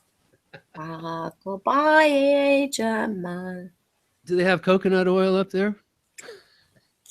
We don't know. We can only guess that there is something slippery that they're using, but we really don't know. No. Properties? Perhaps there may be a secret bottle. We check this a little closer, see if anybody's got a jar or a bottle of any kind of lubricant lotions. Let's look again. There's the hat just sitting there, not floating. Yep.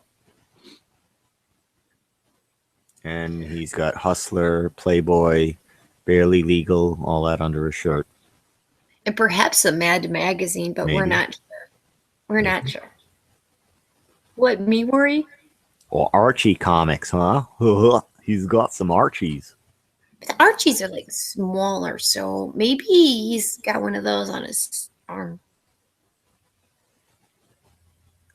So is it in space or it's in? There's supposed to be a little bit of an atmosphere. It's only like a. There's only about 300 or 400 more miles of atmosphere above them. That's all. And yet, how do they supposedly stay up there with that kind of story? Well, they found a Lagrange, and they fall around.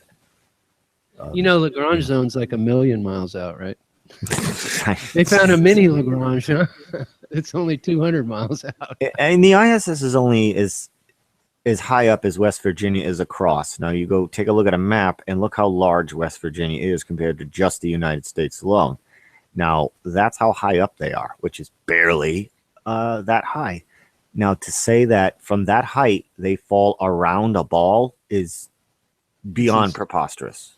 It literally is just, I could see maybe 10, 15,000 miles up, maybe then get into some kind of a magnetic locked circular orbit or something, or an oblate orbit. Maybe that will work in my imagination, but 250 miles up, absolutely not. And the Hubble, 330 miles up, that hasn't been serviced in 9 years. It would just be a constant decay rate, constantly, like eventually probably smash into the ISS. Like, no, there's no sign of the Hubble. Nobody sees it anywhere. It's not there. It never was. Whatever. It blows gravity out of the water, doesn't it? I mean, they got two completely opposing stories going here. Yeah. It floats like they're free falling is what they're saying. They're not in zero gravity. They're free falling. Now, if they were free falling, wouldn't they be sticking to the ceiling?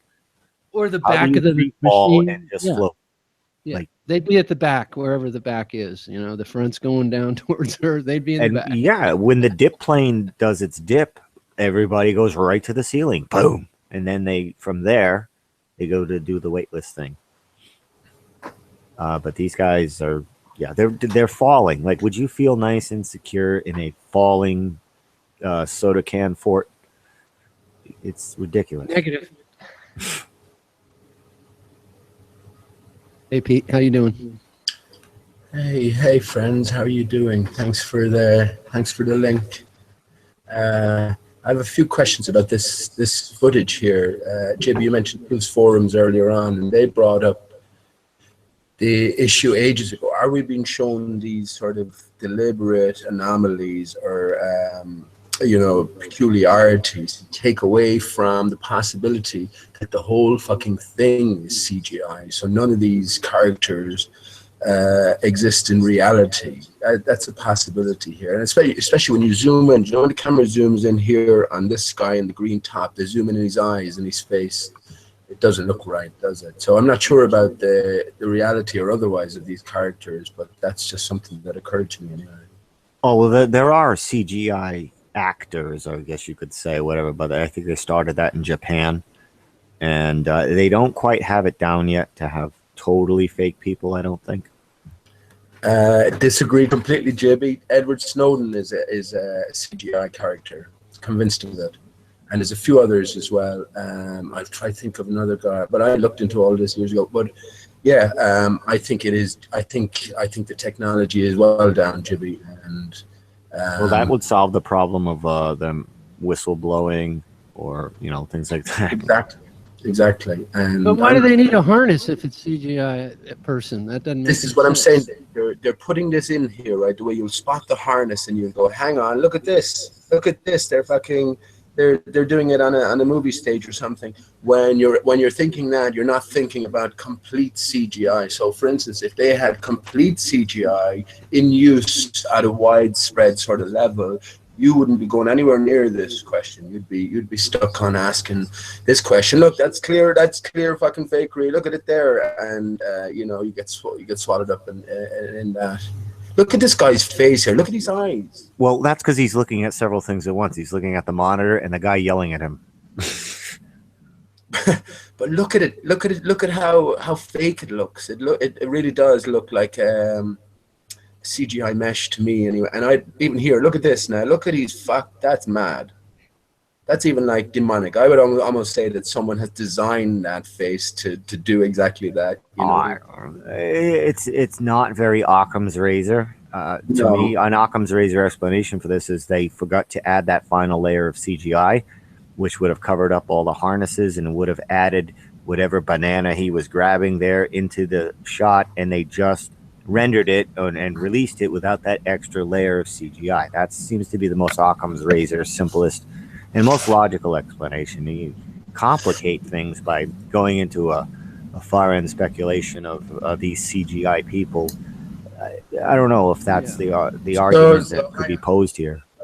So you're saying that the people who NASA are aware of they're just complete fakery. So the people that they put in charge of putting out the images to the public just inconveniently forgot this aspect of things. Yeah, the mistakes happen all the time. How many video makers out there? How many people like us who make videos uploaded it to YouTube, but we uploaded the wrong rendered version, or we rendered it wrong, when you save your project along the way and then you render it and you rendered the wrong one that had this mistake in it or whatever. We've all made those mistakes, and it's just you're human, you're going to make a mistake every now and then.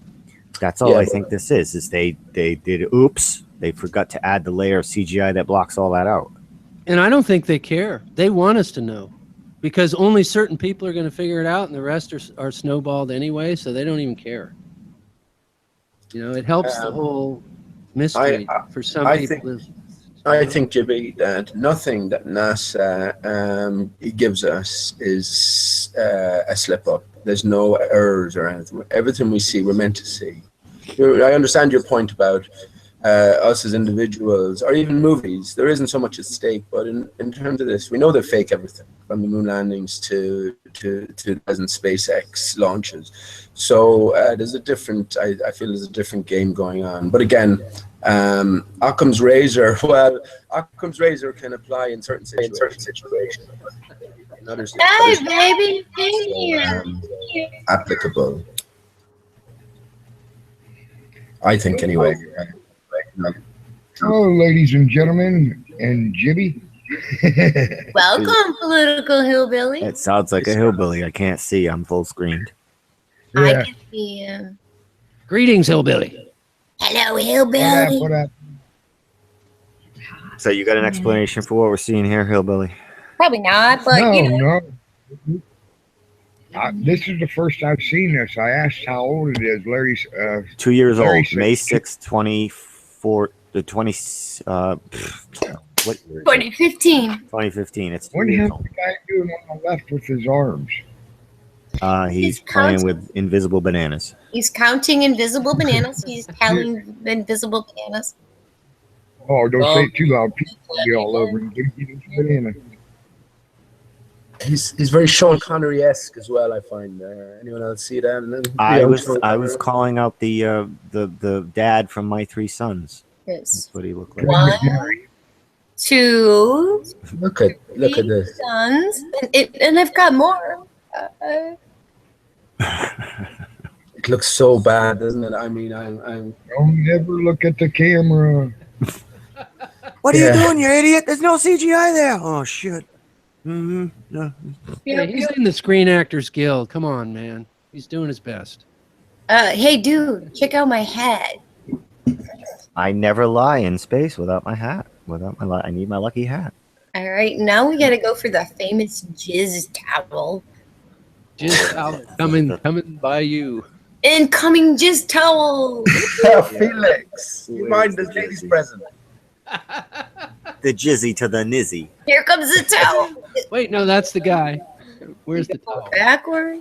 You a towel. Oh. Boy, Charles was going after a pocket full of excuses on that last one when you had your debate with him. Wonder what his excuse is going to be for this one. Yeah. Oh, he was grabbing his pocket. Yeah, it was his finger. It was tugging.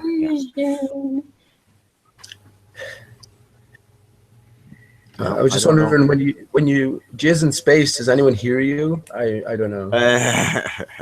That's Felix now. Felix, see the avenue brought me down. So. Supposedly, they've done a sex trial Here goes the towel. Towel. in the space station Towel. or Okay. somewhere in space. They've tested it. Howdy ho. Here's the towel. you towel. I'll get you the towel. Towel says, "No, I'll get you first. I'll get you first. No, don't get me towel." Oh shit! I get the towel. You said you'd be throwing the towel springs to mind. Also, what springs to mind to me is the The Hitchhiker's Guide towel. to the Galaxy, There he goes. where the towel plays a major role. And I've noticed any reference to the Hitchhiker's Guide to the Galaxy. There's about 6 books at this stage. Bring a And all towel. fake news. No, Fake it's a news. 4-book trilogy, Pete Shea. Get your facts straight. Right. But there was a 5th one, which was mostly No, homicide. that was Then- Dirk Gently. That's a separate series. That's two. No, more of a separate series. it wasn't. Yeah, it was the 5th one, mostly harmless, which finished it up. But then again, Dave, there was another one which was called "And Another Thing," which was written by a different author, but he picked up the story where mostly harmless left off. I'm pretty sure about. I'm certain Read about that. it. I think Mostly Harmless was maybe the 4th of the trilogy. Right, you're going to Because get he me. started in with Dirk Gently after that. Right, it's the Hitchhiker's Guide to the Galaxy, the restaurant at the end of the universe. So long and thanks for all the fish. And then And mostly harmless might be the Really? 4th one. Yeah. Mostly harmless might be the 4th one, and then you have the one after Douglas Adams supposedly died. I don't think he died as well, but by Owen Colfer, and I've read half of it. It's a bit difficult to get through it, but if you've read The Hitchhiker's Guide to the Galaxy, you'll probably be interested in reading it. It's called Another Thing. And do you by Owen think that Colfer. maybe he might have gone under another pen name for the other one? Who knows, Felix? Or I is don't his think. writing style totally different? Yeah, he was fit as a fiddle, and he died from a heart attack mysteriously in the gym on May Day. I think it was May 6th. That was the date of this video, May 6th. Happy anniversary! Happy anniversary! Oh, Was God, it? right in our I'm face! going to look up. Damn it! Well, because I mentioned that Hitchhiker's Guide to the Galaxy connection, I'm going to go look up Douglas Adams' date of death, Gibby, and if it is May 6th, honest to God, I'm going to. And then we have this floating towel. Just for the record, Well- I have there's audio books of the entire Hitchhiker's Guide plus Dirk Gently, all read by Douglas Adams. Nerd Right. And they're really entertaining because he does all the voices of all the different characters. Sweet. Very good. I was close with his death date, 11th of March, which is the 3/11, 1952 to 11th of May 2001. So just before 9/11, Douglas kicked his bucket. Oh my God! Help. you towel. Give me the towel. Oh no, I can't get the towel. Oh. We are like really just getting silly. I think a lot of the jokes they insert are sort of inside jokes. You know what I mean? So if you're aware of certain information, or Edgar Allan Poe comes into a lot of stuff. You know what I mean? Lewis Carroll. But again, I've been seeing a lot of over the years, Douglas Adams and all his fantasy in woven into the fakeness and the fake news. But yeah, anyone's guess. He had quite the imagination. He was their go-to guy for all this outer space Yeah. stuff. Well, all Yeah. I know from this story is this guy never gets his towel. You're going to have jizz on the mind all evening now, Felix. That was just a joke, and probably Jibby came up with that one. For Jizzy. Jingle, my You man. said jizzy. How about that? I'm sorry. I'm going to drop that now. You know, We've in only the been book, it was talking gravy about- that was on the towel, not jizz. Oh. We don't know what's on that towel, but we know that this guy is counting something. Bananas. He Just only for anyone who didn't. he only gets 27 out of them. So what do you think the relation of 27, counting to 27 is? I mean, the video cuts out. He could have kept counting. That is freak. That's a spooky zoom in there now. I know, with the eyes. Pretty funny. It looks. Look at how badly rendered that all is. It doesn't look realistic at all. Yeah. I mean, Jibby, if you haven't heard the possibility that Edward Snowden is a CGI man, I mean, go and just look at YouTube and all the evidence is presented. You talked about Clues Forum earlier on. They went through that maybe 2012. And there's some fucking compelling evidence, Jibby. There really is, man. I have So not if looked they into that. reach these levels, then something like this wouldn't be an impossibility at all. Look at the face of this guy in the blue. I mean, what is that? He has this lucky hat, so he tries to hand it off to he's teasing the guy. You're like, here's my hat. Oh, look I'll at there's the tell you that. microphone transfer. Psych! Here's my hat. CGI would Psych! definitely explain. I'll trade you my hat for the microphone. Psych.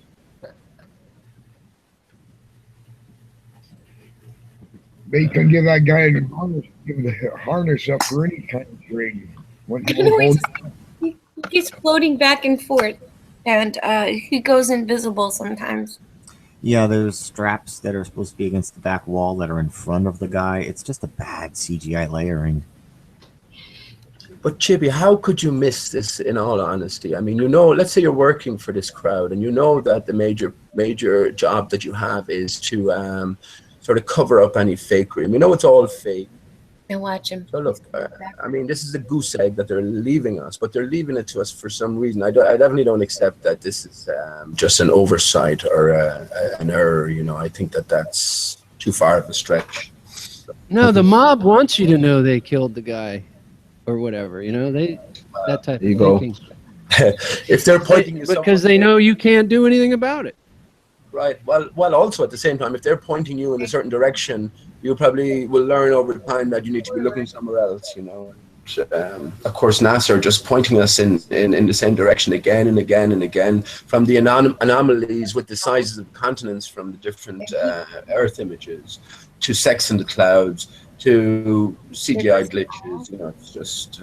It's sex and the clouds, not in the clouds. Sex and-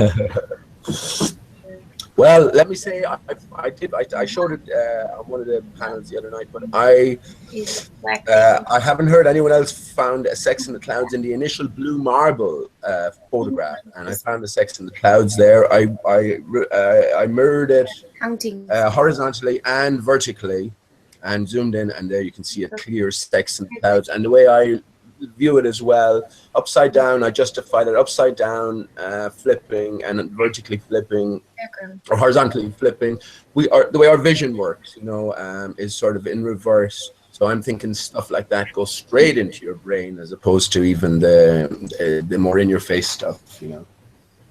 Go read a NASA's official story on the big blue marble picture, December 8th, 1972. What they'll tell you is when they were just a little bit under halfway to the moon, they took this picture.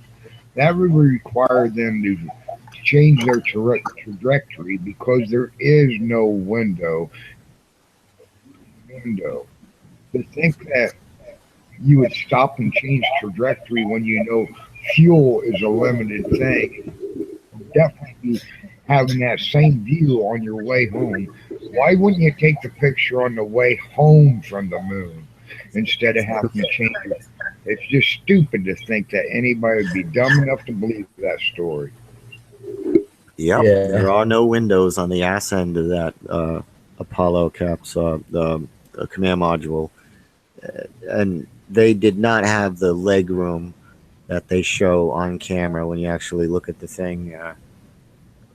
They would have been like pretty much just sitting on top of each other, really, like for 3 days. Like you barely move in there, really small, and then of course just all the different sections of it where they couldn't travel to. Like when you look at it, they couldn't go into the middle of it and all that. They couldn't go to the rear end of the module to take pictures. All Or they a could boat. do was sit in that front pyramid compartment area. That's it. Well, They had the capsule. windows off on those angles. Imagine the constipation, Jibby. Imagine the constipation those guys suffered. And that's 3 days of 3 grown men's adult diapers. Where were they sticking them? And why did it take 3 days? They're going 24,000 miles an hour, and it's only 250,000 miles. That only comes out to like 10 hours or something. I thought they were going 5,000 miles an hour. I think No, the In escape fact- velocity is 24,000, 25,000. They didn't slow down after they escaped, right? It's a vacuum 11 out there. They kilometers. kept their speed. In fairness, I think most of the training that the astronauts went through was learning how not to have a shit for 10 days. So that was the hardest part of the training, Jimmy. So we can rule out that sort of concern, you know. Well, Yeah. there is butt plugs or whatever. No, You're all it's about adult the diapers. I don't think the capsule would smell at all with 3 guys with poop in their pants for 3 days. Definitely not. they just turned on the vent, open up the window, let the smell out. Windows. Open the windows. It stinks. So here's a question that I haven't had of course, it's all nonsense, and you'll never get a satisfactory answer from any ballers. But if you require this speed of 24,000 miles to exit Earth's gravitational pull or whatever, how much or what type of force does it require to slow you back down into space? So let's say you're into the moon and you want to slow down to, let's say, a reasonable speed of maybe 3,000 miles an hour, because remember, the main craft has to keep an orbit around the moon and drop off the lunar lander, and that's another issue. Like when the lunar lander was taken off, where did it aim for? Because you had the main rocket still orbiting around the moon, so it had to have a sort of almost precise aim to meet up with. All it had the capability of was maneuvering thrusters, because when the homeless tweaker shelter popped off the moon, it left its thrusters behind. Like that whole compartment section at the bottom, that's the booster and where the fuel was or whatever for it. And then it's the explosive bolts, pow!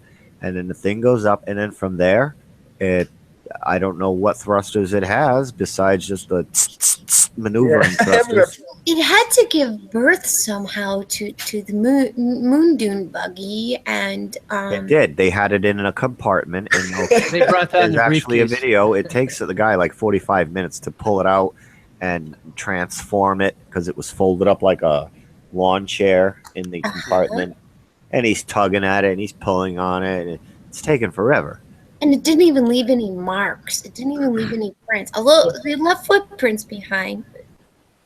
Can you imagine it though? The main rocket speeding by at faster than the speed of a bullet, and you're supposed to aim and reconnect with it without any computing power pretty much whatsoever. It's all nonsense. But yeah, again, how do you, like, how much force or how much thrusting power would it take to slow down in the vacuum of space from this already achieved 224,000 miles per hour speed down to, as I say, it's 3,000? I can't. Is that worked out somehow in math, or I mean, is there any? Everything's worked out in math. It's magic. What are you going to break against? Right? Like What the are you gonna opposite. break against? That's What are you going exactly- to crush it off? Your volume's a bit What low. are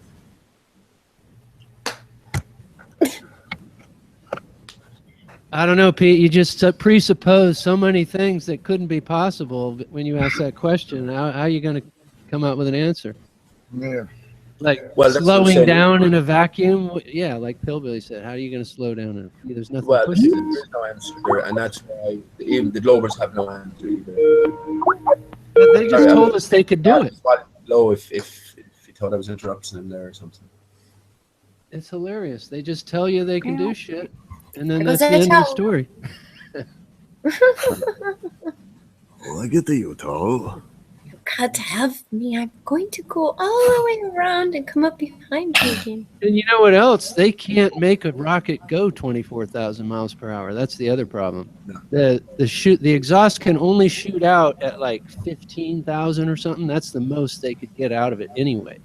Don't So worry, there's- they built the ISS while it was traveling 17,000 miles an hour around the Earth. That's when they constructed it. They Because shot the didn't parts they up didn't there. build it and then kick it up to 17,000 miles an hour. So that means they would have to have assembled this thing at 17,000. So you're moving 17,000 miles an hour and you're building the soda can for it. Come on, like talk about And- ridiculous concepts. What was your order of steps? Did you just shoot the parts up there and collect them later, or how did that work? Yeah. It kind of works like a jet fueler, but it doesn't really exist. I think the only video I've seen of the construction of it is one section being pushed into and locked into another, and that's like about it. And who knows what that what the hell that was all about. But that's it. I think that's all that exists online. There should be like the entire construction of the ISS should be on video. They also had Skylab, which they had to do the same way, if I recall. Skylab and Mir, yeah, which they all seem to be different parts of those old ones too. That the ISS is made up of different parts of like Mir, Skylab, or whatever. It's just Where new do we add-ons, renovations, Skylab? whatever. Where do we get Skylab footage? No- Is there any Skylab footage? No, you know what? Skylab crashed to the ground. I remember on a hangout, someone was telling Was it me. all of Skylab or part They of it? say they found parts of it in Australia. Right, it's Ah. space junk. They found it all over the place. Devo even wrote a song about it in 1879 called Space Junk. Oh, Skylab had working showers. really? Yeah. Did they have the thing on Star Trek where you get your food out of the wall thing? You just tell it what you want? Yeah. I think they did. You clean it up, and here it is. Cold beans and raw meat, please. Shh. Thank you. Mm. Can I have a toothpaste steak? There you go. Toothpaste steak. So ridiculous, man. Oh my god. Everybody likes a toothpaste steak. Yep. And the Playboy books under these guys' shirts is hilarious because as a, pubescent lad, I had partaken in the grabbing of a magazine or two in my day and stuck it up my shirt just like that. So it's a little bit tucked in your pants, and that's exactly what it looks like. They Yeah, got magazines under your shirt. belt. I mean, the pages are itching his waist, really something bad, and he keeps tugging on his belt. You can also do that as a prop to make it look like you're carrying a magazine, but you're really carrying weed inside there, behind the magazine. You know, As I recall, there may have been some smuggling through the hallways done like that. Yep. but where does all the smoke go? Oh, I know. That's what all those tubes are. The ones behind the guy in the green up on the wall. See? Those are for bone coolers. Those are cooler tubes. For the hookah pipe. Yes. Hookah pipe. Yes. It's a multi everybody can hit the hookah. And why are all the wires on the outside? Wouldn't you think they would put the wires behind the panels? Yes. Because, Generally, that's how they And do it. Kind of like Yeah, a but Moog synthesizer. This is kind of like a Moog synthesizer, so they got to who's the engineer for this? Like, you know what I was thinking? Putting all the wiring on the outside of the walls. What do you think? Oh, that sounds great. Imagine Yeah. your electric wiring was on the, running up your walls and ceilings or whatever. Like, that's what they did here. And check out these modules that we got off of a 1979 Conair dryer for drying plastic resins, and we just rigged them up here on the ceiling here. Yeah, it's like they raided junkyards as spare Right. parts. This is how we find out what our dew point is while we're breathing heavy over a magazine. That's what they did with 9/11, Jibby, with the toasted cars. Of course, we have the other explanation from the likes of Judy Wood. But when you look into it, you see that they're just scrap cars, and all the valuable parts have been taken off of them beforehand. But, all of them were missing Really? the door handles. That was another thing Judy was pointing out, was where the hell are the door handles? Like they're But all the gone. briefcase is in the front seat, untouched, just has dust on it. Yeah, and some of them were fire trucks, and I don't know how many fire trucks they have at the Oh junkyard. man. Yeah. But a question about, and I've asked it before as well. I mean, you know, the fluid in our ears, which tells us sort of which orientation we're at. I mean, in these zero gravity environments, which way would the fluid in your ears sort of go? And would it not have an immediate effect on you, sort of, in terms of your own balance, or in terms of your own orientation? And the pressure that would be built up on the inside as the vacuum would be trying to pull all of the pressurized air on the inside, it would just be pulling at the structure. Now, that structure is also going in full sunlight and then in full darkness, so the temperature changing drastically, which anybody who knows what temperature does to steel and shit like that, it contracts, it bends, it expands, and that would, you know, loosen all the screws eventually, and the thing would be destroyed. You know, Orbit chewing gum. couple orbits, it'd be destroyed. Orbit chewing gum. There you go. They say they're in the zone that's what, thousands of degrees, right? They're 300 A couple miles up. thousand of degrees Fahrenheit, but they say, well, that's irradiated heat, and I'm like, what does that mean? Like, does it read a temperature on the thermometer? Yes. Well, then that's the temperature. Period. Like, No, if the you thermometer can't reads feel it, there's enough molecules up there to feel it. You know. It's similar to the story of we're flying around 1,000 miles an hour and flying through space, but you can't feel it. Right. You only feel It's acceleration. really, really hot up there, but you can't feel it. Right. Even outside of the extreme in temperatures above, and it's the transition point. So going from one extremely hot to another extremely cold environment, that's going to have obviously catastrophic effects on any welds or any joints or any seals. O-rings, all that shit. Yep. And it'll only survive, in theory, a couple of orbits, and then, you know, panels will be flying out. They would be dead in a second, maybe 2 seconds. They'd all be dead. Silicone biscuits instead of rubber biscuits. It's not like the movies where if they spring a hole, they have plenty of time to grab the silly putty and patch. No, as soon as it springs a hole, they're dead inside of 5 to 7 seconds. They don't have time to close hatch seals in between sections and shit. Maybe that's why they're so nervous. I think they're probably sucked out. So let's imagine a hole came in the side of that right this minute, a bullet hole size thing. I think they'd all be sucked out. Jimmy, what do you reckon?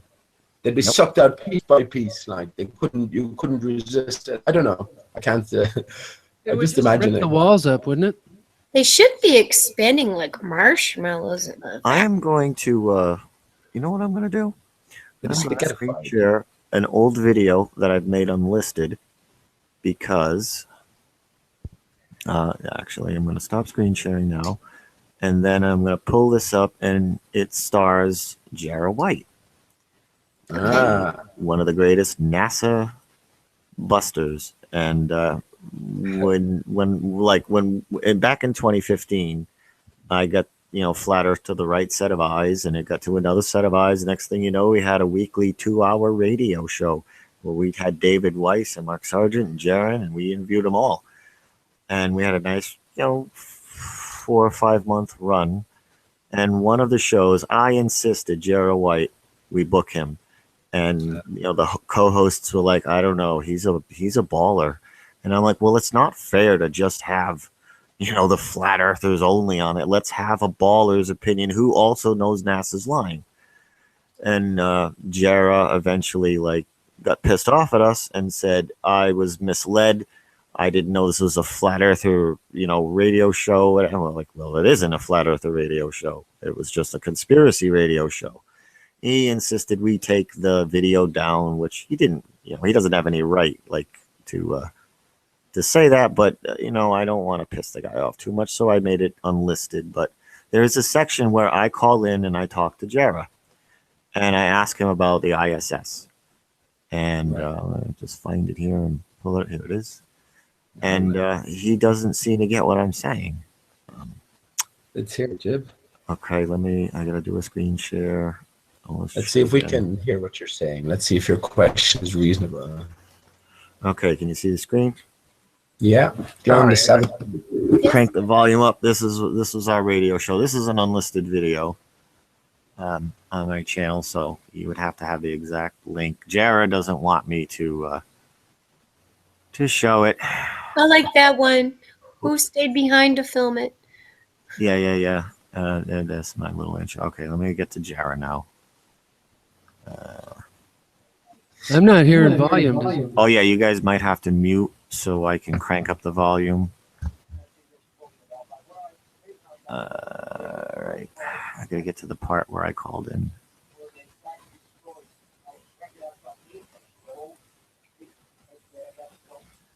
I made this video like a year ago. Oh, here we go. Okay. Our radio signal's gone down, but we're still broadcasting on the internet. So we'll do our best to get that back up for you. But Jara, we have a caller here who'd like to ask you a question. Okay. Mr. Jedi, go right ahead. How you guys doing? We're doing great, thank you. Can you hear me all right? We can hear you perfectly. I can hear you. Mr. Jara, the world's most famous moon debunker. It's an honor to speak to you. I have a question. I heard that you looked into the flat Earth, and you think it's total nonsense and bunk, which I did as well. I've been following your work on the moon for years. I think you're fantastic. I would like to know how come you stopped at the moon, though, and you don't look into NASA fakery beyond that. An interesting question, and yes, I have had the misfortune of having to deal with the flat Earth Society every now and then. If any of your listeners want to see my response to that nonsense, you can look up Jared White's response to flat earthers and space shuttle deniers. And if I may correct you as well, I actually have looked into other areas of NASA fakery. Ralph Renee, who wrote NASA Moon America, he also believed that the missions, the unmanned missions to Mars were faked because NASA claims they landed with parachutes. And well, obviously Mars' atmosphere is extremely thin. So that's how you're going to force the parachutes, when you've got virtually no atmosphere. And if the atmosphere is too thin, it's not going to be able to support those parachutes. And in fact, Elon Musk, the guy from SpaceX, he actually proposes not using a parachute to land on Mars. He proposes using propulsive landing. Basically, the Dragon spacecraft would fire its engines and use its engines to make the touchdown to Mars without using a parachute. Which honestly makes me wonder if they've watched my videos or read Ralph Renee's book. I actually produced 2 videos called Mars Faker, which covered this topic. I haven't looked at the Mars missions in a while, but when it comes to other stuff, ultimately I don't trust NASA. What I trust is my interpretation of the data, and so obviously it's good to be skeptical. But if something passes scrutiny, then the rational thing is to accept it. Now, Jared, are you skeptical of the International Space Station? No, I'm not skeptical of the International Space Station. I've seen so much fakery on the International Space Station. I mean, the lady's hair, for example, it's ridiculous. I saw another video with the wobbling moon. I mean, there's some really ridiculous footage with the International Space Station, but you believe it's all real. Yeah, I haven't seen those videos that you're talking about, but the reason I know that it is real is, first of all, you can actually see the ISS as it moves across the sky. You can see that little star, it moves across the sky. In fact, I actually recorded videos of it myself just recently. If you have a few $100 of telescope equipment, you can actually resolve the ISS that moves across the sky. You can see the solar panels, you can see the equipment modules and everything. Okay, and if you're lucky, you might be able to see astronauts actually spacewalking. It'll be very fuzzy and hard to see, but you'll be able to see them. And many people have actually done that. You can look those videos and photos up. Now, as for if we know there are actually people aboard, there are three ways of actually filming, making zero gravity scenes. One is to actually put the astronauts aboard the Vomit Comet, which is this plane that dives through these parabolic arcs to eliminate gravity. The problem is it only works for 30 seconds. And obviously the astronauts are floating around for much longer than what could be possible in the Vomit Comet. Obviously another way is to suspend them by wires, except you can see them, passing in and out of these narrow doorways. Right? So how are you going to get the wires into that? It doesn't work. And finally, there's the way they did it in that movie Gravity with Sandra Bullock. Some of the scenes of Sandra Bullock inside the International Space Station, they filmed that because she was very good at holding her breath. She could hold her breath for about 5 minutes. And so they were able to get these long shots of her basically swimming around in front of a green screen. Basically, they green screened the interior of the ISS into the picture. Right? But obviously, the videos of the astronauts, they're floating around for far longer than would be possible, underwater. And obviously, they don't have a breathing mask. How can you breathe underwater? No, what about the one that almost drowned there on the International Space Station during the spacewalk? Oh, that's a different scenario in which they what they have is they have these liquid cooling gauntlets. You see, basically these long johns, you see, which allow liquid water to run through these tubes. Right, on the Apollo missions, they allegedly ejected the wastewater out. Once it was done removing the metabolic heat on the space station suits, they recirculated through the thing. What happened with that is that the suit leaked and started flooding up his spacesuit. So obviously he needed to go back inside the capsule. The cooling system leaked. Yeah, that's what I understand, if I recall correctly. Nice. What about the temperature of the thermosphere up at that altitude? Would most metals melt at that temperature? The temperature of the that you would get up there is on the order of about 100 degrees Celsius. And of course, what they do on the space shuttle missions is that they actually have a vacuum layer. Vacuum layer basically to prevent heat on the outside to transfer into the spacesuit. Basically, that's to help them keep the temperatures down inside the thing. So you know how a thermostat works. You've got a vacuum inside that. The heat stays in the bottle because obviously it can't transfer through the heat can only transfer through a vacuum via radiation. Its conduction convection won't work in the vacuum and stuff, so your drink stays hot inside. So that's the same principle. That's how they designed the ISS spacesuits. Same way they designed the ISS spacesuits. I noticed there's no hatches in between sections of the ISS. Now, isn't that kind of a flaw in the engineering? What if a micrometeorite pierces one part of the station? The whole station is pretty much done for without hatch seals in between sections, no? Well, the idea of having multiple sections is that if one module depressurizes, obviously you can have the other modules sealed off, so you're still safe inside there. But of course, micrometeoroids is indeed a hazard during the missions and stuff. That's why they have big Kevlar built onto the outside of the spacecraft to help it survive long enough. And so, as a matter of fact, the Soviets, they actually erected a flag outside the Mir station.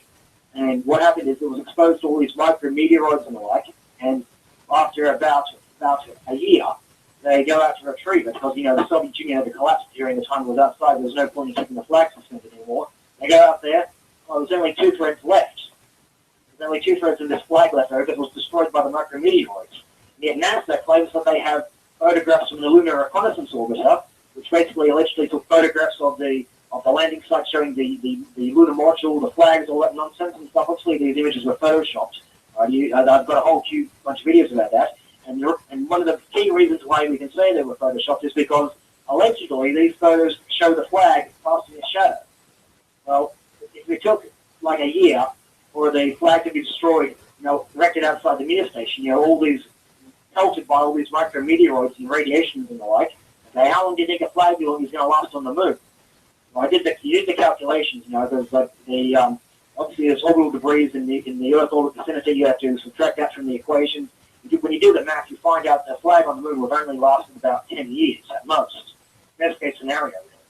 And yet, here, they were nylon flat. They were made of nylon. Exactly. They It were would have just been like completely destroyed by the.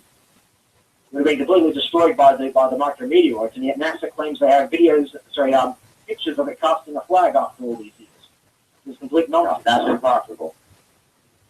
Well, if they're willing to lie about that, what else are they lying about? Well, they already established that the unmanned landings on Mars were a fake.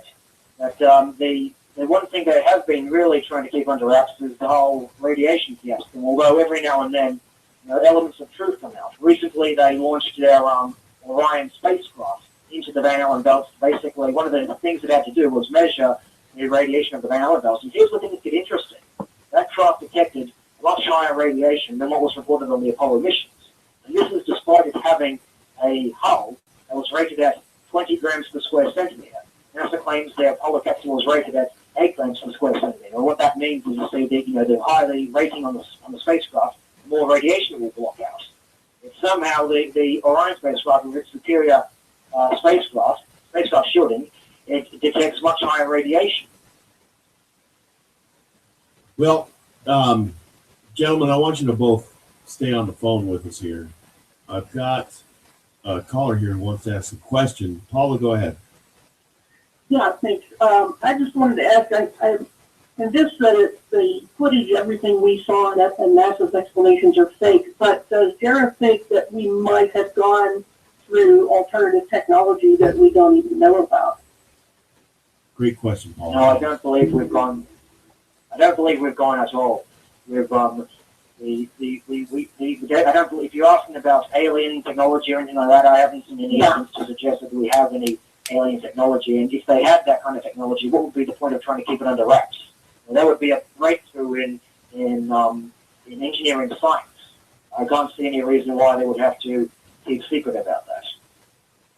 Well, we could think about Manhattan Project or any number of other things that, or the UFO sightings where people are speculating that these are actually military craft that highly advanced. Whether they're alien or not really doesn't matter. It's just whether they have this outstanding technology, but they keep it hidden just because we don't have it and they do.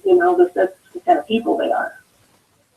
The Manhattan Project isn't a very good example because the Manhattan Project was essentially a weapons project. The whole idea is, okay, we want to have the best weapons available, so we're not going to be sharing that information out. This is a technology of flying a vehicle, flying a spacecraft.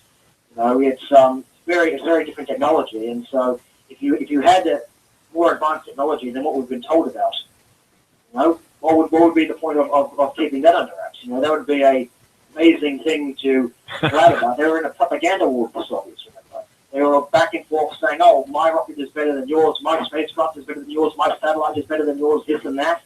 And so if they had some kind of advanced technology, I don't see any reason why they would want to keep that under wraps. That could have been helping for propaganda reasons. The whole fact of the matter is, when you look at the fact that they couldn't have survived the radiation because they didn't have the appropriate shielding. In fact, that we can't lift it today until we have the Falcon 20 becomes commercially available. That's when we'll have the technology to send people to the moon, because we'll be able to launch a shelter, we'll be able to coast down the magnetic field tail, catch up with the moon while it's still in this magnetic tail. And that's the ideal time to send a man to the moon. Even the Russians, they have had many opportunities to send a man to the moon, supposedly with their own spacecraft, like the Sonda 5 mission, for example. That's sent turtles around the moon, and of course turtles are much more resistant to radiation than humans are. They're in a position to send men around the moon with their Sonda 7, and they held off launching because they couldn't guarantee the safety of their cosmonauts because of the radiation hazard. Bernard Lovell, the English astronomer, Bernard Lovell, would constantly be in touch with his Soviet counterparts, asking when were they going to be landing a man on the moon. And they would always tell him, when we can be absolutely sure we'll be able to get him back alive, when we can solve the radiation hazard. Until then, we're postponing the missions indefinitely. And when was that, Jerry? That was he first met them in 1963, and all the time leading up to through their Zonda missions, he was constantly asking them when they were going to be sending their Yeah, I mean, the moon was back then. You see, they were very reliant on Dreadful Bank Observatory to actually track their own spacecrafts.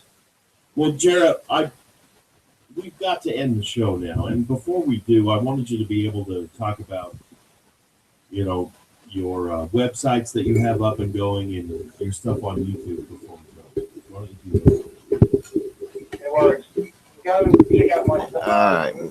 We don't. Go onto my YouTube channel. You'll be able to see all my videos there. And my YouTube channel is White Jarrah. Okay, Jarrah is spelled J. Okay. So yeah, that's oh shit. Come on, man. So that means that guy's like a gatekeeper, then, kind of. I don't think he's doing it intentionally. I think he's just duped. Like, he loves space like I did. Like, I know his backstory or whatever. Like, he was into space since he was a child, like 5, 6, 7 years of age, like I was. Immediately fell in love with space, and we became fanboys.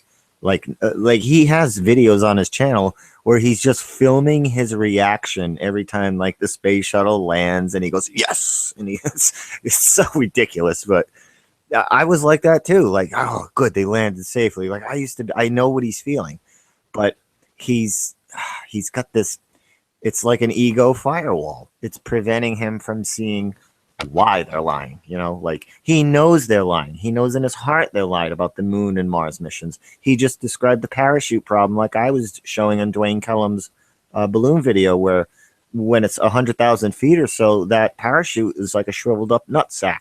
It's moving 70 miles an hour, and it's not catching any atmosphere because it's too thin. It's the same thing that would happen on Mars, and he knows that too, but he just won't take that next step to, okay, you know they're lying. Why are they lying? You know, like, he won't go that far. Way of putting it. I like that. That's a good analogy. You have a firewall up. You're echoing, Dave. No, that's me. Why I gotta is turn that? the volume down. It's my mic. Yeah. Jimmy, let me ask you a question. How easy would you have thought that someone like Jared White, with all his intelligence and his sort of diligence, would have cottoned on to flat Earth? How easy do you think it should have been for someone like him?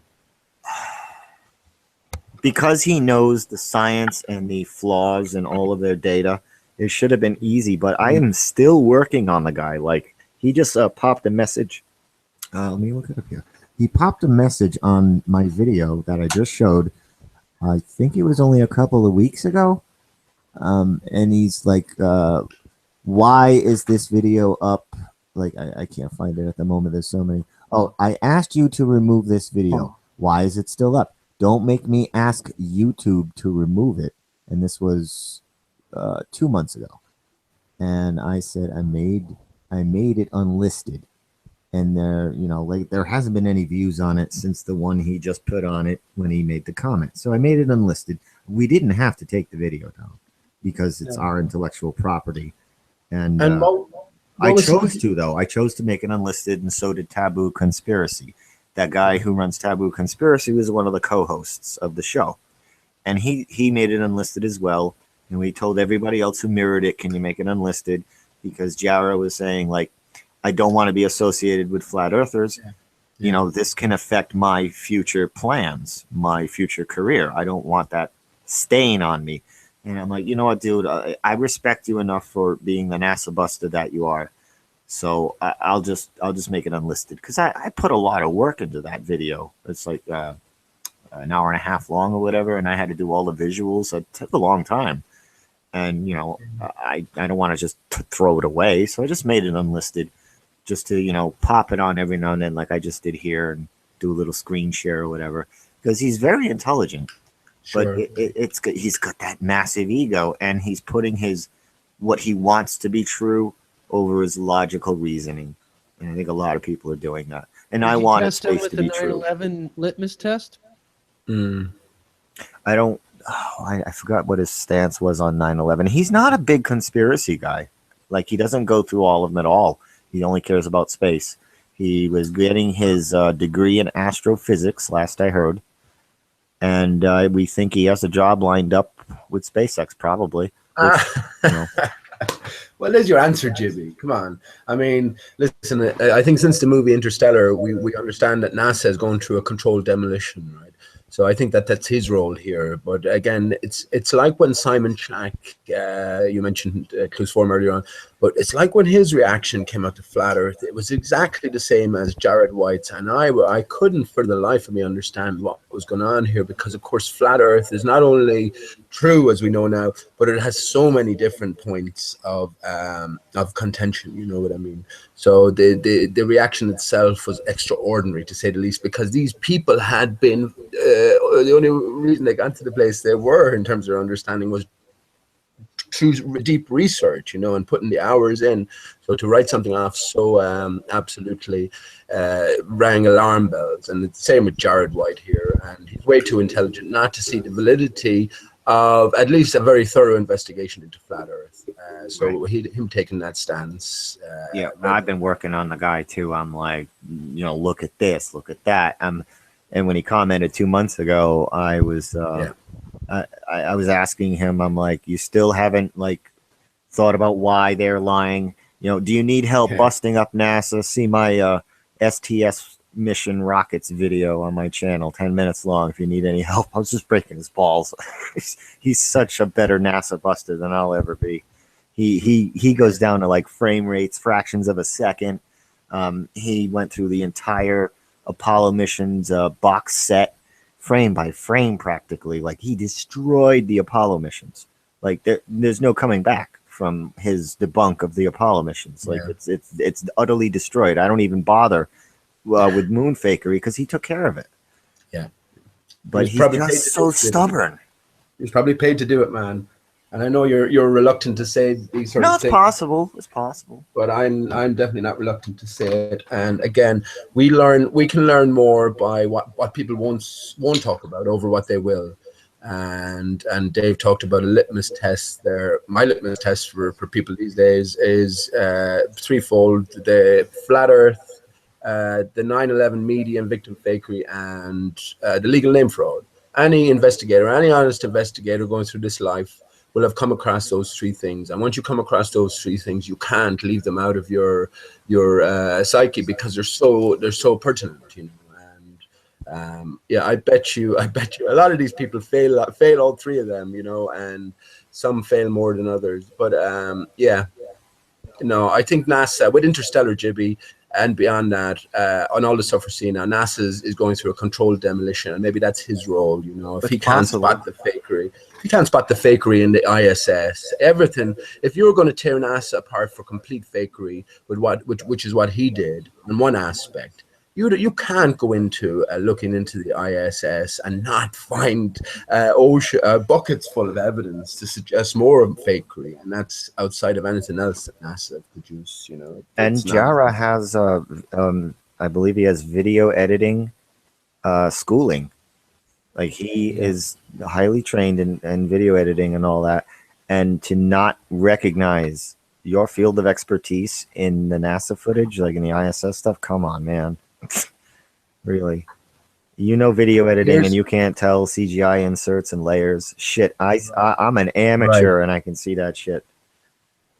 And Jibby, that's how I satisfied myself. Lord Stephen was an actor on the stage as well. I asked him one night about 9/11, and I was going, listen, surely someone with your skills in the graphics area, computer graphics area, would have been able to spot the fake plane crashes, fake plane inserts or whatever, and the fake collapses immediately. And he hummed and hawed about it, Jibby. And I actually suspect that he might have played a role in producing some of the images that we were presented with in 9/11. But yeah, the likes of Jared White should have been all over that. They should have been screaming about 9/11 media fakery from the get-go, like Lord Stephen Christ should have been. And that's the funny thing and I've left 9/11. I really have left 9/11 alone for years, like, you know, but people seem to be so far behind, whether it's purposefully or otherwise. But yeah, there was an amazing lack of people who had skills in the computer graphics and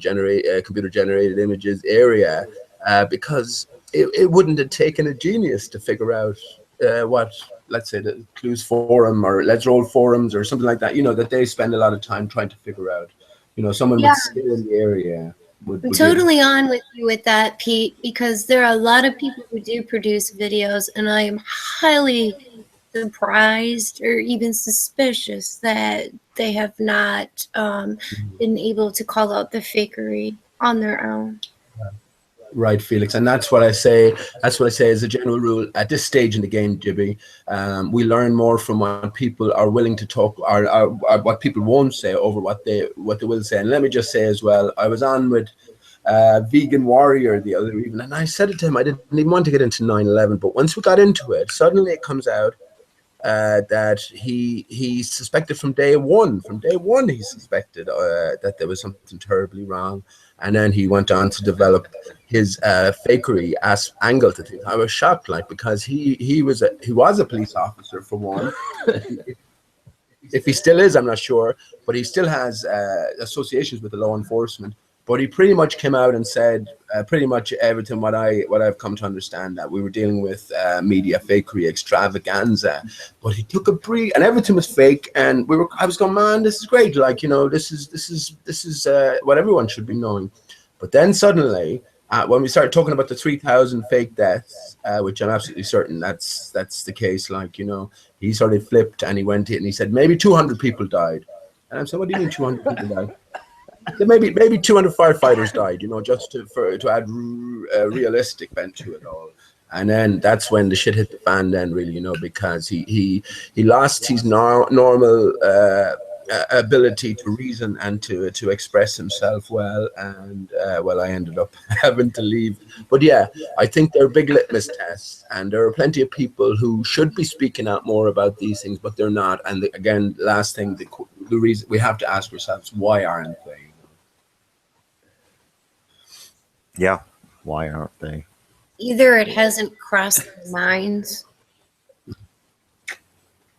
You know what We I'm don't saying? get to this point. We don't get to this point, Felix, without that curiosity. I know, but there are some people who it just, who are video producers that it may not have crossed their minds. That they're willing to take the narrative and run with it the way it is, and because perhaps they've done so much research into it, they stop at a certain point and don't keep going into the rabbit hole even deeper, because it is time consuming and some people do take it personally. So at that point, sometimes you just have to leave it rest. But people who do produce videos, let's say like Lord Stephen Christ, who do produce mega list of videos, perhaps, they might not be aware or don't want to be aware for whatever purposes. No, it didn't. You had to be there at the time. You had to be there at the time. To advance their own agenda. When you ask someone I'm good at asking awkward questions as well, but when you ask someone a question and they're sort of caught, by the response that they didn't like that question. So it was that sort of thing, and I knew straight away then. But then you have other things regarding Stephen, but not to dwell on Stephen. I think there are many actors within this grouping, I guess, if you call it like that. And at this stage, I don't really care. I understand that that's the situation, and I kind of say to myself, well, I'm dealing with the information at this stage. I respectfully ask you to not bring up that particular aspect at this stage. You remember that guy? Yeah, please do not discuss that at this stage. Like, what? Well, frankly, I was just wondering about Miami papers and other documents that Mr. North was working on continuity of government. Yeah, I would kindly ask you to not bring that up at this stage. That's Senator Inouye. He was from Hawaii. Yeah, well, what were they talking about? They were talking about the FEMA. That's when they were first making FEMA. Yeah, it's going to take over government at this stage. They got some shit all planned out. They know what's coming. Right. Yeah, because they've got stages arranged. That was in the 80s. That they haven't done anything to the government like that since the 80s, like put them on trial at all. They don't Nope. even bother with that shit Yeah, anymore. no one has to take responsibility for their actions, and that's definitely a sickening thing. Yeah. And that's why I say on an individual basis it's so important that we realize and recognize the nature of the legal name fraud, because otherwise we are under the thumb of these criminals or these deceivers, you know what I mean? Now it doesn't matter if we choose to do something or do nothing about it, the fact still remains, you know. And again, it's all theater. It's all theater, and at this minute, there's plenty there to sort of send us down the wrong pathway. Me myself, I think me and Del had a great. I won't talk about it now, but maybe next time me and Del get on, we'll talk about our discovery. It's pretty good, but it's it's I think at the end of the day a personal sort of journey, you know, and there's clues there left for us, left, right, and center if we choose to follow them. But again, we're sort of in the midst of the game, so we have no sort of idea of any greater picture. And that's why I tend to sort of withdraw somewhat from getting involved in characters here, because you don't know who's who or what's what. And yeah, it doesn't do to get so emotionally invested. Yes, don't get emotionally Sorry, invested. I was reading Millennium's writing all this poetry in chat, man. It's pretty funny. Yeah, don't get It's emotionally. not really poetry. It's more like ramblings. Maybe he's the real Charles Manson. It could be. You know, I'm just Millennium kidding. Millennium's a female. Thank you. Okay. No, he's not. Millennium's a bloke. I asked this as I entered the chat today, and they wouldn't give the information up. Okay, That's well, why I said, okay. "Are you a man or a woman?" They said, "I'm no giving no information for you, sir." Well, if Millennium is a female, I'll eat my hat. That's what I'll do. I'll chase my towel. Now on the topic, let me share my screen. I'll remove and I'm not going to claim this outright now, but fucking hell, man, I did look into this and I don't remember getting it from anywhere else. You know what I mean? I made a few discoveries, and it's not about claiming them, but let me share my screen and let's just see what you think. I've taken out the link so you can see. So can you see my screen? Yeah. Yes. Is that you? Right. Okay. So Charles Manson. First of all, Jabe, I heard you talking earlier on. It's another fake affair. You know, it's a media event. So this is a young Charles Manson, and like Felix said earlier on, there's many different actors in the role, if you will. It's not just one guy playing the same role throughout. But this is a picture of the initial guy here. And let me I can't bring them in. I just lined these up, didn't I? Charles Manson. Oh, that's not that one. I was just looking for a young. I surely have that here somewhere now. Oh, I didn't here we know go. Chris Christopherson played Manson too. I know. I'm like, that looks like Christopherson. I was thinking that. There's a So bush. well, it could be, but here's the bush. Here's the bush. The pictures of Bush as a young man are fucking few and far between. Now, can I bring the two of those onto the same screen? I wonder. Let me just try anyway. I should be able to do a fucking better comparison than this, shouldn't I? Break one out into its own window, yeah, and lay it on top, maybe. Right, okay. I don't know. Maybe this will work now. Can you see both pictures on the screen? Yes. Oh, cool. Okay, the pity if I can enlarge this a small bit. It's not I can't. See, I'm shit at this now, and I'm making an arse of it. If I could enlarge this one, but if I enlarge that, everything becomes enlarged. The only thing I noticed is George's nose is a bit pointier at the tip, but it just could be the angle of the photo. There's no way that's the same guy. The guy on the left is an obvious drug user. I'm very familiar with that look. Yeah. Well, you see, it's all cumulative evidence. I wish I could zoom in this one, but Felix, the nose is identical. Ears are identical. Meth is what I would guess. You have the eyebrows. Let's say they're pretty close anyway.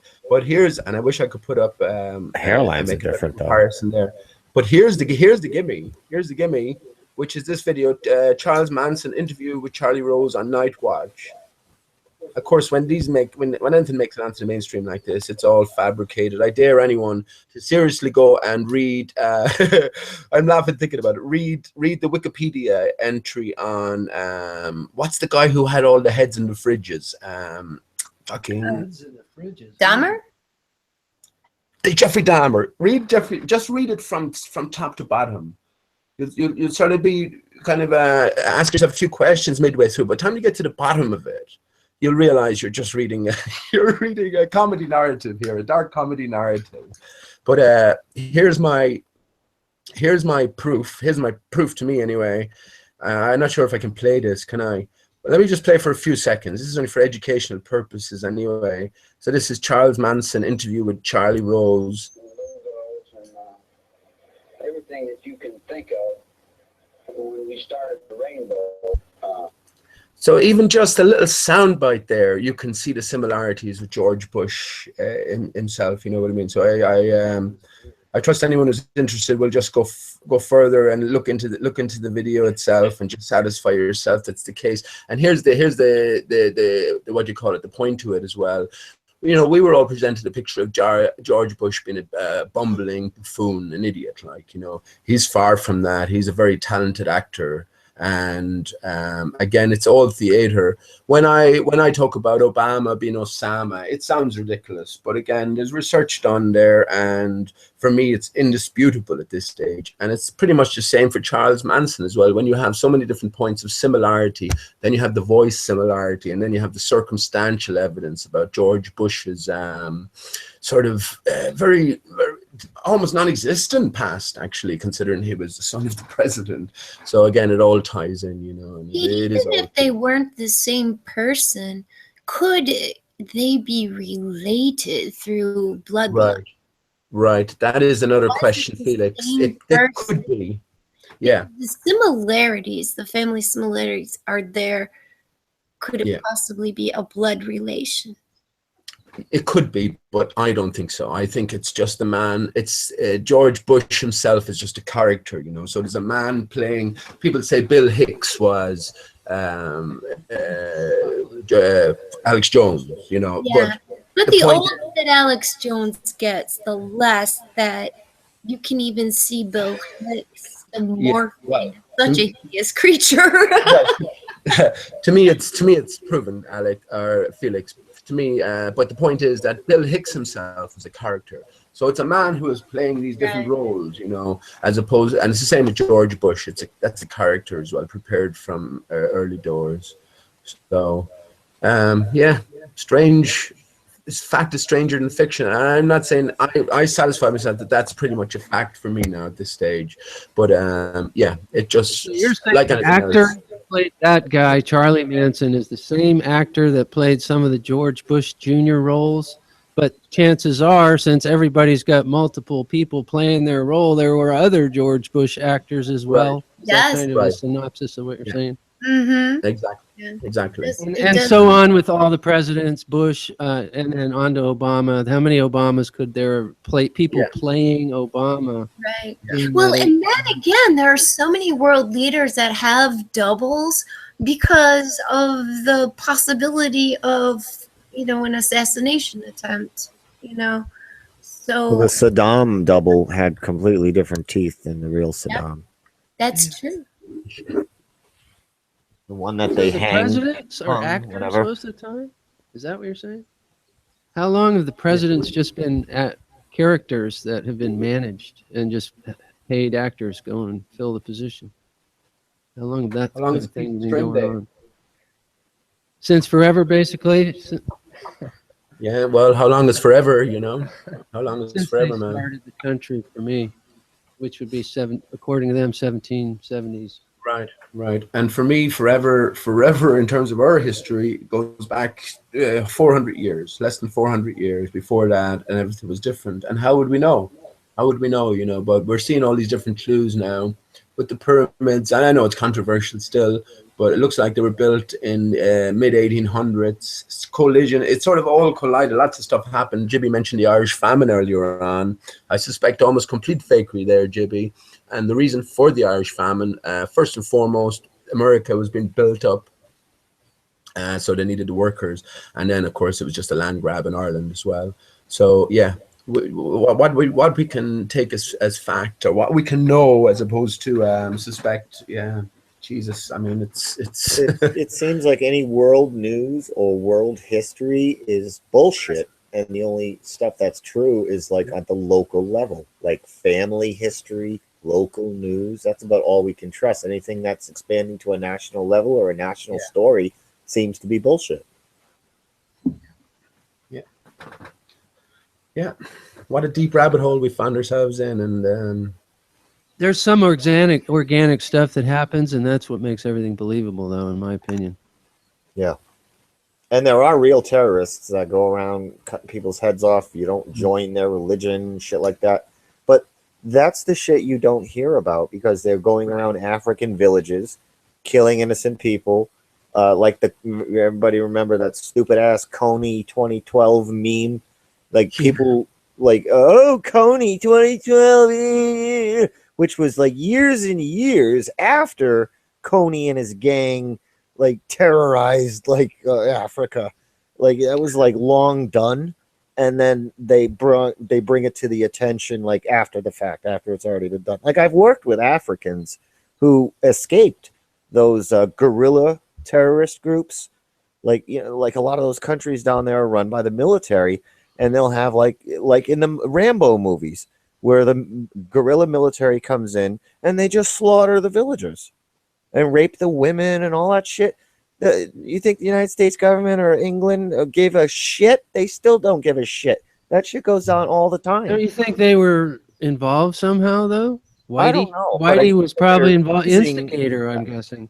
I think they're using the fear of the real terrorists to put on the show of the ISIS, whatever the hell it is now, some goddess name, whatever group, ISIL, ISIS, They do have a new drops, one, don't whatever they? they are. Yeah, It's ridiculous, and that's fake. That's the fake terrorism. The real terrorism you never hear about unless you talk to an African who went through it. Yeah, they'll tell you the truth. Like I had a 9/11 discussion with one of them, and he can't get past that terrorists are real, because what I was saying is, oh, it's fake. It was an inside job, blah blah blah, and he got pissed because you think terrorism is fake? I'm like, no, that's not what I was saying. I'll tell you about terrorism is real, and I'm okay, but he couldn't. Like, he's been so traumatized by the real terrorisms that you say that this fake terrorist, that just it's a complete shutdown. They get so emotionally pissed off because they know terrorism's real. Yeah. They can't let it go. They just keep getting worse too once they right. And there's so many crimes that go on reported by the news media every day. They have their stories that they stick to and report over and over and over again, and then they just suddenly stop. Nobody ever hears about it again. Meanwhile, actual things are going on the ground, and they're not reported on. And if they are, it's the media is kind of like they block it out. You'll find things, on local news from every town. It could be the most heinous crime or discovery, yet it doesn't hit the mainstream for people to be aware of. It's crazy. They just hang on to their few stories that they have, and they beat the hell out of them until people are sick of hearing about it. You'll find that the people responsible for the fake terror are also responsible for the real terror in terms of funding and supporting the local groups or whatever, to help them achieve their own ends. And absolutely, shit does go on for real, and we know that. What we're focusing on here is the international news stories and the major national news stories, and the fabricated nature of very much most of them. It really is, and it's sort of confounding to think on it as well, especially to somebody you're trying to relate this to somebody who hasn't investigated any of these possibilities. It sounds a crackpot. It sounds actually, and I've been called it insane. It's just insane, and Yeah, but yeah, we have to distinguish between these things. But you can be sure that it's the same fuckers that are responsible for all the fucking doom and gloom that people are living through, you know. And Yeah. it's a top-down thing. And you know, like I was saying, you know, I mean, they beat the hell out of the stories until people are tired of listening to them. But the thing is so many stories cut off at midstream, and there's really no follow up to it. And Yeah. when you go checking around, you know, it's kind of like, oh, well, there's a dead end. You know, we may never know what happened to that airplane. We may never know what happened to this person. You know, what about those girls that were kidnapped, you know, a few years ago, you know, and Yeah. it is, It's like you know, they disappear. Yeah. Sorry, Felix, go on. And they disappear and nobody's here, you know, hiding or hair of them. And when you want to look further into it, it's all dead ends. They're sort of the terror cow. You keep getting stories in the news recently here that Madeleine McCann and her parents back in, if you haven't heard about that, it's sort of it's this equivalent story to the Ramsey, is it Jean-Benet Ramsey story, but Madeleine McCann, 10 years, and they just keep running it on and on, and of course it's laden with its own conspiracy rabbit holes as well. My own view on it is Madeleine McCann never existed in the first place, but that's what they do it, Felix. They leave you lingering, you know what I mean, and they'll dredge it up every now and again and sort of remind you of that trauma. Like it's like 9/11. They ask us to put ourselves in those situations and how would you feel. And the worst thing that any parent could experience, I'm guessing, is just the kidnapping or disappearance of a child, you know, because it leaves so many unknowns within you that you could never find any rest until you had some sort of a closure. So I think that that's what they're doing. But I also think there's a greater story going on here, and I think it's all coming out. He's looking for his towel, can't get it. Your towel. Can't get it. Sorry, you're stuck on your harness, buddy. No towel. I get to you. Make a sexy time. Big sexy time for towel. Help. I'll get the back of your towel. Wait. Woo. There goes the towel. Here he goes. Towels get him. Shit balls. What regarding Jared's point, Jibby? What, you know, he said you can purchase yourself a telescope and go out, and you can see the object in the sky. You can make out different details, and if you're like, well, that was funny. If you're lucky, you can see an astronaut doing a moonwalk. That is the most preposterous thing I've ever heard. Like, I don't think he heard himself.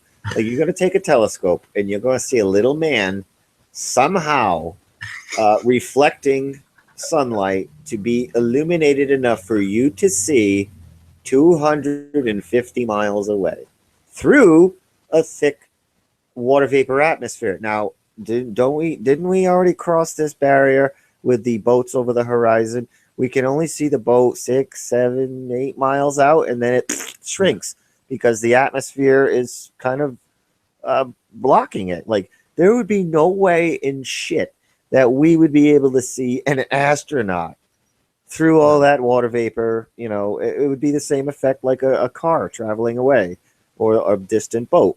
It'd be the same thing. We wouldn't be able to see it because you were looking through the atmosphere. We can only see so many miles through the atmosphere before it basically kind of lenses out any object right there. As you have to pierce. We're looking through the atmosphere horizontally too. Looking at the ISS, you're looking straight up through the atmosphere. It's still miles and miles and miles of water vapor molecules and dust and ice particles and all that bullshit that's up there, chemtrails, and you're going to see a space shuttle and an astronaut. Get the fuck out of here, man! It's not possible on a plane either. Plane or yeah. If somebody was standing on the wing of an airplane, do you think you'd be able to see them? No. With binoculars, like they would be so tiny. Now 250 miles away versus 5 miles away. Right. And even being in a lighthouse, you know, it could be they have different markers along the lighthouses that might tell you that, for example, Marquette is so far away, or, Mackinac is so far away, or Detroit's so far away, or Chicago's so far away. It depends, like where you're walking around the ledge of the lighthouse. But, directing that, so, we're on the ground, and, I mean, yes, of course, there's going to be, some land in the way, but, about, 110 feet up, in a lighthouse, say you could probably see a good, you know, anywhere from 20 to 65 miles out. I mean, ships can see the lighthouse a lot better than you can see out to the horizon during daytime, but at nighttime, somebody on the water level definitely, see the markers from the lighthouse, you know, at least, 20 to 40 miles out. That's their whole purpose of being there, to guide, ships through the channels. Yeah, for a few $100, you're not getting a hell of a good telescope. And the kind that you do get, you're going to be looking through a pinhole, basically, to try to see something. Come on, man. Right. You're going to spend like $5,000. Millimeter, you're going to be looking at about $2,500 to $3,500. And, that's without any adaptation. So then you've got to go out and spend another, $2,500 to $5,000 on a good, camera. Here's a question, Jibby. I mean, I know you've and Felix, obviously, and everyone else. But yeah, we've seen the high altitude balloon footages. So, at what height do you think, generally, Jibby, that you make this transition from seeing the blue sky to suddenly just being black for the rest of the journey? Do you know exactly, or what height would you think that transition? I would say around 60 to 70,000 feet. It starts to turn black. Even lower than that. Sometimes it gets really faded blue just when you're at maximum airplane. Like in the airplanes I've been, it's kind of like a really faded blue. Like I can see the black above the blue atmosphere when I'm in a plane. And so in the balloons, that's a good guess. Good guess, Jibby. Yeah, that's about how tall the clouds are, because the clouds have their ceiling and then they have their upper limits. Not to say that they can't be measured, because of course they've been measured, but it takes an airplane or something a good 70,000 feet to. When I looked at Dwayne Kellum's footage with that particular question in mind, and it was around 40,000 feet. It was like a little bit of a slow transition, let's say from 38 to 40,000. But at 40,000 or in and around, suddenly you had a black sky above, and the blue was never coming back. So if we think about that, it's roughly 5,000. That's 8 miles up. So beyond 8 miles, then there is no atmosphere, as we call it, to sort of disturb any imagery. Whereas if, of course, you're looking horizontally, you have most of the heaviest water vapor towards the ground. So you're looking to completely different conditions. So when you're looking at something, let's say 60 miles away, you're looking through 60 miles of sort of relatively consistent atmosphere, if you will. But when you're looking straight up, you got to go through that layer of ice forever floating ice particles and chemtrails and shit. Yeah. So do you think that we just basically can go down 8 miles, 10 miles, 12 miles and up to possibly 12 miles, and that's pretty much. Well, the balloons go about 25 miles up. Now what about down, into the ocean? What did they say? 8 miles deep or whatever, Marianas Trench. I can't remember. And then we have the mine in Russia that went down that 8 miles. Do you know the way? Do you know the way in that video with the levitating frogs and levitating strawberries that when the pieces were dropped, and they always sort of fell to what we call a null point in the center? I think that's what's going on with, as we will describe it, gravity. I think everything is falling towards that null point. And once you get about, I'm saying 20 miles down, everything would sort of behave like that frog or like that strawberry. I would say if you get close to the center, you're going to probably see what they showed in Avatar, floating mountains. Right. Yeah. Yeah. I can see it. If the mountains are made out of any kind of iron or anything like that, magnetic, Right. you know, when you put like the two fridge magnets against each other and you can feel that invisible force like separating them, you can't stick them together. Where you have like a magnetic iron mountain or whatever next to another one, reverse polarity, you got some shit floating around. Yeah, and then I've seen Whitey videos. I got a hold of him like very early on. He didn't even have 100 subscribers yet. Now he's getting up there pretty good because he's produced some very, very good videos while standing on, the ocean side, on the ground, and actually zoomed out as far as he possibly can. And there you have, what looks like a floating ship, but I mean, at the same time, you have this mirroring, this is beyond the horizon, of eye level, but you have such a still water at some point that, it appears to be floating, but sometimes you can actually see its reflection back onto the water again. Now, somebody else would, call this a mirage, but when you're actually recording it, in real time, I don't think that's a mirage. I think that's a reflection, and Right. Right. just past the compression of that horizon area that for lesser cameras would make for like a solid kind of. But there is no horizon because you can just keep traveling towards a horizon. Right. Right. You can get another And one. visually, it's all about the contrast.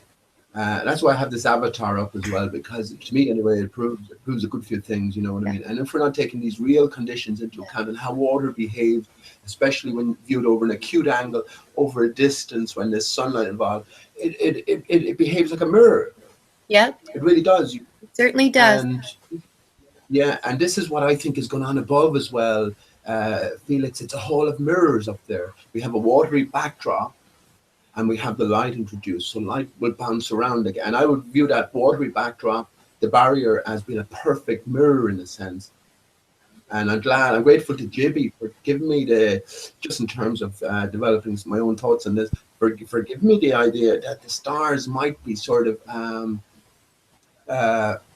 directly associated with the sun itself. You know, that there's different rays of the sun or different strength rays of the sun. Because I think something like that is really People cool. have used cameras like Jibby has and put filters on it, and I'm sure when Jibby gets a nice clear night, with low pressure, that I have faith that Jibby will use his filters and actually be able to zoom in on a star or a planet and actually get its outline. And I've seen That's what I plan on doing on. stars that look like crystals, and the edges of the crystals are going to show up as if, let's say you want to, okay, sodium is a square, okay, sodium is a cube. So let's say you drew, your two squares, within each other, and then connected the lines, to make it kind of look like a 3D. That's what you're going to get, on the edge points of a sodium crystal. Well, the stars are a little bit more complicated. And I'm sure that you'll be able to catch that, Jimmy, on a really good clear night, once, summer comes, or, even into fall. They can just like refrain from, spraying the dang skies enough. I live about 2 miles from what is called a designated dark area where light pollution does not, it's illegal. Well, there's a certain amount of light. I mean, our city or our town, is allowed to produce, without, actually shading the lights. Let's say like an industrial complex or whatnot. They have to shade the tops of the lights so, the light doesn't shoot up and cause a light pollution from this particular park. And I dropped my camera, so I need to either send it in for service, which I'm not going to wait months and months and months and months for. So I did find a guy closer to the city, which is like 100 miles, 120 miles away, to repair this. So I've got like 3 things for him to repair with a $70 bench charge on, just that look at them. So when that time comes, hopefully I have everything back by July. I'm praying. So we can make our comparisons together on certain times, Can I ask you, Felix? I asked Dave H the same thing, and I'm not making any. This is a constant sort of learning process, and it's about investigating, seeing what sort of results you get from your experiments, and then moving on. But has your understanding? I know you participated in the sun tracking experiment. Has your understanding of the sun and its movements or whatever, has that increased, or has it focused since the experiments, or have you learned anything? Just a general question. Kind of what I've learned is basically, Candy and I were talking about this, and maybe she on a little bit more, publicly than I, about time zones, and their variances, and her and I were on the air one night, and I just think it was her and is the one, and I think Mark was half out of it or something, but I looked it up, I punched it in on my telephone on Google. Do you know China only has 1 time zone, and the more indigenous peoples are still adhering to their local time, and comparing these placements of what we would consider, if somebody was so trusting enough to trust the maps, or somebody was so trusting enough, I mean, we're going into real retardia enough to trust a globe model of maps. And there are definite time and date doesn't work. I mean, I'm sure you've watched Antonio's videos where he's comparing 2 different types of computer generated times, high noons or whatnot, or sunrises, and they're not agreeing with each other. So, and even there's a blackout China, there's blackouts in Asia, there's blackouts in South America. So I think with doing the sun tracking here, I think it's very, very valuable. Yeah. And I encourage anybody to do it. I know Vince is involved in, starting up sun tracking on YouTube, and anybody can go there and get pertinent information and also, know and learn how to set up your gnomon. I've even taken mine, I found my nail was just a little bit over because, I live in America. Nothing's, exactly perfect, and I took my gnomon, I filed it, I changed it, I pulled it right exactly, to 5 centimeters, or 50 millimeters. And I know the true north, because my house is very old and it faces the directions. I don't think much has changed. No one's been able to prove that much has changed. So, I mean, you could point it to magnetic or true. Now the anomaly that I found, and I'm not 100% on. Let me find it. I have it set in here somewhere. All right. Hillbilly's to the south of me.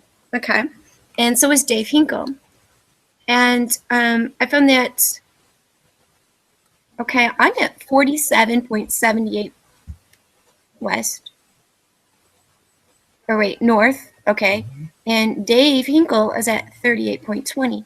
Okay. As far as the west goes from Greenwich Mean Time. Yeah. Okay. Ours here is 84.37, and this comes from the land survey when we got our house. And also, Dave Hinkle is at 84.8. So it's only a point difference of 0.5. 0.5. Okay? This isn't even, you know what I'm saying? Not much of a degree.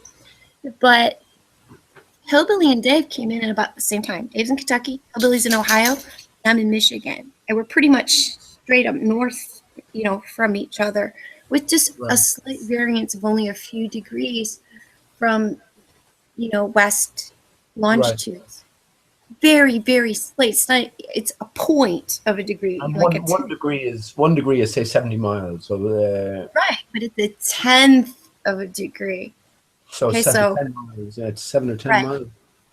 Compare So- my 84.37 to his 84.8. So that's not very far.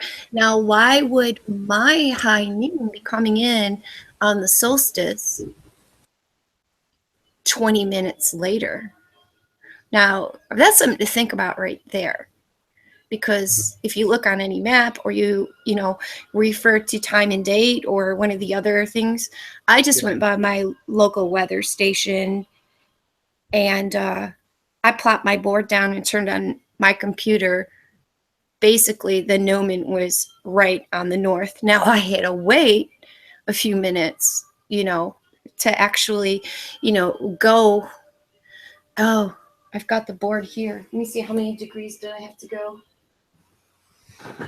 And just to say, the sun is said to I had to go approximately 10 degrees. I had to wait approximately about 12 degrees of change from, you know, the gnomon on the dead north on 0.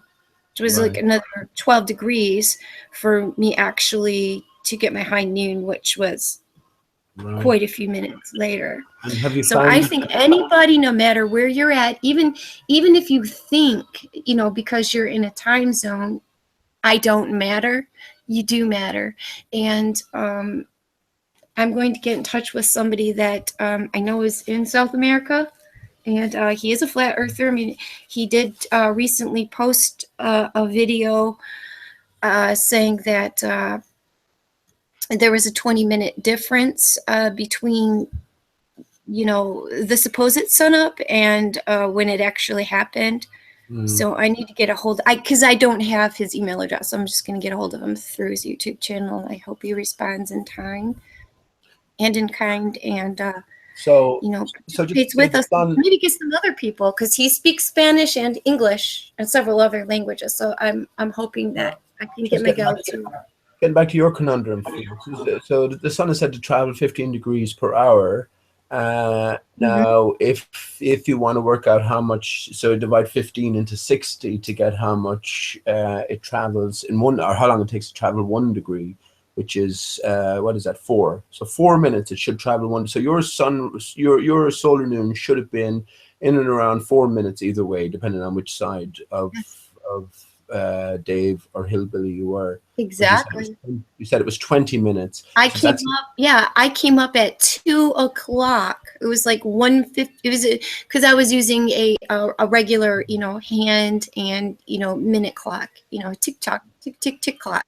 So it was right in between 1:59 and 2 o'clock, and these guys were almost 20 minutes earlier than me.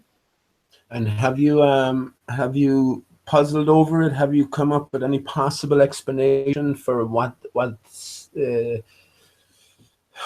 the cause of all of this, or how, for the discrepancy? Have you Well, I'm going to talk to Carl a little bit more about it. He didn't have the exact 5 centimeter gnomon, so I'm going to talk to Carl a little bit more of that, because we're pretty much on the same latitude. Right. Okay? But we're still in Eastern Standard Time, but he's a lot more east than I am. So by comparing those latitudes, perhaps we can arrive at something, or else everything is wrong and not as, you know, has been mapped out.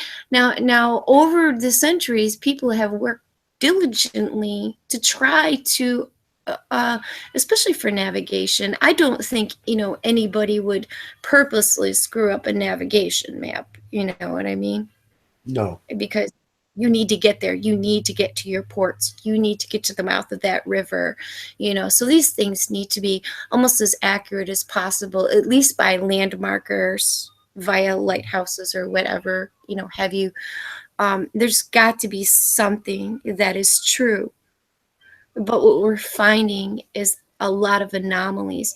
Now, whether people are measuring wrong, I went to painstaking lengths to make sure that I was correct in what I did, including the placement of my compass and my compass, the paper compass and the actual compass that I was using, Are you 100% sure nothing moves when you make the mark?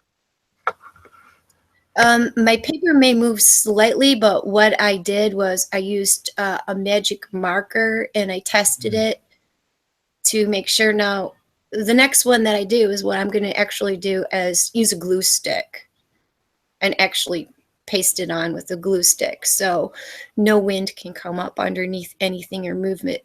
Do you know what I mean? You're going to stick with a piece of paper, but glue it down all the way with paper glue. Well, what I do with my gnomon is I just I use what they call. I don't see the need for the piece of paper personally. That's all. Yeah, because what you want to do really is to get to the center of your circle and measure, which I used calipers to measure it. So that's a good way. You have calipers available. Yeah. Oh yeah, well, I needed calipers for my work, so I actually don't have those. You could a toy compass would work that they use for school supplies. Yeah. But as far as like getting from the dot that you mark, you know what I'm saying, at the very, very tip, because I took a good grade of sandpaper and I kept, spinning the nail inside the sandpaper and checking to make sure that it was, totally tippy, and using the calipers to make sure that, it was coming to a good tip. The thing I don't like about the paper is the light. It screws with my camera. So okay. You're doing it at solar noon. If it's a lot of light, you got way too much light. Oh, and yeah. You need to use I even heard Antonio say it a while back. Is a gray would be, you should maybe print it out on gray paper. Yeah, and one of the issues that I had while, I was up doing my recording was, first of all, my phone started sucking a lot of data. I had my earphones in, Antonio was talking, I can't remember the guy's name that was assisting him, but he was talking to him. Somebody's talking to somebody else, and my earphones were just going wonky. And I didn't mean to interrupt anybody, but, I needed to know, so next time I'm probably going to, kind of maybe do what I figured out, because I can't just leave my cell phone on any kind of mount or anything like that, because it's going to overheat, for one. Number two, I'm not going to hear anything anybody's saying to me, You know what? You need an umbrella and Bluetooth headphones. Solved. Yeah. I had the umbrella, but I didn't have the Bluetooth. Mm-hmm. The umbrella helps a lot.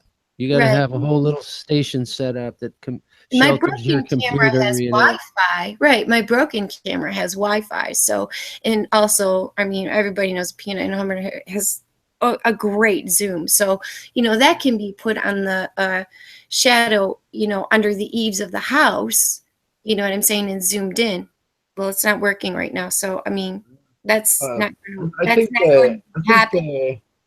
I think the measuring procedure itself is fairly basic in terms of knowing what to do. It's just about getting, all the variables tied down. But in terms of the math, Felix, I know you have interest in engineering and all that sort of stuff. Have you applied yourself to the math itself, and have you tried to understand? And actually, here's my first question as well. I think in order to proceed or I guess it should be nailed down at the start. We have to come to some sort of a consensus on what the sun may be, you know. And also, I think of fundamental importance, and I know Antonio and others have mentioned it as well, is the possible nature of the shape and contour of a possible barrier that, depending on what we decide the sun is either reflecting off of or shining through. You know, and I feel until we can nail down these things somewhat, we're sort of pissing in the wind in a big sense, you know, because Well, you know, let's just measure it. Let's just measure it and see what kind of measurements we can get, because these can help us, you know, to at least, you know, get a grip on location and for mapping. You know, maybe we'll never know what the sun or the moon or the stars are made of, or the yeah, planets. and Maybe I know it's not it is an for us ongoing to know. But what it is for us to know is where we are at. Because yeah. if we don't know where we're at, how do we know where the heck we're going? And we can't keep moving ahead or trying to progress in any kind of certain way if we don't even know where our starting point is. It's to move forward. Well, I mean, this is the point of doing any experiment as well. You have to nail down as much as you can. I know John Stanza talks about independent and dependent variables. We have to nail down in as much as we can all the parameters associated with what we are trying to measure, you know. And I think that thought into that area would be very productive. And actually, you know what you mentioned there about the discrepancies between your readings and Dave's readings. I happen to think that the barrier is on a continual rise, Felix, as it stems from the North Pole, and then it sort of reaches a maximum and then curves back down the other way. So this, again, depending what the sun is, this will have a major impact on any results collated. It would be 2.5 hours, you know, to drive to Hillbillies, you know, add another, you know, 2.5 hours under that. I'm in Kentucky, okay? It's not that far of a drive, physical That's drive. pretty much straight south for you. You could almost say that's straight south. Yeah. And, you know, so what we can look at, you know, is, you know, here we've got these angles, and when Dave High did his, you know, I mean, his gnomon disappeared. So Dave, I mean, I can't vouch for you, but you went ahead and you started using a longer gnomon because you found that the sun was directly above you practically. And not only that, what was the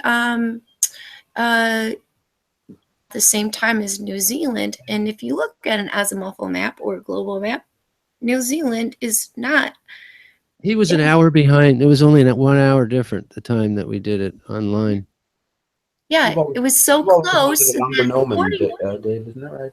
That was when I was using the original 5 centimeter when the New Zealand. You've always wanted a longer gnomon, isn't that right, Dave? I'm kidding. Actually, it's kind of the opposite. Oh, good answer, buddy. Good answer. But in this situation, the gnomon, I guess, is Gnomen. I haven't been able to even look it up because I was spelling it wrong. Yeah. But apparently, in the tropics, yeah, you do want a nice tall obelisk, you know, with a point on it. Yeah. I think a full-on obelisk would be, you know. I think anybody who, you know, know. will, you know, file themselves to, you know, a toothpick point, I think there's an advantage to that. I used a barbecue skewer, is what it turns out. A bamboo barbecue skewer. Yeah.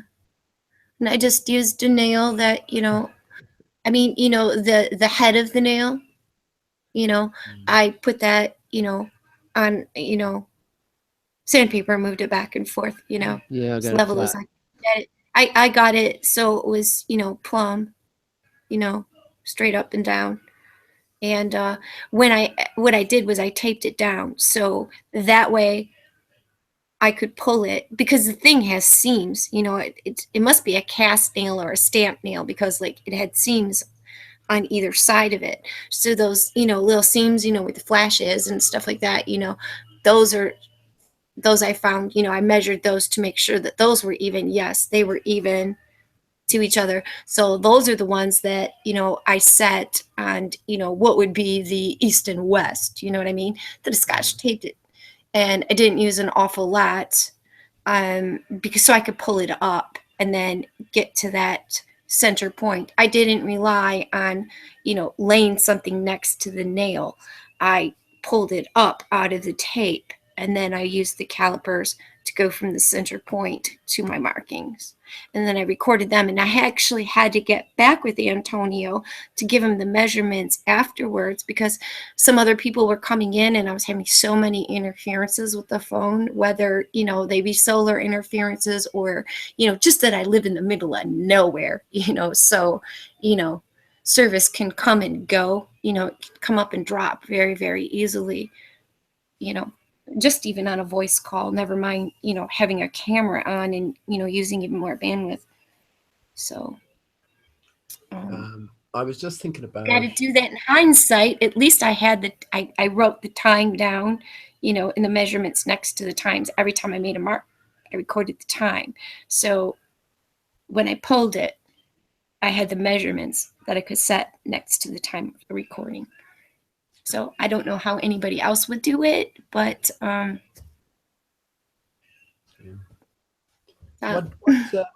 Dave, what's Mum was saying earlier on, Millennium was saying earlier on in the chat that you were out by 43 minutes or something, and he told you so. I don't know what that's about, but do you know what that's about? Or 43, he thinks. I don't know. That's what he said, and I don't know how. I can't see how you could. I don't know. I mean, that much.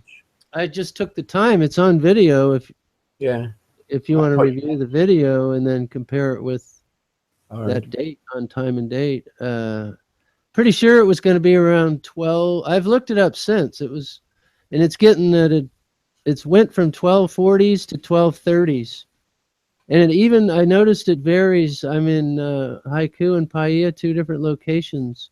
And it varies by 1 minute according to time and date, just in those two locations that are only like 10, not even 10 miles apart, really.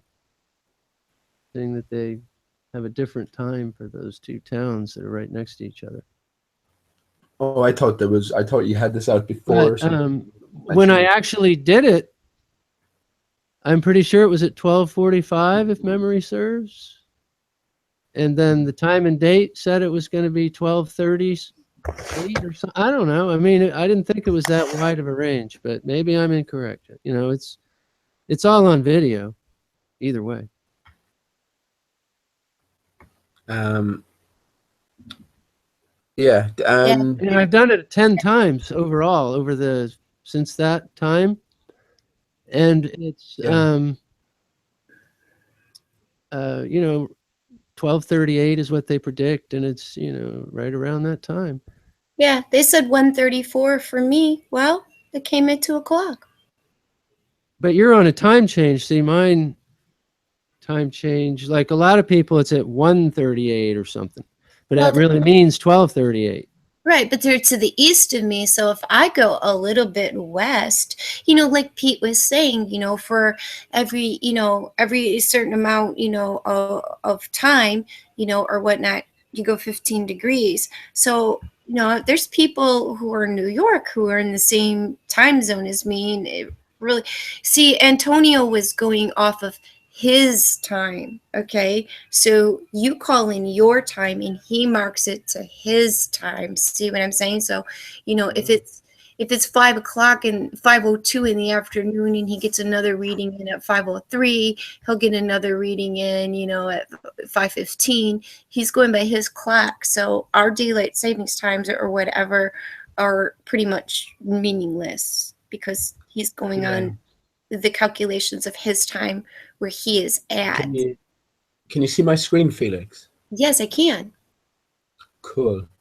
Since we're on the topic anyway, you can talk about it, whatever you like here, but I have a few interesting things to point out. First of all, let me point out, now we know that Africa and Greenland are looked at the same size here, but in reality, this is supposed to be 1/14 or something the size. Right.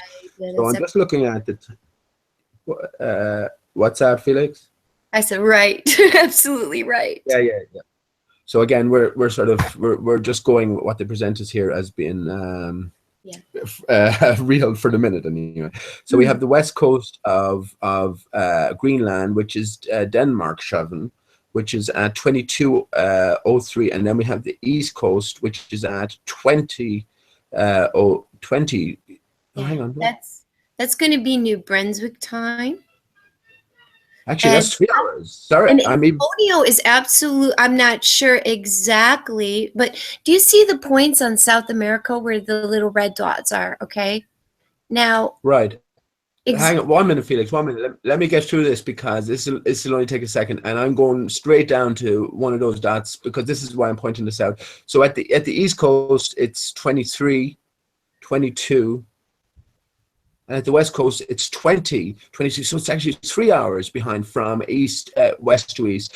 Now, if you go down here to the red dots, look at this is Fortaleza on the west coast or the east coast of Brazil. It's 20, 22, 8:22. Now you go to the west coast of Chile, Santiago, and it's 20:22 as well. Yeah. So what gives there, man? So you have Greenland, which has 3 separate time zones, 3 hours.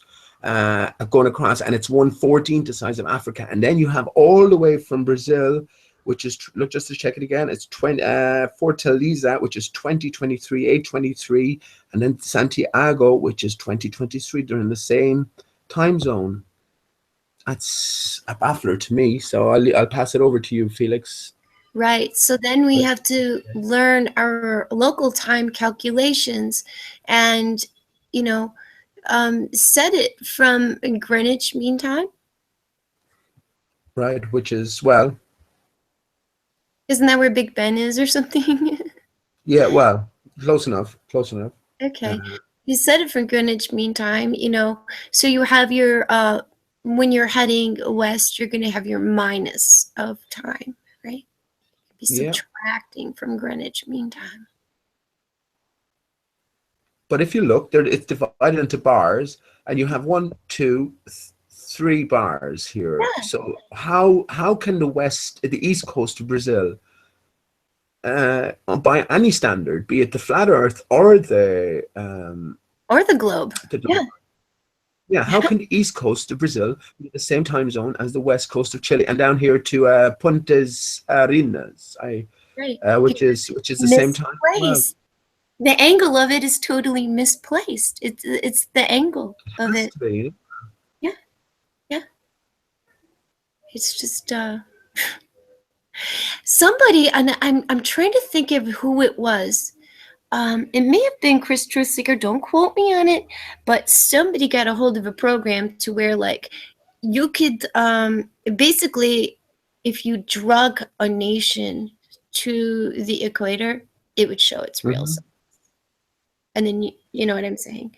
So I think Antonio did that and actually, made cutouts or whatnot, or you know what I'm saying, for you to cut out and for you to do these measurements on your own and come to your own conclusion and your own placement of the continents to what data that you can correlate, and if it makes sense to you, share it. If it makes sense to someone else too, because the truth is this is where we are in conflict with maps such as these, which is a political map, obviously, and other maps that is for the azimuth. Australia isn't this long stretched out green bean. Anybody in Australia will tell you that it's not a long stretched out green bean like the azimuth will show. I mean, the accuracy is good as far as space, or what the spatial relations, right, yeah, around the 33rd, and from there on everything gets skewed. Why is that? That's the question and an answer we need to overcome. We're flat earthers. We should be scientists. And another thing is this international date zone. You see the international date, like how it's all like Ziggy Okay. zaggy. Yep. Okay, and it goes even backwards. Yeah, you see that? Look at this. Yeah, What the it's like shit the is going on here? stitching. It's like the stitching on a dang ball. I mean, yes. So that's let me see one side. So this is Kinatimati. I've never heard of it in my life. That's it's there. Somebody lives there. Kiribati. Is that an independent sovereign nation or an island group? I don't know, I guess. So it's Friday, and it's 13:27, so it's tomorrow. So here it's Friday. Now it's Friday, and it's just 27 minutes after midnight in Ireland here. I'm sure you're a few hours behind, obviously, Felix. Yeah, it's So still light out. It's about 7:27. right. So it's tomorrow now. It's Friday, 1:27 in Kiritimati. See, that's the same longitude as me, but I'm at a different time zone. Yes. Actually, exactly the same line. So just as you go north, here's Honolulu, and it's 1:28.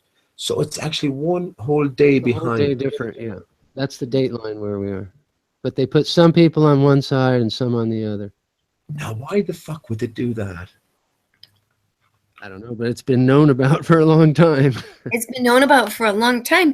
And also the daylight savings time, when you really look into it, so long as we're under this wartime, we are going to be constantly flipping our clocks ahead, and the fall or springing them ahead in spring and flipping them back at fall, Eastern Standard Time, and so some other, time zones participate in this and some don't. And, Your government tells you what time it is. That has a lot to do with it. It's whatever the government says. We rely on the government to tell us what damn time it is, okay? Because it's skewing the maps and it's skewing them in their favor. What time are they going to run the trains? The Eastern Standard Time was, established because of how they were running trains, for trade or whatnot. This is before, 2013 or 1913. But when the war started coming along, well, in order to get more production out of Detroit and Chicago, it needs to get light at a later, it needs to get dark at a later time. You know what I'm saying?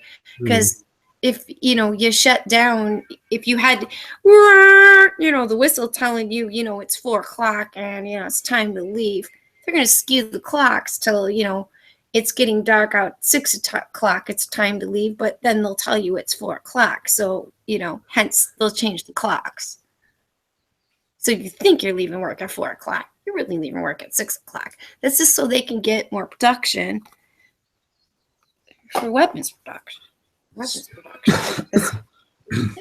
Excuse me. So Felix, can you see the this is good actually, just to change topic a slight bit. Can you actually see the moon? Because the moon has been in the daylight sky here for the last while. Can you actually see the moon right now? Under clouds. I am under clouds. It's been raining for the last couple of days.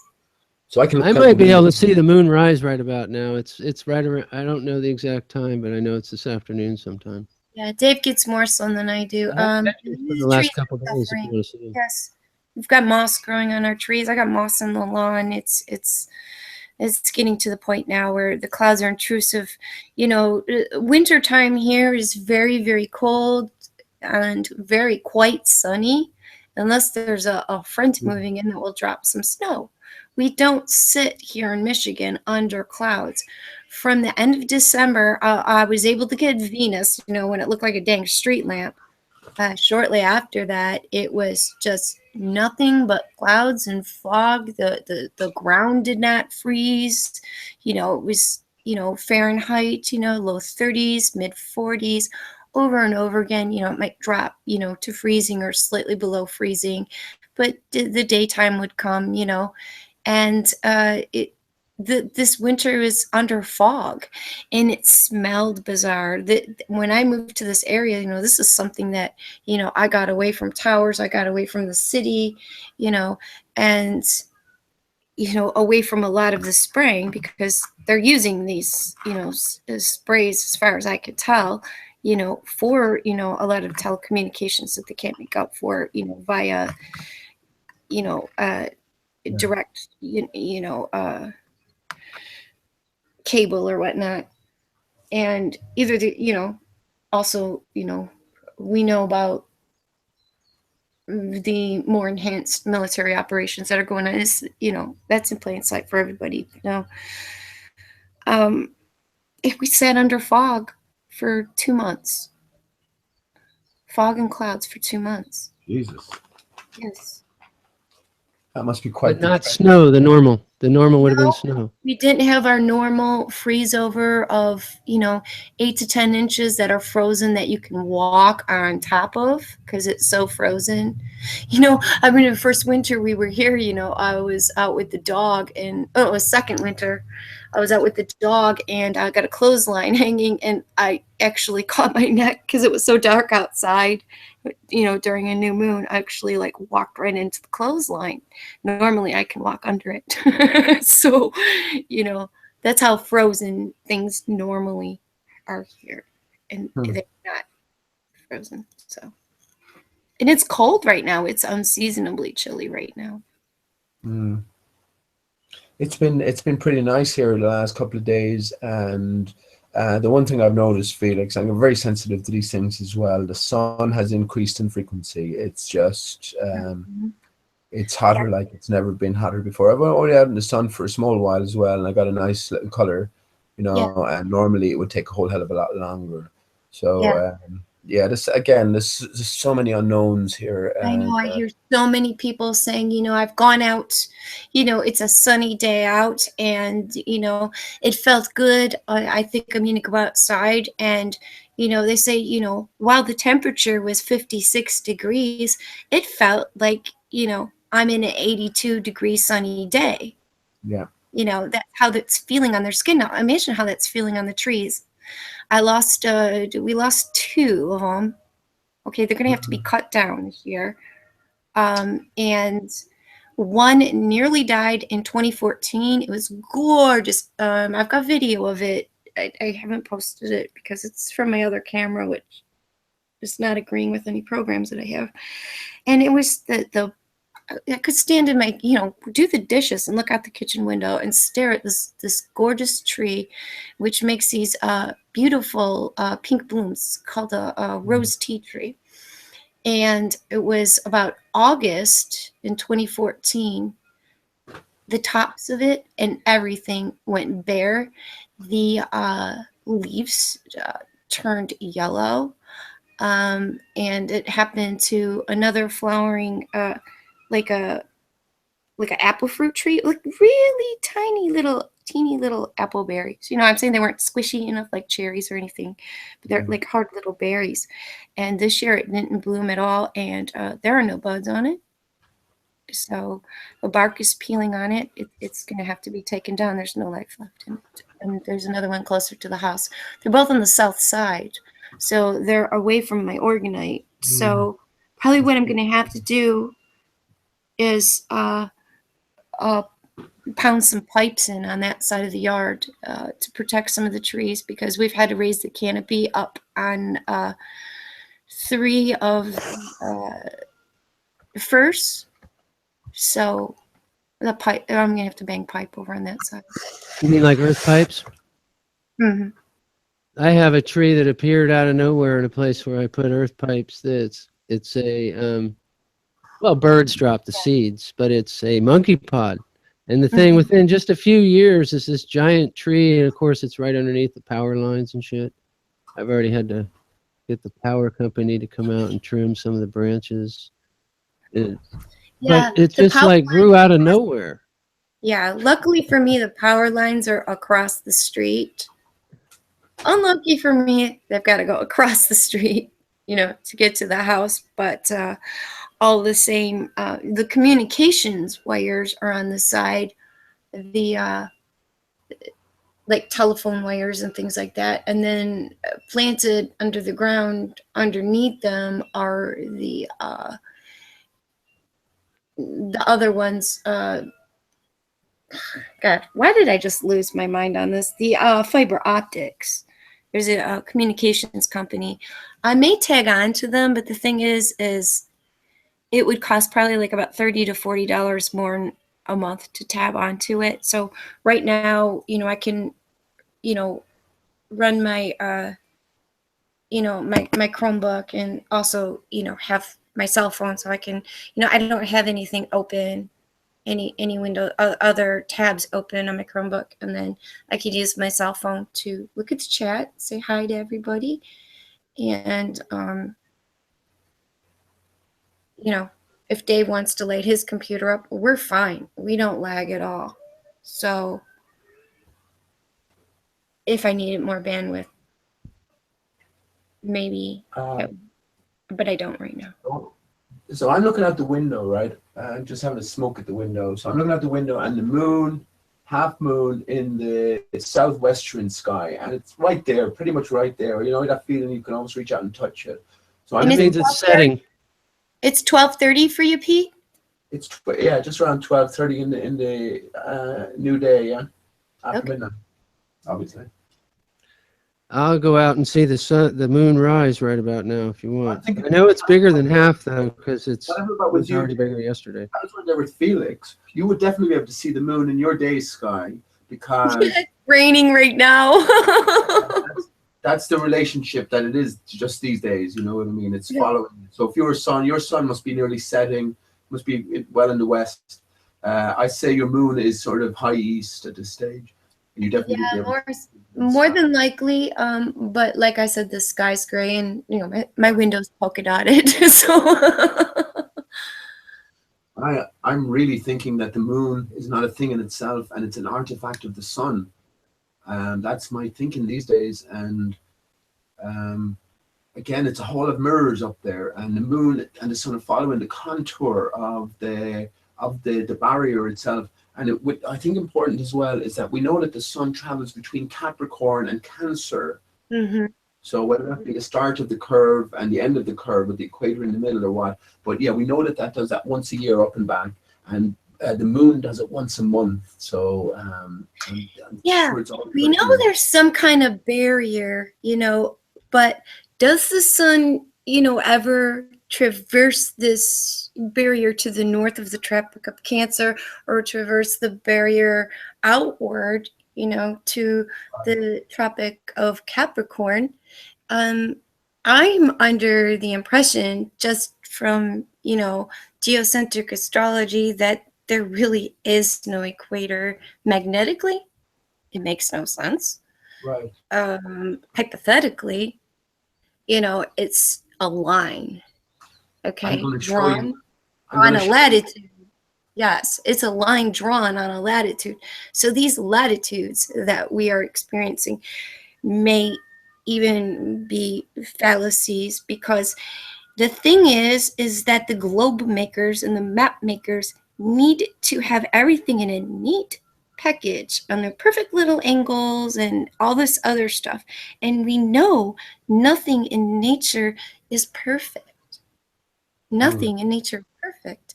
Everything varies. Everything in nature varies. Are you saying I'm not perfect, Felix? There's no two things that are exactly alike. Are you saying I'm flawed, Felix? Are you saying I'm not perfect? Well, we all have our funny little flaws. Do you have a hangnail? Do you have a funny toenail growing somewhere? A nose hair? I mean, come on. One nostril a little bigger than the other, Not everything is. I mean, we can get baby. Oh, it's perfect. Right. I guess it depends on who defines perfect. Isn't that right? Yeah, we're all perfect in our own way, and every leaf is perfect in its own way because of its creation. But nothing is like totally symmetrical. I think does that remind me of a story? Maybe it was Edgar Allan Poe. I don't know. I'm just casting my mind back that some scientist had the perfect wife, but there was one blemish, which was a mole or something like that. And over the years, it just drove him mad, until eventually he put her under and he took off the mole for her just to make her absolutely perfect. And it was then she lost all her her attraction to him or whatever. You know what I mean? Do you remember that story, or is it a famous story? Maybe I think it was. I heard a story that was a little bit. It was about the wishing fish, and a man caught a fish, and the fish said, you know, it was a very large fish, and it was a magic fish, and the fish said, "Please, man, put me back." And the man said, "Why should I put you back?" He said, "I'll put you back. I'll give you 3 wishes if you throw me back." So the man said, "Okay, I'll take the 3 wishes," and he threw the wish fish back. So first thing he wished, because he was very poor, him and his wife were very, very poor, and he got home and he told his wife about it, and since they were so hungry, he said, "I wish for sausage." And so a sausage appeared, and his wife was angry with him. "Well, why would you wish for a sausage? You know, this is incredible, you know."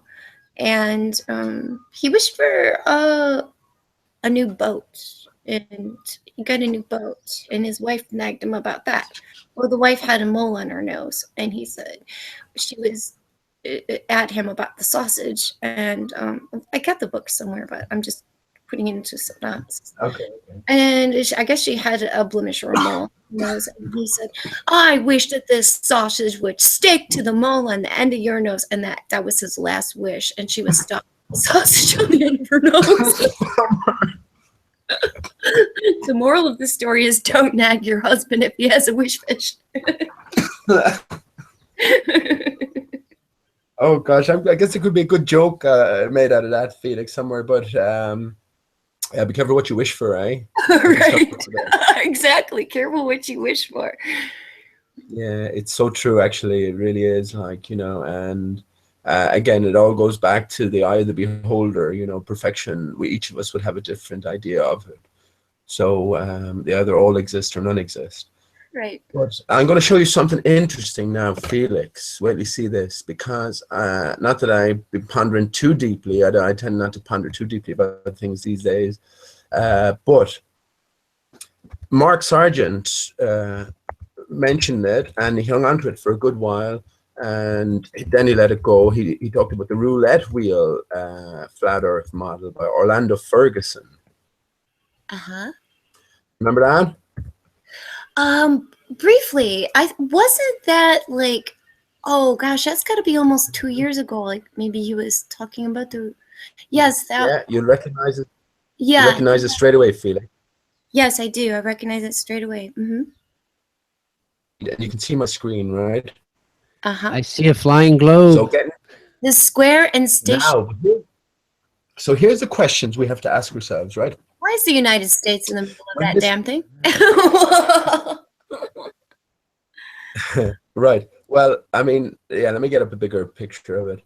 Oh, yeah. So here's the question. So Mark Sargent ran with it for a while. Of course, he talked about the roulette wheel adding up, all the numbers adding up to 666.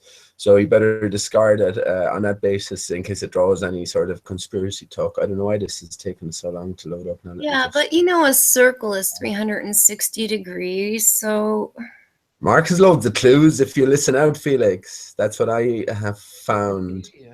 And Are you going to go to Wikipedia while you're screen sharing? is that your dodo bird map? Oh, here it is now. I was just going to bird map. Is my wait, well, listen. You flipped that over and it come out like a dodo bird. I was watching you on Dave's show. I was laughing my butt off. Now since if Del Qual's listening, you better come in.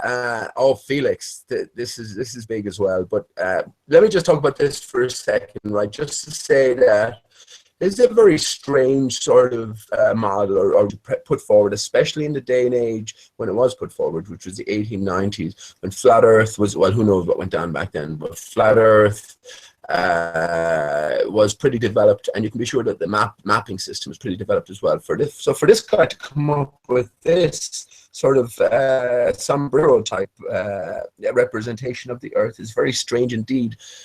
So I'm thinking, right, let's imagine all, and this, you just probably think about that when you mentioned no equator. So let's imagine that the Earth is actually flat. So what he's trying to actually represent here is the contour of the barrier itself. And this is where the equator comes into it, right? So the deeper the points here along the, what we would call the equator, that's the sort of the, if you invert everything, so if you're looking up at everything on a flat Earth, this would be the highest point, right?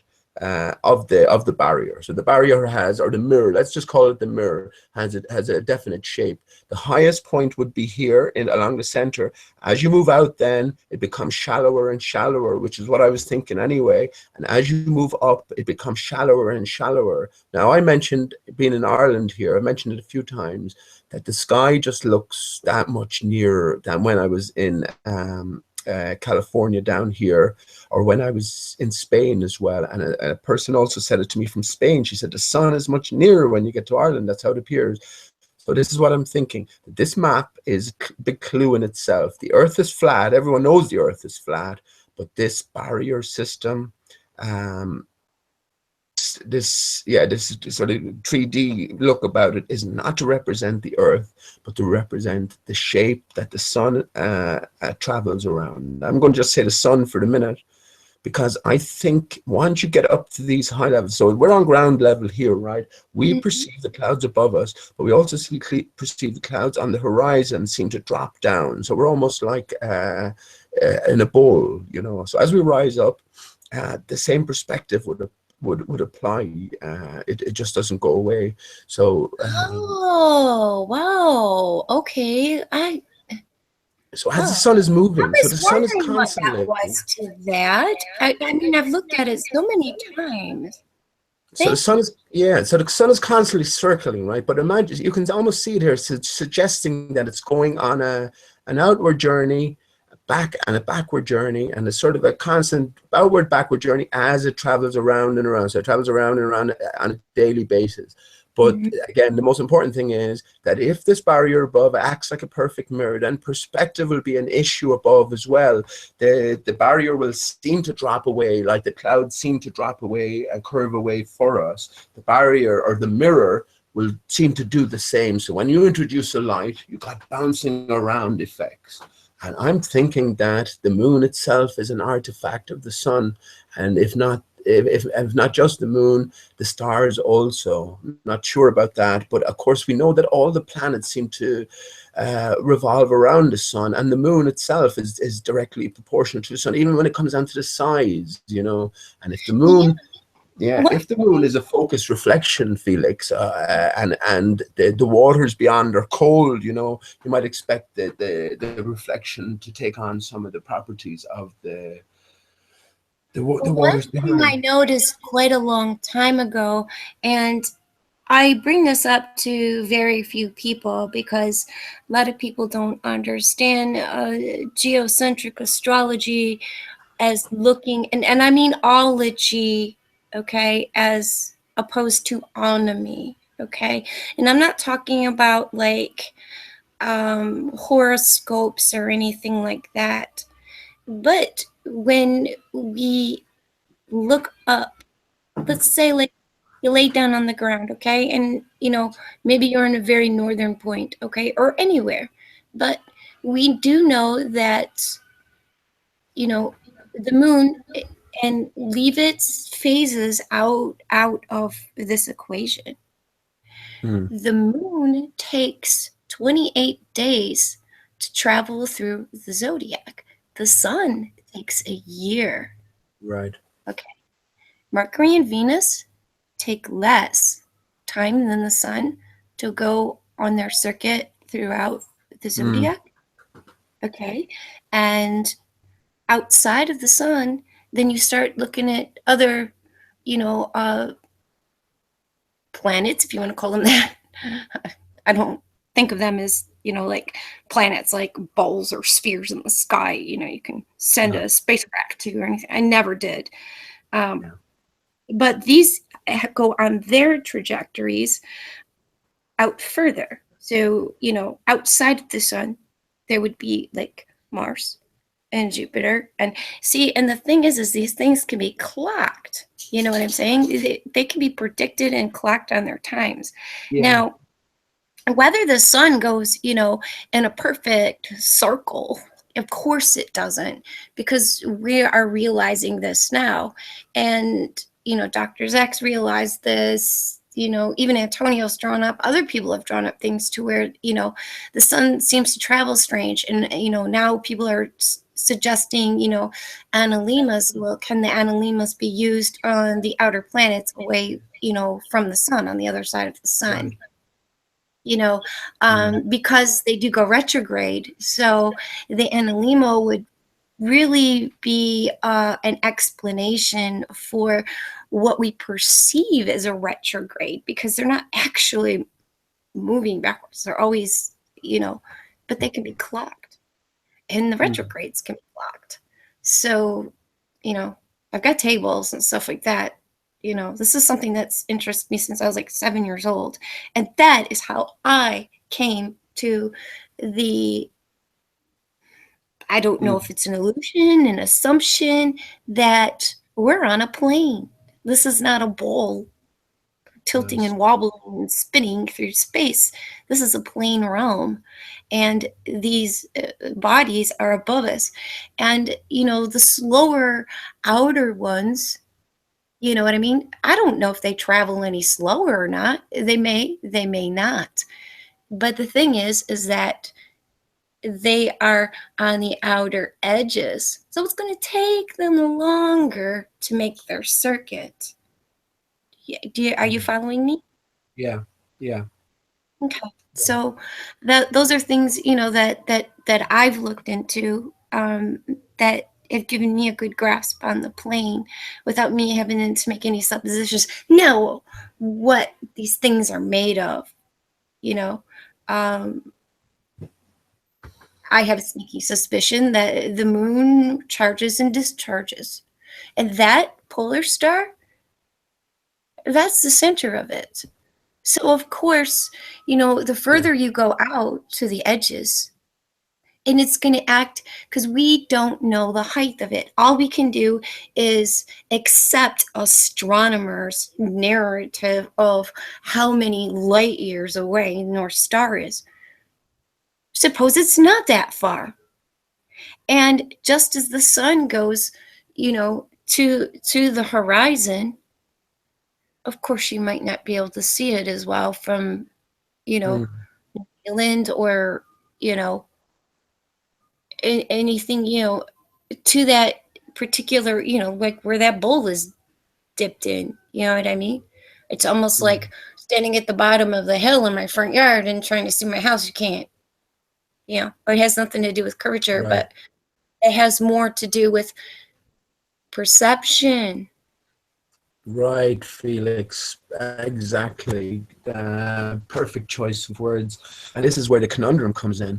Why would anyone in their right mind take this literally? You know, this is an obnoxious representation of what Earth may be. You know, we have almost all three models in there. You know, if we're to look at it visually, we have the concave, we have the flat, and then we have the convex. You know, or no, sorry, concave here, flat, and then convex. But it makes no sense. Why would, you know, with all the information gathered up to that point, you know, again, we have good reason to believe that flat Earth was just a truth back not so long ago, you know what I mean, in spite of the Even picture. though the sun may be the strongest, you know, to our perception and to the plants and to the animals and to the seas, it doesn't necessarily mean that it is the center and everything is revolving around that.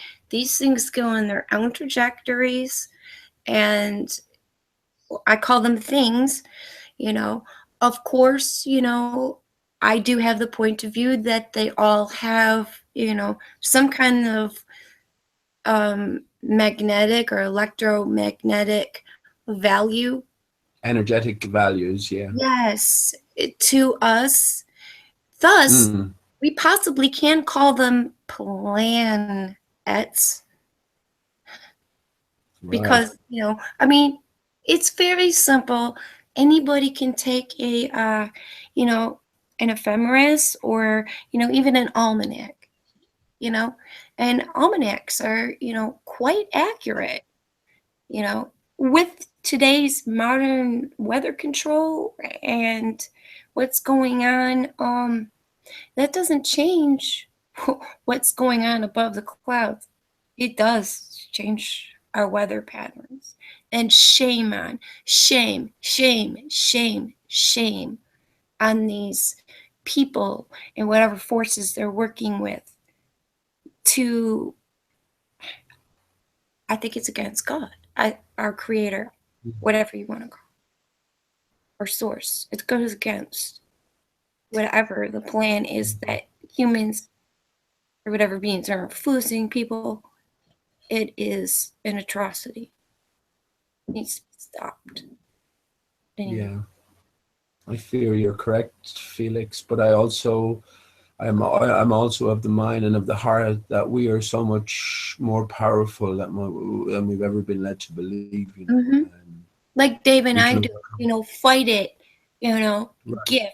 gift your organ out there, just gift it, gift bomb everywhere. I mean, it even, helps dispel, bad energy. Got neighbors fighting, you got a problem with your neighbors are fighting, start gifting their yard. They'll shut right up, Or they might move away. Sometimes the situation you just found that naturally out? changes. Yeah, they notice it and off they go.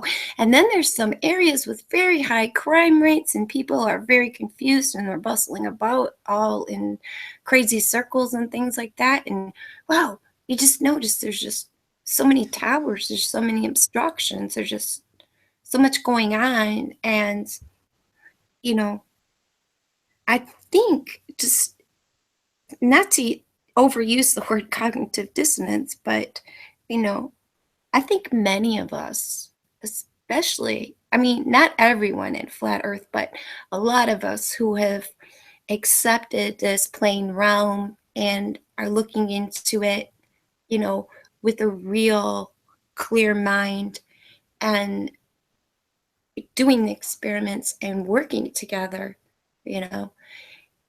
we're of the mindset that we are outside of that hustle and bustle. Sure, there's still some people that have TVs because, maybe they like the entertainment of a game, or, maybe there's a fantasy show that they like to follow or whatnot, But the majority of people, if they have So these things, they get so caught up in,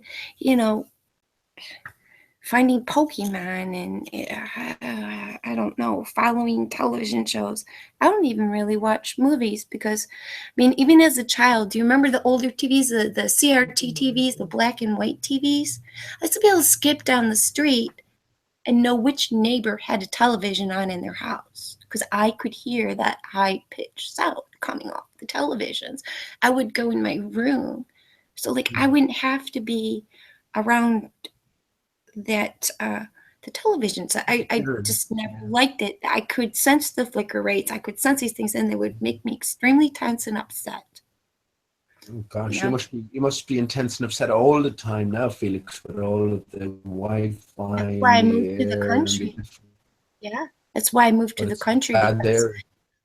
you hear a lot of people saying, I really didn't have like ringing in the ears or anything like that, but I had like a forehead, I would get migraine, stomach aches. I went down to like 92 pounds, and I had to start gaining my weight back to get myself healthy. And I started really doing my research. And there is a site called antennafinder.com where you can find out where the antennas in the South. I lived right near a military base. Well, okay, so near a military base, there's going to be deep-rooted Gwens, as a pilot, I mean, I was getting a lot of interference in my channels, had to upgrade, things. It's the major inconvenience. And then you come into obstructions. which happen to be FCC towers. They can, build them 300 feet tall, 400 feet tall. I mean, everybody knows where the TV and the radio are, and those are pretty much, not so, they're just no flight zones anyway. But they started putting up towers that, maybe are only, 4 stories tall. These are microwave towers. You go up to those huts, and it's like danger, high voltage. Ooh, okay. How much? How many megahertz are these things kicking out? And now we have what's coming on is a 5G system. People are starting to be able to get like 6G telephones, which are going to operate on, at least 4G systems. Some can go into, 3G, which is the normal now. They're going to be rolling out these 5G systems. They are not on cell towers. They are on electric wires. Okay? And through the experiments that people found that these particular, frequencies that these things are putting out affect the surface of the skin and the sweat glands. Imagine what these things are going to be doing to birds and insects. You know what I'm saying? It's like people do not give any other right of way to any creature, tree, plant, other than themselves for their own greed. Telecom companies are the ultimate evil. They need to be exposed. Much as NASA needs to be exposed, they need to be exposed. And NASA's working with the telecom companies. See, that's where the money's going. There is an abomination there, Felix, and we do well to identify the real enemy, and the real enemy is exactly what it says in Revelation, is the abomination of desolation. At what point is it going to come to where people can no longer, or animals or trees can no longer handle these things? Like I mentioned, at 9/11, man, they cranked those towers up. They cranked up the radar systems to the point that the ground was vibrating. It was vibrating. There was a low hum. I tried to call my mom. I asked my mom, what she thought about what was going on. She lived on the other side of the base on the point, and our phone call kept getting dropped and cut into with high-pitched screaming noises and hung up on. On a wire? Calling wire to wire? 4 miles away? This was on 9/11, Felix? Yeah, and also there was a supposed, I'm not sure if it was an EMP, but in 2003, the whole eastern seaboard, northeastern United States, power went out for a few days. Yeah, I remember that actually, and I remember maybe it was you who was talking about it or someone else, but that was a big deal, wasn't it? Now, let me just say that just like with the JFK affair, they cut communications. So I don't know what exactly you mean by the ramped up vibrations, or you could feel. I don't know what you mean by that. But they didn't have as intense radar systems as they do now. In fact, one was taken out of the Upper Peninsula in northern Michigan, and it was to be, going through the earth to, communicate with submarines in the Pacific, Okay. And they actually ended up having to take it down because too many people were complaining about it, and they took it down. Now, what they replaced, I don't know. They might have put some, simpler Lorans in there and, truncated them across the United States and Canada. So get those. One thing we'll agree on, Felix, is we have absolutely no idea what the real reality is. All we can is from our personal experiences of what happens around us, and a firsthand experience of what happens around us. Like I said, I don't know what was going on there, but you would think from the top of your mind that everything's going to be on high alert, even though, no one can get to work that day. you know. And the same thing happened in the 2003 power outage. Everything was on high alert because everything at that base has got backup power generators and everything. So they're running, their generators and all this other stuff and putting on high alert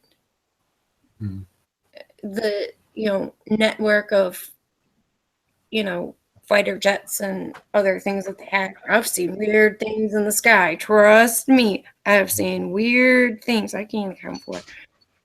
But again, in 2003, everything was on high alert because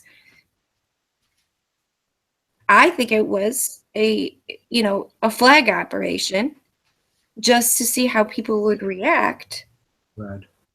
under an EMP. So why not use it in the highly populated area of the East just to see how people would behave?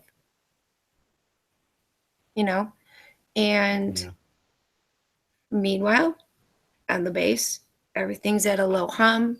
I mean, so we're just running through the ground and you can actually feel it through. I mean, basically, we're antennas. We're electrical beings.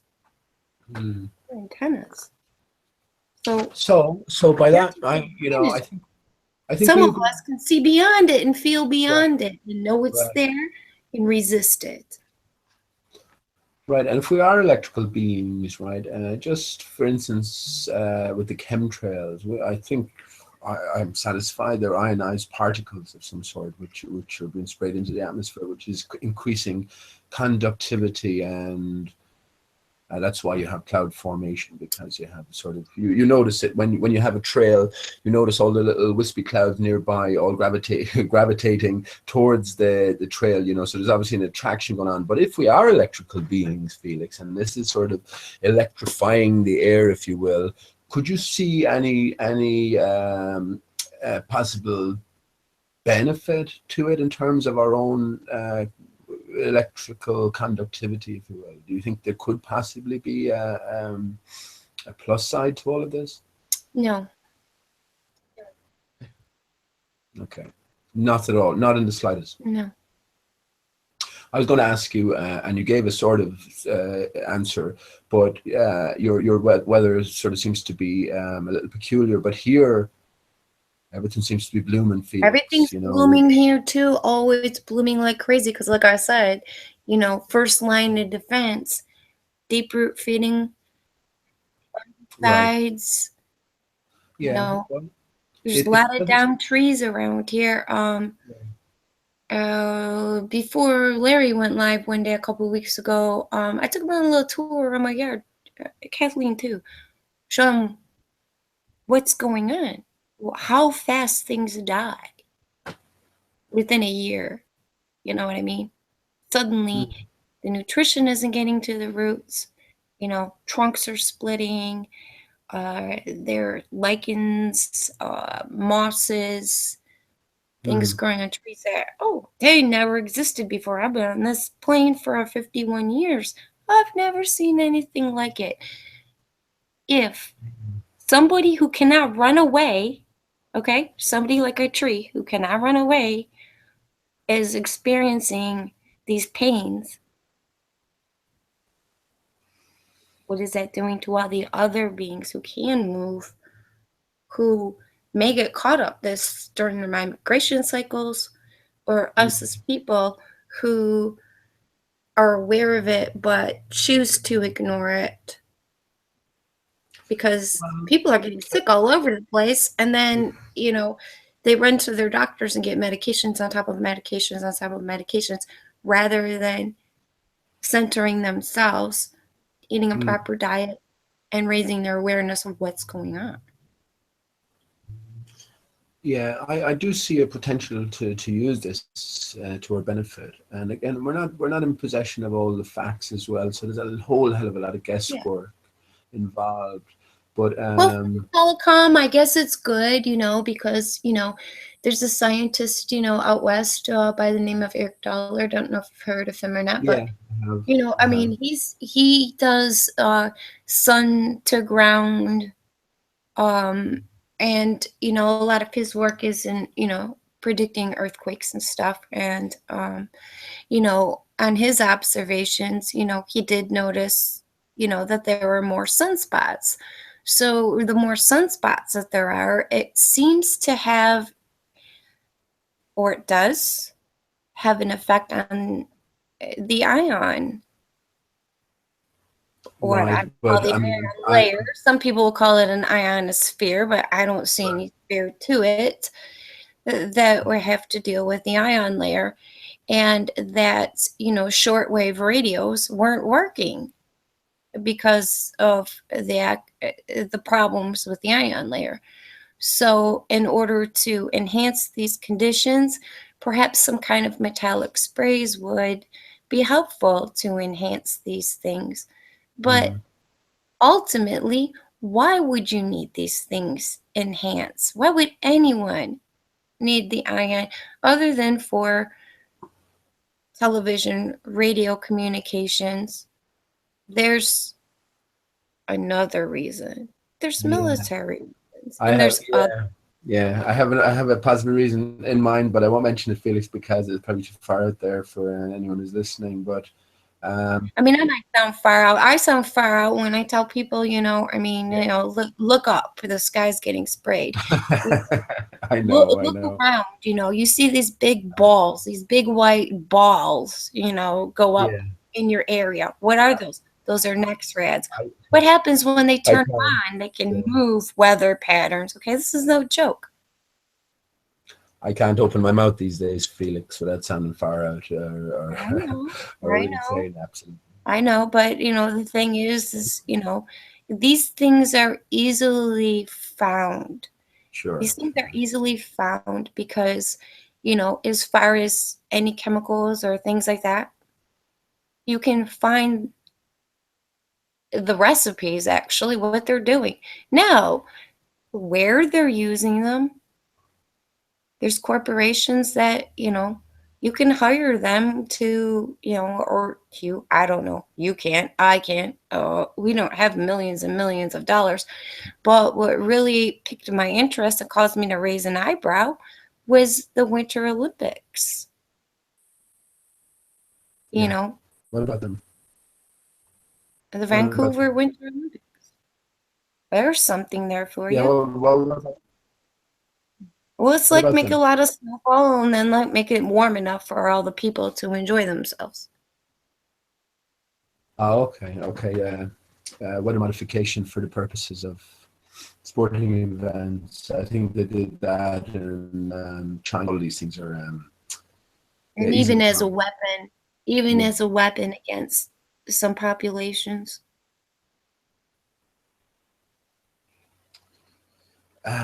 Oh gosh, there's so many questions when you're starting thinking this. Let me just finish up with this map here, Felix, and I can get to stuff sharing.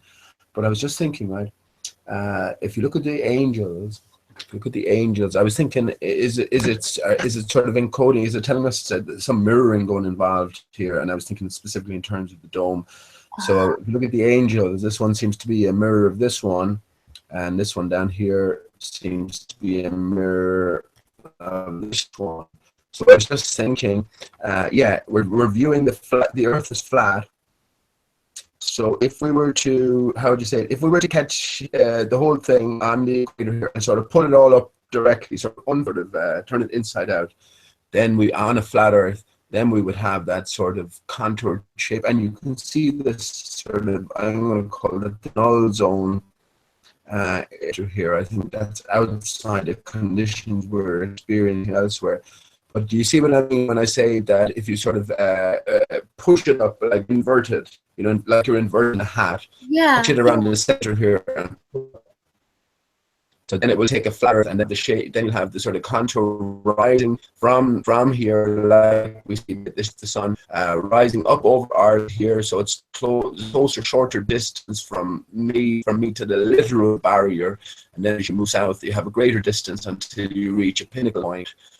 And then it starts to taper off again until it meets the edge on a flat level. So that's what I was thinking. Maybe it's a clue there with the mirror, the sort of horizontal, or who knows? Leave that there. Yeah. But that And would be it interesting. does have such a reflective, uh, Hmm. plane above us, you know. Don't you think it's a little silly that there are some kind of rockets in space, or some images from the moon that show the Earth like how it is when we're standing on the ground looking up at a blue sky or looking at a blue ocean? Wouldn't you think that with the reflectivity of the moisture of the clouds in the oceans, that this would be so dang bright? It's the moon's Yeah. made of dust. Yeah. It doesn't Yeah. have an atmosphere, blah, blah, blah. You know, wouldn't the Earth have such a blinding reflection that there would Yes. no Yes. way in heckies that, it's going to look like a blue marble? Right. And yeah, again, it's all nonsense, Felix. It's all fabricated. Everything to do with a spinning queering ball is a fabrication and a distortion and a perversion of reality. And it all pretty much everything we see has got to do with the angle that the sun's rays make to the object. And again, I do think we're dealing with a hall of mirrors up there as well. And yeah, that's just interesting, something to ponder, because again, this is the biggest point. It's such an obnoxious, sort of ridiculous model to set. There's no rhyme or reason if we take it literally, looking at the Orlando Ferguson model. But yeah, if we interpret it a little bit, decode it a little bit, I think it's something along those lines that we're, in my own thoughts, I wonder, I knew that we're dealing with. And just to say, it's good to see Dave has a lovely little picture in his. He does. Well, listen, I'm sorry, Del. Now I didn't bring it up, so I'm going to have to speak about it because I haven't spoken to you since then. But let me bring up Dave. Is that the one we were working on the other night, Dave? Yeah. I never worked on it anymore after that. That's pretty good, man. I have another plan of what I'm going to do. I'm going to take my first coloring into Illustrator and then use a vector to outline the bird or the shape or whatever you want to call it. That is pretty good, isn't it? And is that is that a little poop you I've added some poop, yeah. Because I'm sure you'd seen enough chickens poop. That's not poop, that's eggs. Those are the original eggs. After the chicken. Cosmic eggs, man. But okay, well, chicken first and then the eggs coming out.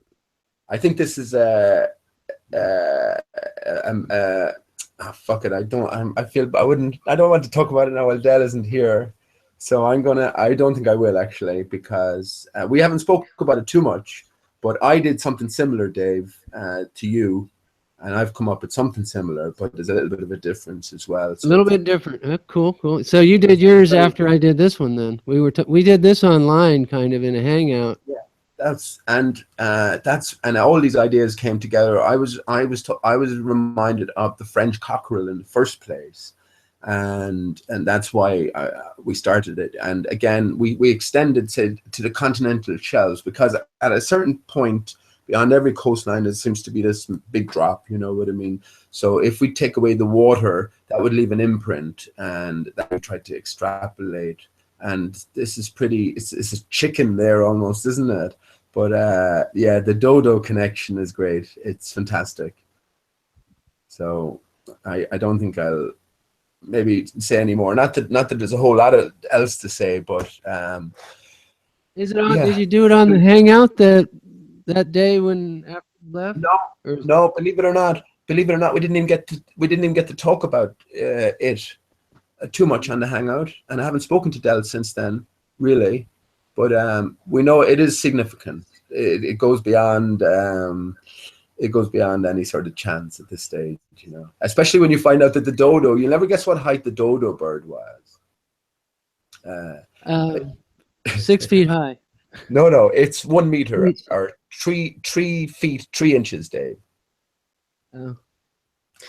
So there's your little 33. So you know that there's something else going on here. And then the whole story of the dodo itself is something that everyone learns in school, but it's so fairy tale-ish almost, you know. It's I always a learned about mythological. dodo. I don't mean to interrupt. I learned about the dodo from Alice in Wonderland. Right. There you go as well, Felix. It's There you in go as that? well. Through the Yes, looking Alice in glass? Wonderland ties in. You'll never guess who I met the other day, actually, Felix. There was a guy sitting down. I was just having a few afternoon drinks, and there was a guy sitting down doing a bit of artist work, and I just took a curiosity. And as is my way, I always get around to talking to flat earth, especially with people who are artistically minded as well.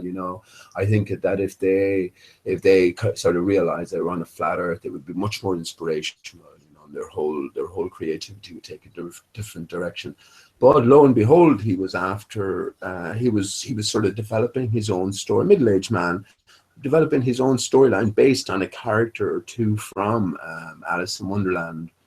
And I can't remember the Jibbiwacker or something like that. I can't remember the names. I read the book, of course, a few years ago. But I told him I was telling him the story about the flat earth and how, this is what I'm getting at, how it's all sort of a bigger puzzle, and you have all of these little pieces and little hints coming at you. And if you're able to see them with the right eyes, you'll make the connections. The Beatles had a big connection to Lewis Carroll and Alice in Wonderland as well. And then there you go with the Dodo connection as well. It's all tied in. It really is all tied in, and it's a grand puzzle. It's a grand sort of game that we're engaged in to find out the nature of the place we inhabit, and also the nature of ourselves, I think, which is always the bigger question. But it is definitely making great strides, I think, So, and here's the thing, none of the stuff that we're going through now, or none of this, what Jimmy was saying earlier on, and I fundamentally disagree. None of this stuff comes out to us by accident. Everything is planned. We don't know the greater motivations or the greater picture, but yeah, none of it is planned. And if you have such encoding here, as you do, as I think you do have, this greater plan is known to some, and this many a clue has been left for us to figure out, and to move us forward. So. Yeah, because within the last, maybe 120 years. Remember that, Dave, when we were up really late one night and I shared with you, George Méliès' trip to the moon? Oh, that, yeah, I got a small kind copyright strike for that. You did? How? It wasn't banned or anything, but they just. It shouldn't be because. Yeah, it shouldn't be because that's public domain. They just said I can't monetize it. That's it. Yeah, it's public domain. So, somebody can be picky about their channel, which is always best to have it in full screen mode. Anyway, what about, it was a production, like a theatrical production going to the moon. Yeah, but I mean, that is in public domain, that movie. But even just the way that it was presented, they was shot out a capsule from a cannon, landed on the moon, slept in sleeping bags. Of course, they didn't have astronaut suits, and came across these beings that drove them away. They got in trouble and splashed down with a capsule, pushed them off the edge of the moon as if it were a So disc. they basically copied the script from that when they did the one in the 60s, is what you're saying, almost. Parts of it. Isn't the model very, very close, though? Yeah. Because at the beginning, you had the planners and, how they were dressed and how they behaved. And then you had the building of, throwing the capsule together. Yeah. Throw the rockets and stuff. And, well, of course, in 1902, how would you think you're going to blast something off? You're going to use a cannon, right? And the tip of the capsule, pretty much the same as the, rockets that are being used now. And the fact that they splashed down into the water and landed in the water in a floating capsule, were hauled by a boat back to the harbor. and then had a big celebration with marching bands and all the. Yeah, I saw that. Circuit. That's what 1920s or something. It was a French production, wasn't it, Felix? 1902, yeah, 1902. Too. I think in 1904 they did another one around the sun, which is more fantastical than because it involved chariots and all kinds of things like that. But it was more fantastical than the 1902. But I think the 1902 movie kind of set the narrative. Yeah. You know, seems just like 2000, A Space Odyssey 2001 kind of set the narrative again, or raised the bar, a bit for imagery for people to absorb. I'm sorry. I'm sorry, Dave. Well, we were just talking about that recently as well, Felix, and of course, when that was in the movie theater, David Bowie had a Space Oddity. Yeah. Yes. In the charts, The song. And look, here's how they pull off. Here's how they get their psyops to sort of be successful.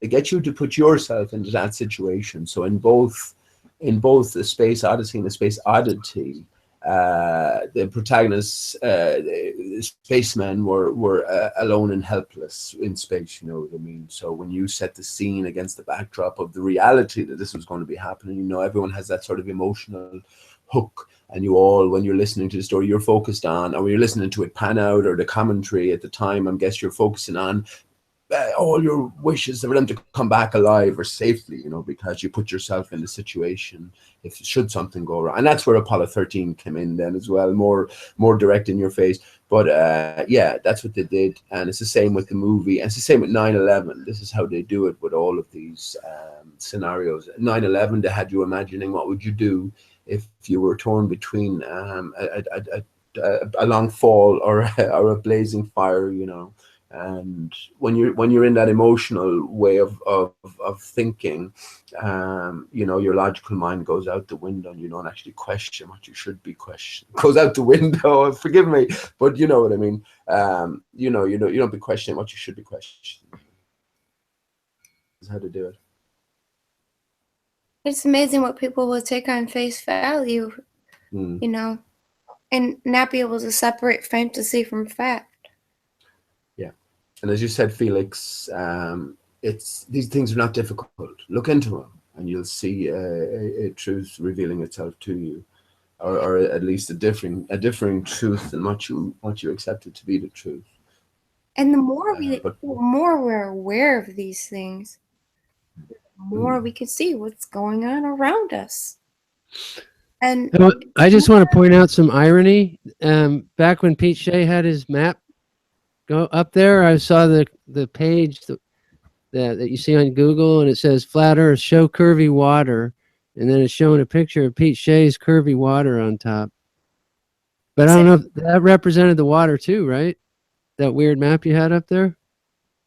Orlando Ferguson?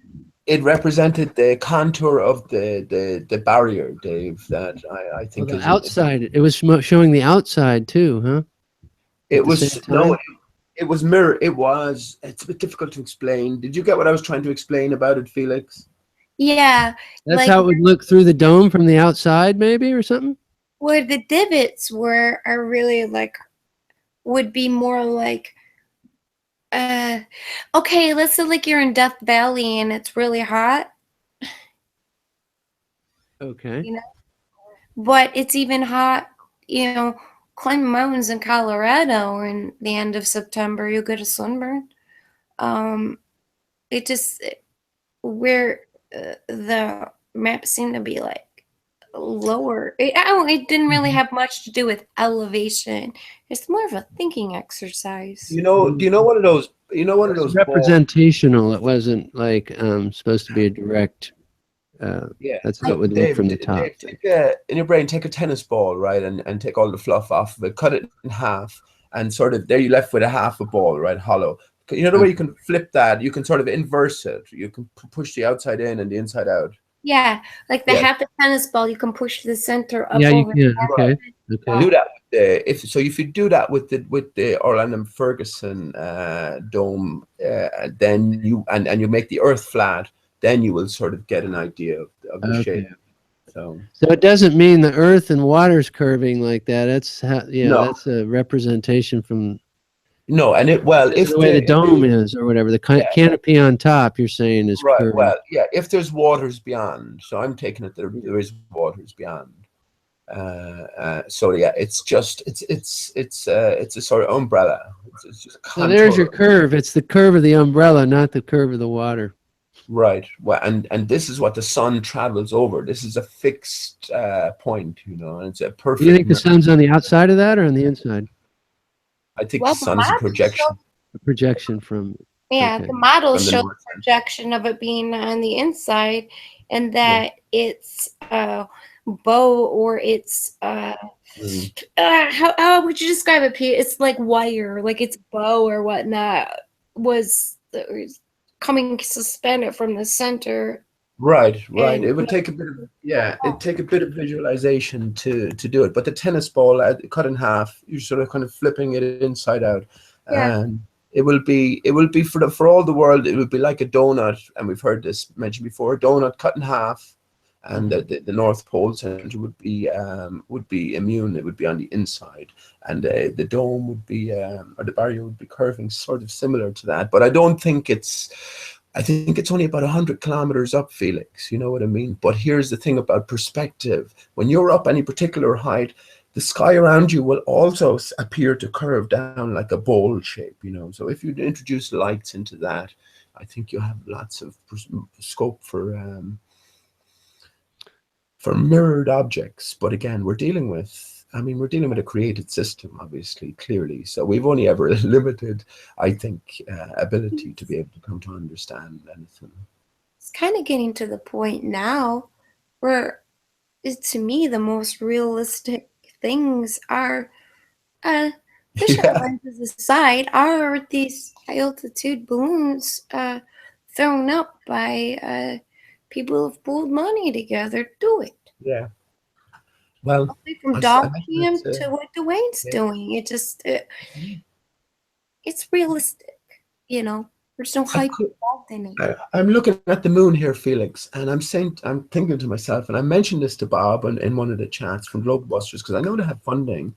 I'd be throwing up a load of balloons, like at various and sundry times. But I can think, looking at the moon now, if I could time it properly, that at its maximum height, that moon would be the closest to me, you know, and we should be getting great imagery. Now, I predict, and I've predicted before, that I think what you'll find is if you do that, once you get beyond 120,000 feet, let's imagine you could go up much higher. I think as you get to 120,000 feet, the moon will start to appear smaller and smaller until, if you could go on up to 150,000 feet, I'm thinking it will eventually disappear. And I asked Bob, has he ever seen any footage that at the top of its rise, you could see the moon in any sort of substantial size, like you do see the sun? And he said he didn't either. So I think we're dealing, exempt. Yeah, it seems to be exempt from all the other phenomena. I mean, it is itself is a phenomena, of course, because of its phases. It seems to be kind of exempt. I had an idea once that all those luminaries are actually just parts of the ether that everybody can see. Hmm? And they're still, but it's still, they're etheric. But I don't know if that's, I don't know, it's just a thought I had once. well, then you'll have to describe your idea what the ether is, Dave, I suppose, you know. Well, the ether to me is just like almost like another layer on top of what's this layer, that there's beings and stuff that we aren't aware of, but because we don't see the ether, except for certain psychics see parts of it better than the rest of us. And and it may not even be called the ether. Maybe it's got another name. I don't know, but just like another layer.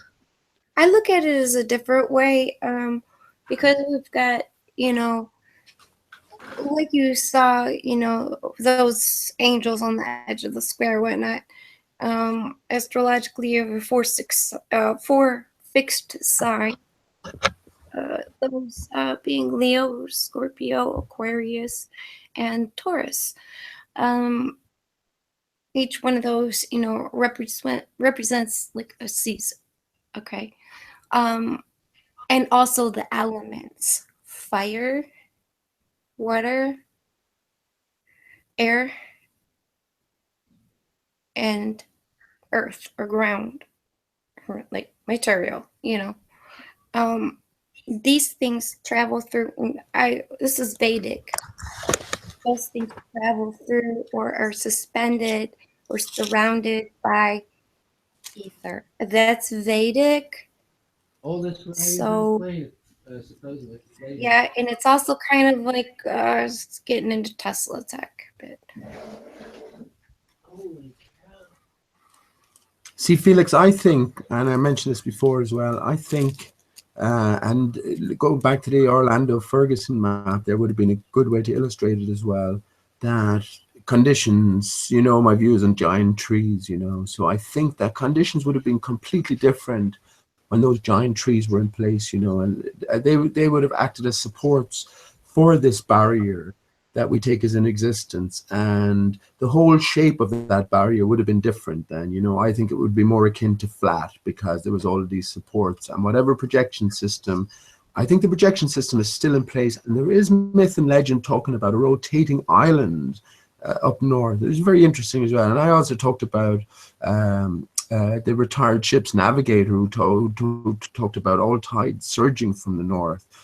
So if you imagine all of these things sort of working in unison to generate this magnetic field, that with the trees, let's imagine it was earth-wide, so you'd have a much more flatter screen or sky, if you will. So if the projection center was still intact and always has been intact, but just that the pillars were removed in terms of the giant trees and the screen now is contorted, then you're getting a different sort of projection system as it appears to us, and that's why I think as well that North Pole center area is out of bounds for us and is not under. See, I don't think that this ether, if you will, was meant for us. We were first of all under the canopy of the trees as a more natural environment, but also that wasn't its function in the first place. So we're now under this oppressive etheric force that is sort of retarding our development, if you will, and that's where I would have tied in. Get more by using all these electromagnetic devices and broadcasting and things like that. It's retarding it even worse because I think it's bringing people further away from, like you said, with the Genesis 1. Of course, if we really take that literally, there were plants before there was the sun and the moon and the stars. Right. Before there was rain, before there were any creatures, okay, now the sun and the moon and the stars are put up there for seasons and signs, and suddenly, these God destroys as well as builds. Could be, a part of the Creator's plan in establishing, the heavens and the ground. I see it as an establishment of it, and right, and then the fact that we can call it up so vividly in our minds for receptive to looking at the order of the creation, that we can vividly call it up and imagine, or not even imagine, but actually visualize the plane, bathed in this etheric light with these large beings all around, with, don't pack up and move around with legs or wings. You know what I'm saying? They don't slither, they don't swim. They're these large anchors, I think either symbolically or literally, it does mean something. Yeah. And be sure. even symbolically, you know, we can. There's something inside of everybody that examines this, and there's an aha moment Mm. that And it becomes easily identifiable and understandable. mm, But I there's an mean, aha moment. maybe we all make it to heaven, Felix, but we have different versions of our heaven. When I was reading the last book of Revelations recently, it described heaven in beautiful terms, I guess. But I wasn't particularly attracted to that type of cold heaven, if you will, shiny gold, onyx, amethyst, paved streets. It was like if you ever read Candide and the version of El Dorado there. When I contrast to my other version of heaven, which is paradise beneath the North Pole Center, more natural, a more sort of living environment, that's definitely the place I would head for, as opposed to the Revelations, King, City of God.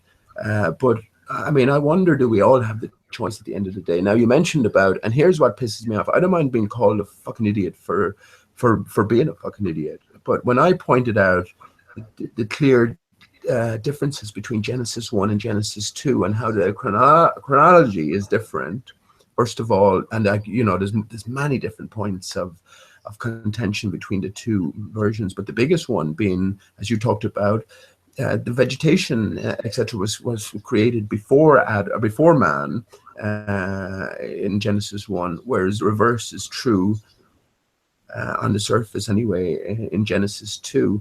And if you haven't been reading any of my texts, I'm of the firm belief that they're different stories, and God in Genesis 1 and Lord God in Genesis 2 are completely different characters, And one is, I think, Genesis 2. We're in Genesis 2 now, outside the North Pole Center, and it's about us making our way back to Genesis 1 boat, sort of internally, which is about reunifying all aspects of ourselves, masculine and feminine, and literally, I guess, going back home, or else making your decision to live in Genesis 2, which is a different kettle of fish altogether. Do you think that the world has a plan to go full circle and restore itself back to? Yes, I do, Felix. I do, and I'm still thinking, and sometimes I'm absolutely sure, other times I'm absolutely uncertain, but I'm still thinking we won't have to go to the North Center at all, that the North Center will come to all of us, And here's where the towers come in, Felix, as well, strewn throughout the earth. Bendover talked about, not Bendover, Arendover. Bendover is a porn star, a British porn star. I know, and somebody who frequents the chats. I love, just talking about chat names. I love that name. I think it's hilarious. It was Ginger funny. I asked him if he was related to Eileen Dover. That's a good. Eileen and Bendover. We're celebrating the coming together of Eileen and Bendover.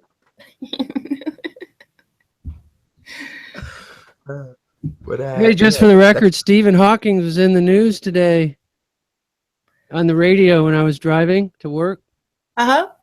And they said that he predicts we're going to have to leave Earth within the next 100 years. So we got a computer AI telling us, an actor/actor telling us we're going to have to leave Earth in 100 years. Well, we're going to have to get crack-a-lackin', that's for sure. I'm telling you, once they roll Stephen out for a press conference where he doesn't have to really do much. He just blinks his eyes a few times. But I'm telling you, the minute he gets backstage, he hops out of that wheelchair, brushes himself off, puts on his scarf, gets his car keys, and drives home to his blonde wife and his fucking yacht or something. That would be hilarious. And it's not beyond anyone seen the movie My Left Foot or knows anything about method actors. This sort of stuff is easily done, you know what I mean? So that would be hilarious, wouldn't it? Couldn't you imagine that? What a job.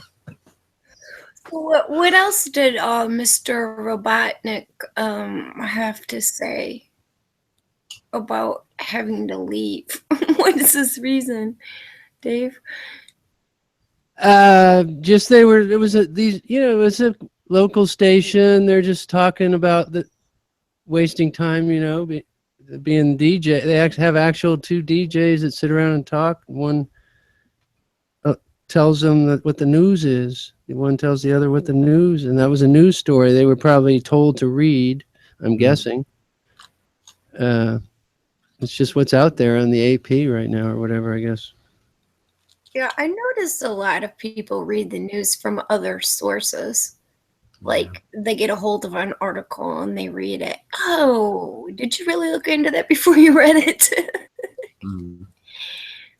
Kind of makes you almost not want to listen. How old is that guy supposed to be? He's had it since he was a teenager, is when he started to develop the symptoms or something? I was just reading it today actually, and it was I think he's 74, and he now suffers from Lou Gehrig's disease for 50 years, 52 years or something like that, whereas most people it's fatal for 2 to 5 years. It's mortal, fatal, whatever it's a death sentence for most people. Yeah, he pretty much. So now there might have been an original. This is how they work. Like there might have been an original. Who knows how many times it might have been replaced. To get a look-alike, not very difficult at all when you have all the funds in the world. I mean, this is a piece of cake. So we have to sort of cast our imagination, put ourselves in the magician's shoes, really, and see how they might have done it. And if you can conceive, they have this story. They have a story that he made that wheelchair thing that lets him talk and shit. Kind of like Bill Gates and Steve Jobs made the computer in their garage. That type of. Did you say let him shit as well? I thought it just made let him talk, Dave, but I didn't know let him talk and shit. So that's cool. It meant let him talk and wheel around and all kinds of stuff like that. Let him talk and shit. Well, these are important things, Felix. If you had to pick one, edit that in post. Would you incorporate the ability to have a shit in your wheelchair, or would you incorporate the ability to talk? If you had to pick one, like you couldn't do the two of them. Oh. Stop being such a literalist. The ability to not drool on myself would be paramount number one. Yeah, like somehow he made that thing. Yeah. That's how smart he is. That was the story. That's what gave us the confidence in him. He made that thing. Yeah, was his directions. Ooh. It's bad. You're drooling on yourself again, Felix. No, it's really weird because if his son couldn't understand him. Felix, I can't do that. I have to practice the voice.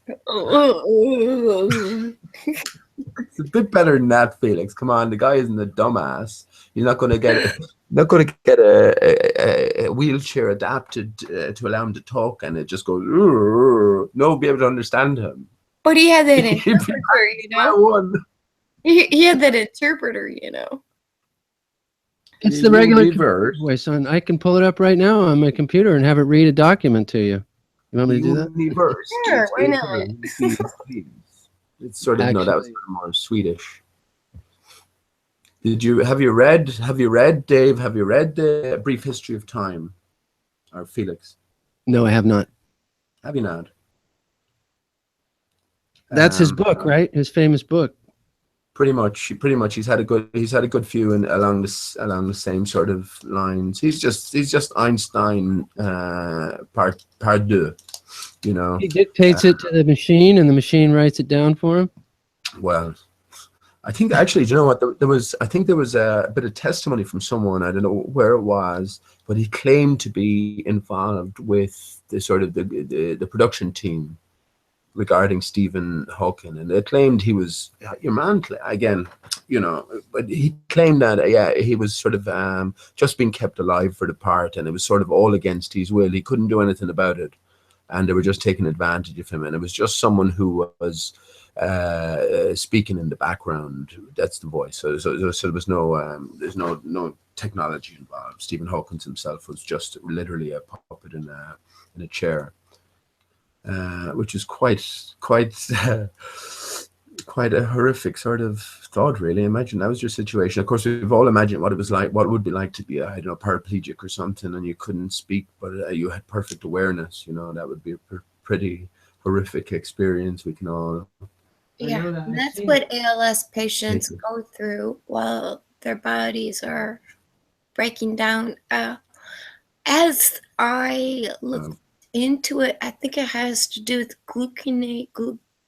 glutamate and muscle apoptosis, which is the death of the nerve cells that operate the voluntary, some for voluntary, which would leave you paraplegic, or involuntary, which that would affect the digestive system and the ability to swallow and speak.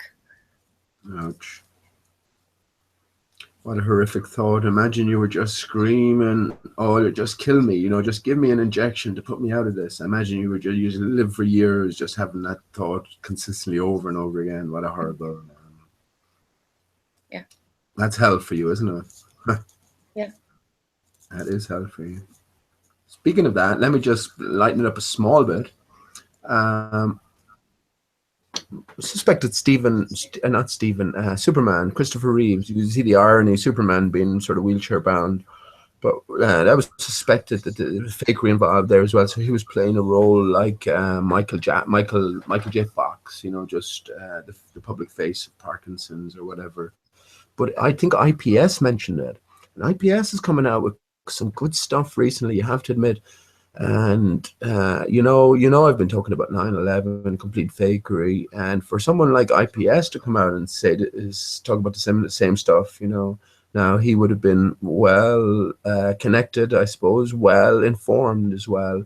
So I think I can't imagine that he was sort of isolated within the Masons, having these strange thoughts about media fakery and all that. So I'm thinking it was probably a well understood thing. But he talked about Christopher Reeves playing the role of Al Gore, which is obnoxious on the face of it, but I never considered that before. But because anything becomes possible in this magician's parlor, that's something to look into.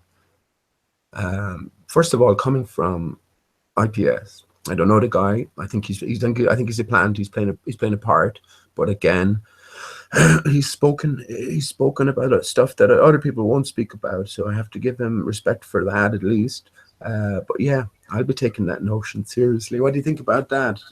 That possibility, is that so obnoxious as to be immediately labeled insane? Christopher Reeves playing the role of Al Gore? I really don't know. I mean, that's something to think about. I certainly don't have any evidence against it. Yeah. So he went from how much they have for it too at the same time. Right, and that's what I'm saying. If has anyone heard that, or when I just mentioned the two characters, could you possibly imagine one playing the other? I mean, so the story behind it is Superman, the savior of all, goes to being an invalid and completely helpless, like the opposite, and then he's sort of resurrected and becomes someone like Al Gore, who claims to be so passionate about wanting to save the earth again, He's going to need to tax us in order to save them. They need money to save the world. That's the thing. Yeah, 15 trillion, was that? Well, Bill Nye's trying to save the world by making everybody gay, trans even. No, oh, God, what is going on there, Felix? What is going on with these guys? It is just so disgusting how many people are sucked into that garbage. I know, man. I mean, I'm all for free speech and everything, but that's crossing the line. That is really crossing the line into That's sick stuff. I mean, if we're thinking about the same thing here, yeah, the IPS was mentioning it again.